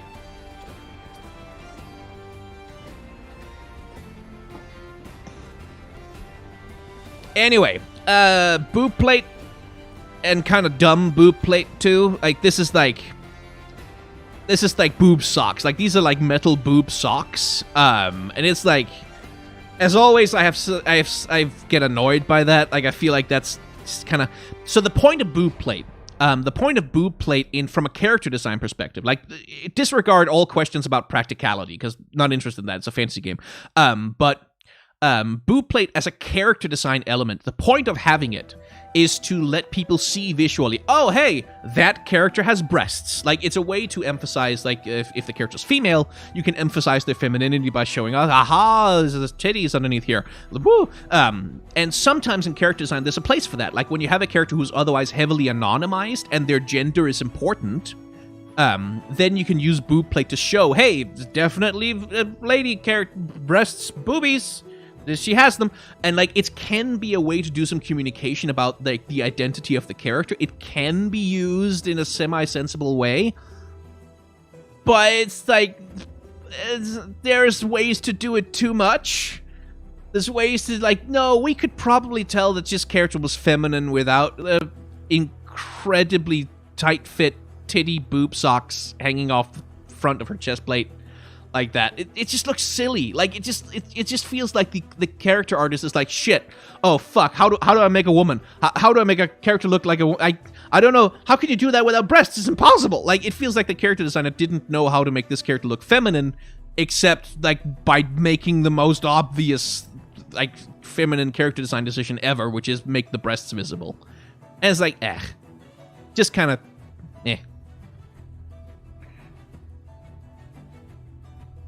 Anyway, framing and aesthetics, like, we have a pretty, not so much of a clear frame here, so much as it's just that this character is highlighted up against the, like, the empty sky, basically. And she's holding aloft the staff, and she's clearly in control. Like, she holds up the staff, it's glowing with power, then that same power infuses all of the people who are, like, on the ground, and you see, okay, again, this dominance thing of, like, this power comes from her, so she has control over the situation, and she's raised above every other character in the image, which makes her prominent and makes her stand out as a leader character, and that's pretty much all that's going on with her, I think.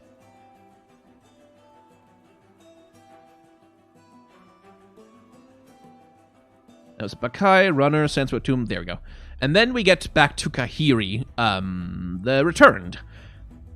And, yeah, I do wonder, like, to what extent this Void thing, like, to what extent it's, like, a Kai'Sa-like corruption. Like, if it's like, if he, too, has bonded with a Void parasite in order to gain access to these kinds of powers. It's not something that's really explained at any point in the story, but the coolest thing about this guy, and the coolest thing about his splash art, is the rift in time that he's creating. Like, where you can see glimpses of the place that he's creating a portal back to. Sort of just kind of carved into the air of the world by the magic that he's casting. I think that's really cool. And then, of course, there's the visual storytelling of, like, he's clearly been rampaging. Like, he's been fucking up some Voidlings real good.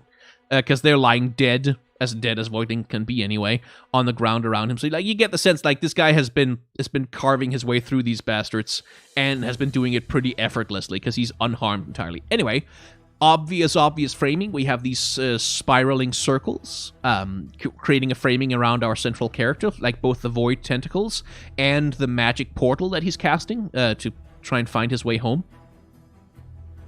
And that centralizes him pretty well in the frame, in a pretty good way. So, just, yeah, solid, sensible piece of artwork. It works really well.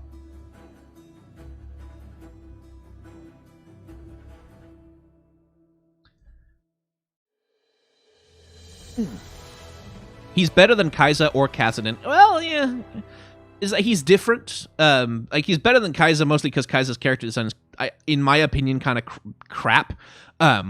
But they're not the same kind of character. Like, Kai'Sa, the problem with Kai'Sa is that she's supposed to be this hard-bitten, sort of desperate survivor character who's, like, been living in the void, and, like, this feral void child character who's, like, sort of barely surviving through anything. That's kind of her story. Kahiri, like, his story is not really about being, like, a desperate survivor struggling against overwhelming odds. His story here, as he's being presented, is about conquering. Like, it's like he's confident, he's powerful, he has complete control over the situation. Like, he doesn't have that desperate survivor thing going on with him. Maybe he should, because he's been in the void, and people should be desperate survivors in that situation, but they're different characters. They have different there's different concepts behind them, I think. Anyway, towering stone horn. So the lighting scheme here is very obvious, like, because there's light coming down from above, highlights the face and head of this giant character, and then there's the framing, which is also pretty obvious, which is this streaming, like lines of trees, sort of pointing us, sort of creating this sensation of like pointing us towards the top of the image here with the giant horns of the towering stone horn. And again, using other creatures for scale, we have like little deer and stuff just kind of hanging out, just to give us a sense of how big this motherfucker really is. And it works less well with other animals than it does with humans, but you still do get the sense of like, whoa, damn, that's a biggin', as a tall boy hanging out in the forest, being large. So that works pretty well for me. Like, someone is saying in chat, it doesn't really look Demacian very much, and that's true. The lore here says that the great stone horns are reputed to have come from the time of the Petricite forest was young. They're spreading antlers made of material similar to those now ancient trees. So they're like Petricite forest creatures, sort of. But they do look, like, this thing does look a lot more like it belongs in Ionia, to me. Than Demacia. And that's true for the forest environment as well. Like, this forest environment looks much more Ionian than it does Demacian in a lot of ways.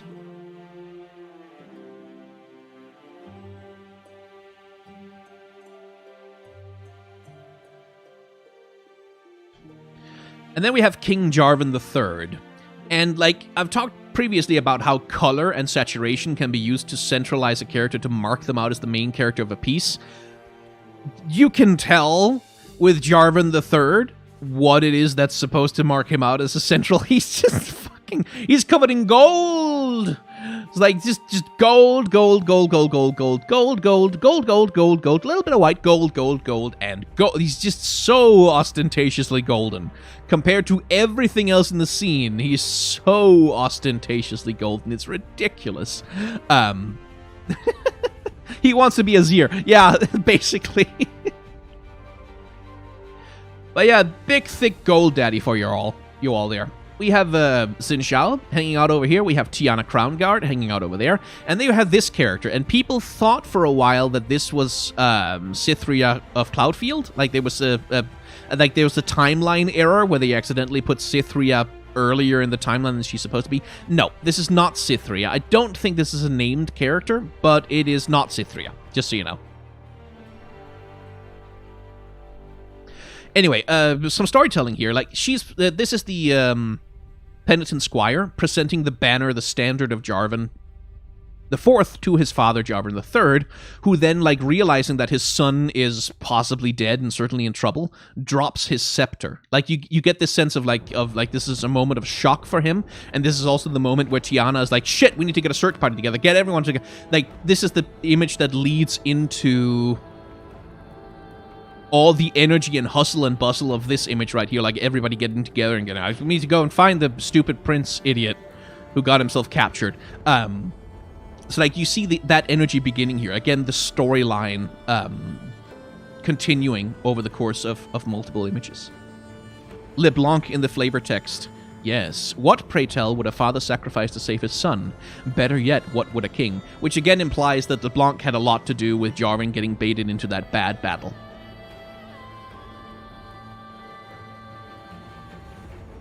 And I do I really do like the use of light and the color of this image. It looks really good, like, especially, like, the penitent squire with, like, the water still rolling down the back of her breastplate. Like, that's really cool.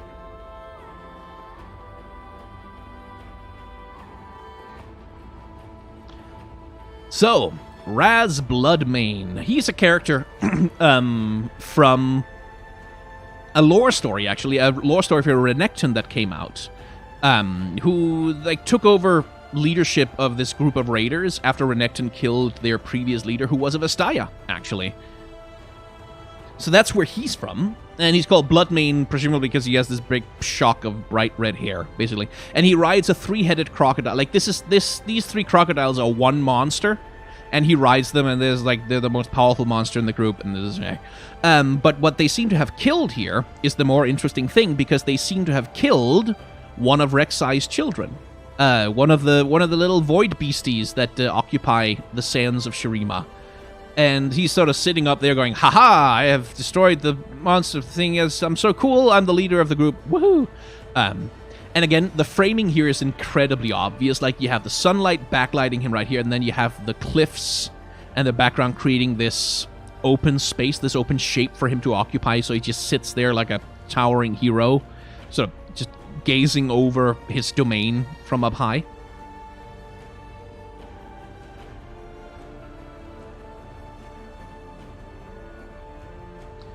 And then we have the Ether Fiend, and I really like the design of this, like the vulture, that it's a vulture that eats spirits, basically, like eats the corpses of dead gods, as it were.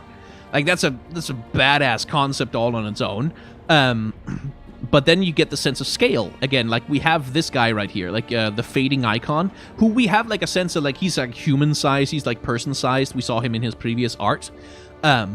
And then we look at him relative to that thing as like, oh no, that is very scary. That's a large bird.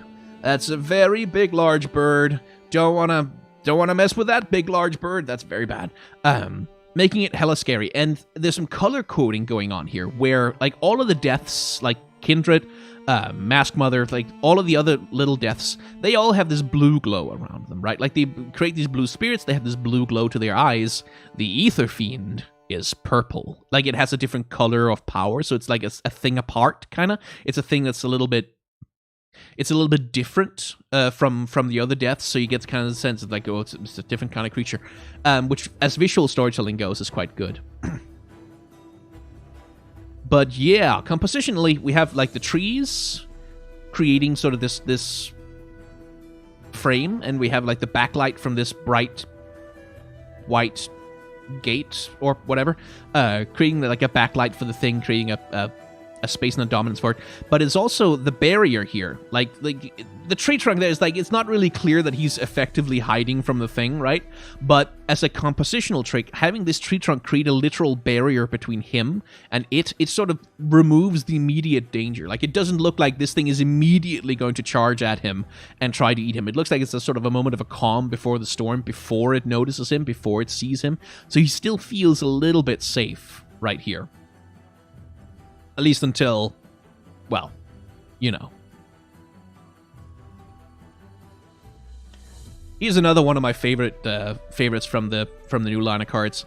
I really, really like the Sanctum Conservator. Again, it's a Bakai, just filled with wild magic that it cannot control, which seems to have been meant to turn into some kind of jackal creature, maybe? Like, it's not 100%, it has this very long tail. Maybe it's more of a lizard creature than anything, but I really like that open, gaping maw of a void that it has in the center, like, it's just sucking these poor people in. Like, you can see it's turning them into sand and absorbing them, which is like, that shit is scary as hell, man. That's a really cool creature design. Like, just a really cool creature design. And they're like the rows of teeth that are rising up out of this mask collar thing that it's got, like just these rows of spiky teeth rising up under it, which is like, oh, that's a good design for like an ancient tomb monster of some kind. Like, I really, really like this, and really, like, the main thing in this image that's of compositional interest is just the light. Like, there's other stuff, like little bits of framings being created by the background stuff, but it's the light. It's the bright blue consuming light pulling in these poor, unfortunate bastards, sucking in everything that makes him the center of this image. Absolutely terrifying creature. Wonderful.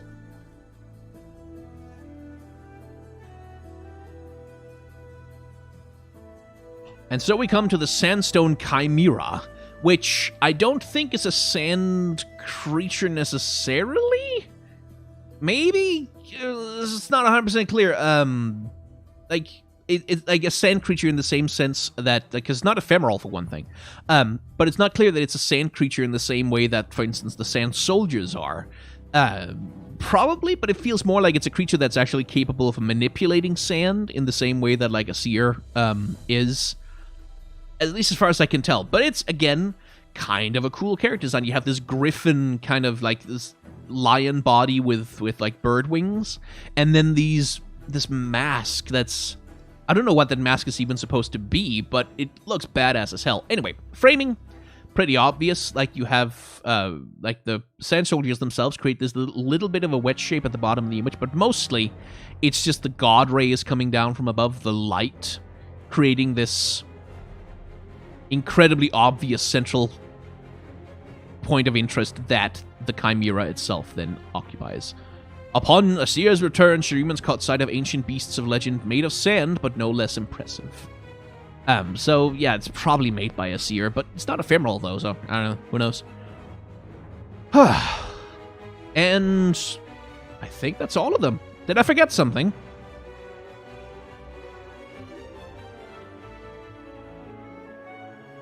No, I think we got through it. I think we got through all of the new unit cards, anyway, for Rise of the Ascendant. Yeah, there's the Emperor's deck. You're right, the Emperor's deck. Where the fuck can we see that, though?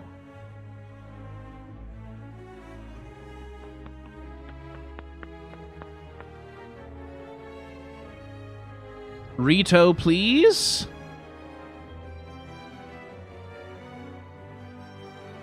It's not like they're all spell cards.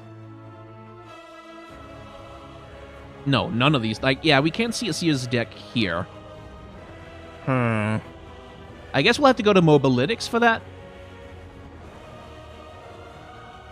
Yeah, pretty much. Okay, well, heading over to Mobalytics then. Give me a second. I need to figure out how to find this on the thing. New cards.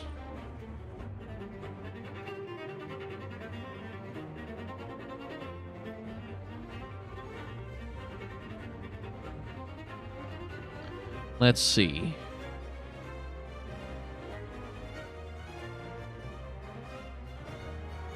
No, I don't think they have it either.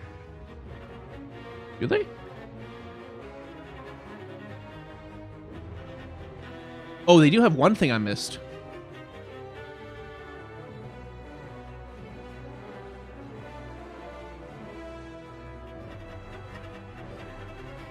I missed this thing. Which is the... what's it called? The Stasis statue. I did miss that one. We have the two researchers, the Sino researchers again, sitting there watching, basically as we've got a Shurelia's Hourglass effect going on. I think this is... maybe this is Kahir the Returned, who's being used as an experimental subject for this thing. But yeah, again, gold in the center of the image makes this thing stand out pretty freaking clearly as compared to everything else, as well as the bright light coming out of the hourglass. And then the two researchers being secondary characters in the backgrounds looking on, seeing what he's doing. And the reason we missed this one is because you have to cast a spell to make this thing show up on the battlefield. And I wasn't looking at spells. Let's see. Yeah, okay, they don't have this Emperor's deck on the new cards page.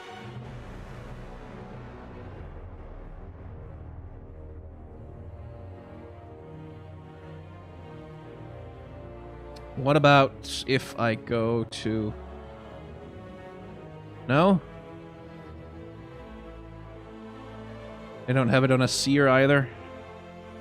Okay. I'm kind of trying to look my way through filters to find out how the frick to find this thing.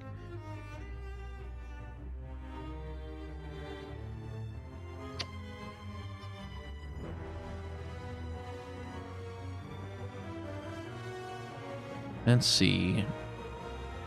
It's limited to Shurima. That should give us a chance at finding...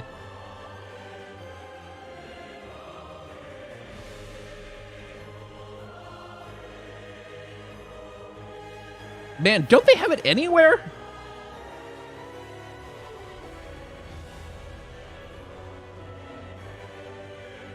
They are the uncollectibles after Azir on the new cards. Okay.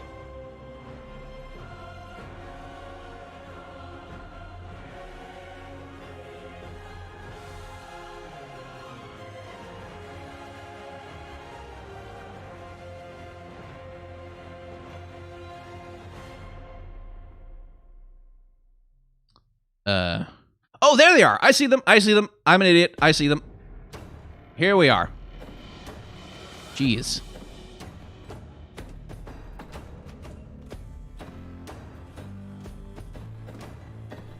Golden Herald.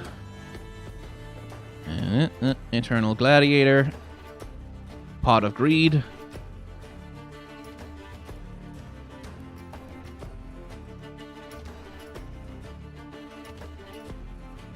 And I think that's all of them. Empress Divides. Yes. Mostly he has a bunch of spell cards in that deck, right? So that's probably it.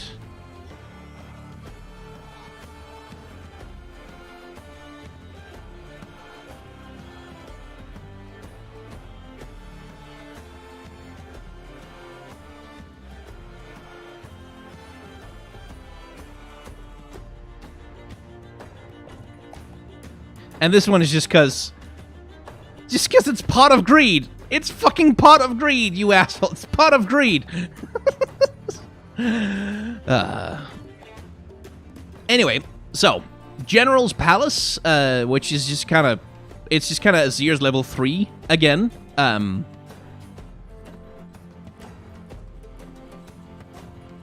Like it's kind of just it's just the Azir's level 3 again, just from a different perspective, and like zoomed out a little bit.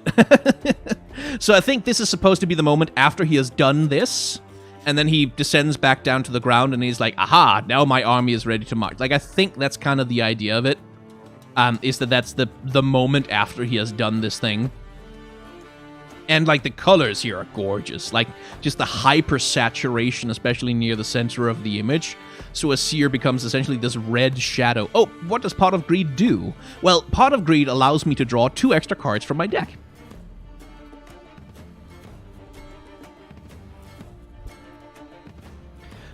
But yeah, like, the hyper-saturation at the center here, like, this opulence, like, just the gold and beautiful, is sumptuous light of the goddamn thing. Absolutely lovely. Very pretty. Very pretty. Then we have the Emperor's Guard, and this card is like, Like I like the character designs of these characters. Like I like the purple braided hair. I like a lot of that. But this composition is kind of just not that interesting to me. Like these guys are like what the fuck are they? They're like a 5/4 for 2 with Fearsome. Like, they're a pretty damn powerful card, but you look at this thing and they just kind of look like town guards in Skyrim. Like, they just kind of look like, oh yeah, we just people, like, they don't look that exceptional. They don't look like super elite warriors or whatever. They just look like regular fighter characters. And it's because they're just sort of, like, hanging out and walking in a line in like a town. It's just like they're just kind of hanging out, and I feel like they needed a slightly more dramatic scene to like really sell their character design, like to really sell their power, which is like, we could have done a little bit more with that. Cool character design. I just wish it had been presented better for this particular art. Then we have these characters right here, which are like, they're wearing masks, they're socially distancing, which is good. It's nice to see Riot sort of modeling positive behaviors. But once again, every time we have characters who sort of are meant to embody Azir's power, they like to sort of slap the sun disk in the background there, just to, yeah, this is a representative of Azir's Empire who's doing Azir Empire stuff. In the background. Again, you have the open, clear sky, framing these 2 central characters as more important than the random sand soldiers who's just standing at attention everywhere else. And then we have this guy. Now here again, that compositional thing we've talked about many times, like the wedge shape, like with think, and you have this wedge that creates this open space for this character to dominate. And like, yeah, it's very clear and obvious here, and very saturated colors on this card as well, like really saturated, like really just sumptuous and kind of opulent. It kind of flattens the image almost a little bit. It sort of takes away some of the texture that a lot of the other artwork has. Again, sun disk in the background, and this big, buff, powerful warrior guy hanging out in the back of this cool looking lion. The lion is LeBlanc. Yeah. Or Aslan. Yes, or else Aslan is LeBlanc. That's canon to Narnia now.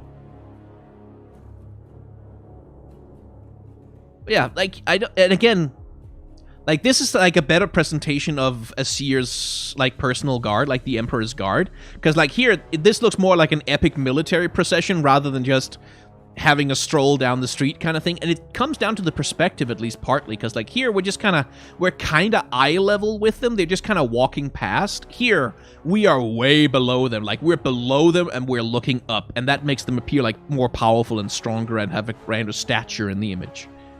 So, you know, there's things that could have been done to... Anyway, I think that's all of them? I think so.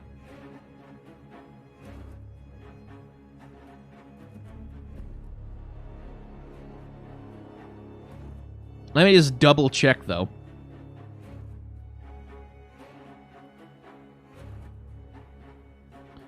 Let's see. Yeah.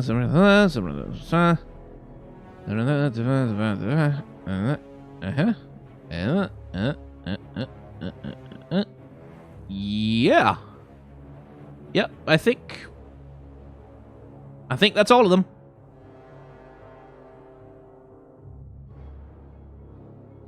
What about Nasus? Oh, I like the Nasinus and Reluctant spell. Oh yeah, like I wanna fuck with an Asir deck because I wanna pull this off just one time. One time I want to pull off the Ascendant's Call. I want to end the game with that. Just one time I want to do it. Because it would be so cool. Because, like, imagine how many fucking cutscenes are gonna play when you summon Nasus and Renekton and then you immediately level them up to level 3. It's like, the opponent just gonna quit because it's annoying.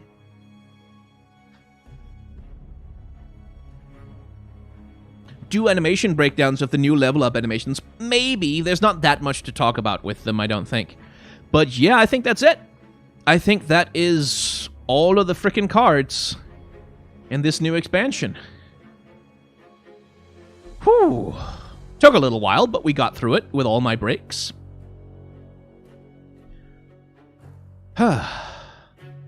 I do wish they had a viewer. Like, I wish you could see the level up animation for the various characters, like, in the menu. Because it's a little annoying that I'd have to go into game and actually level him up in order to get footage of the level up animation to look at if I wanted to do that. So, you know. What do you want to see from a new Ishtal champion? I'd like to see one that isn't from the ruling class of Ishtal. I'd like to see one that isn't, like, a member of the aristocracy there, like, isn't like, highborn or whatever. I got to see what's a normal Ishtali life like, and what would a champion be like if they came from, like, the lower classes of Ishtal. That would be interesting to me. Because we know a fuck ton already about, like, what all the nobles get up to, but we don't really know anything. How do they farm? Like, how do they get food? How do they get anything? Anyway, let's try and catch up on some super chats. I think I missed some. I'm trying to look through my list here. I'm using Streamlabs, and it's just not very well organized. Samira Marching Lady has better arms than the Squire. Yeah. Yeah, she does. Gotta get going. Thank you for keeping me company at work. It's always interesting to hear your take on these. Well, I'm glad to have helped you out, Dee Kuhn. Thank you. I love the imagery of a vulture representing the idea of the second death. I think I can make them replay. Can't I? Yeah, I can. There we go. This is not a new donation. I'm just making them replay on screen so you can see them too. I love the imagery of the second death and its flavor, especially and the link to that PC card. Yeah, I think it's quite cool. Wild Play said, "I love your content. Thank you very much." No, that's not the one I wanted to replay. Someone super chatted, "What does Pot of Greed do?" And yes, well, it lets me draw 2 extra cards from my deck. And then the Ishtal champion. I think that's all of them.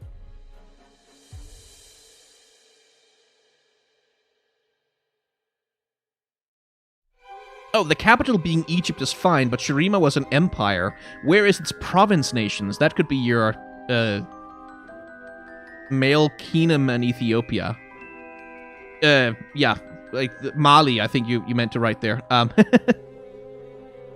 But yeah, that's the idea of Shurima, is like that it's an empire with like an Egyptian-inspired nation at its heart, but then a lot of other stuff is in there as well. Which I hope so. Like, I hope so. And I think I have caught all of them now. Yes? Yes. What region would you like to make a card art for? Oh, no. I am not strong enough of an artist to make card art for this. Certainly not anymore. Like, maybe like a couple of years ago when I was still regularly doing commission work, I could probably have sort of sharpened my skills up to make something that might be passable, but I don't, like, I've rusted. I've focused so much on YouTube, my skills have atrophied completely. So I wouldn't want to make card art for any of this. Not anymore. What about the restored sun disk art? Isn't that also... Is it on Mobalytics? I should check.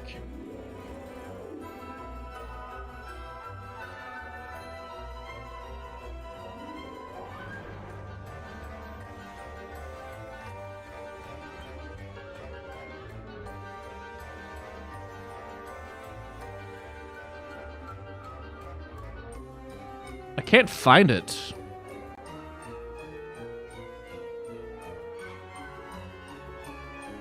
Because, like, it's not under Demacia. Under Shurima, as far as I can tell.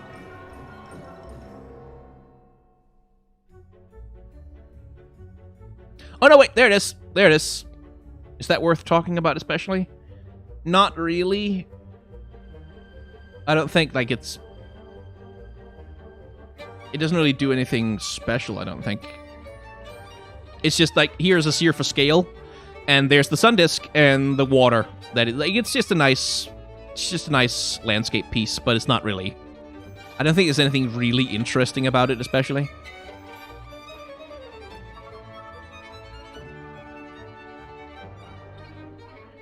But yeah, I think that's it. So I guess thank you for watching. Thanks for tuning in. Thanks for hanging out. And why does the sun disk create water anyway? I don't know why it does, but it's the basis of a seer's power. Like, that's what the Empire of Shurima was based on, was that the Emperor had the ability to create water in the desert. Like, that's the whole power politics of Shurima. Anyway, I need to go lie down, because my back is a bastard and a half, and it annoys me. So I'm going to do that, and I'm going to thank you all very much for tuning in, and for watching, and for hanging out with me, and for listening to me blabber on, for 5 hours almost about the new cards in this expansion. Once all of the expansions are out, like once there's like gonna be 3 of them, I think, we'll do a follow-up live stream taking a look at all the cards that they add again. Can you explain again why Azir was so wrong to not free the slaves as soon as he became emperor? Yes, because slavery is wrong. Slavery is bad, and if you do it, that's a bad. You shouldn't do that. If you wanna be a good person and do the right thing, you should make slavery happen less, preferably not at all. I wish I had a more complicated explanation for that, but that's just slavery bad. So, yeah. Sorry, I can't give you a better answer than that. Anyway, thanks for watching, everyone.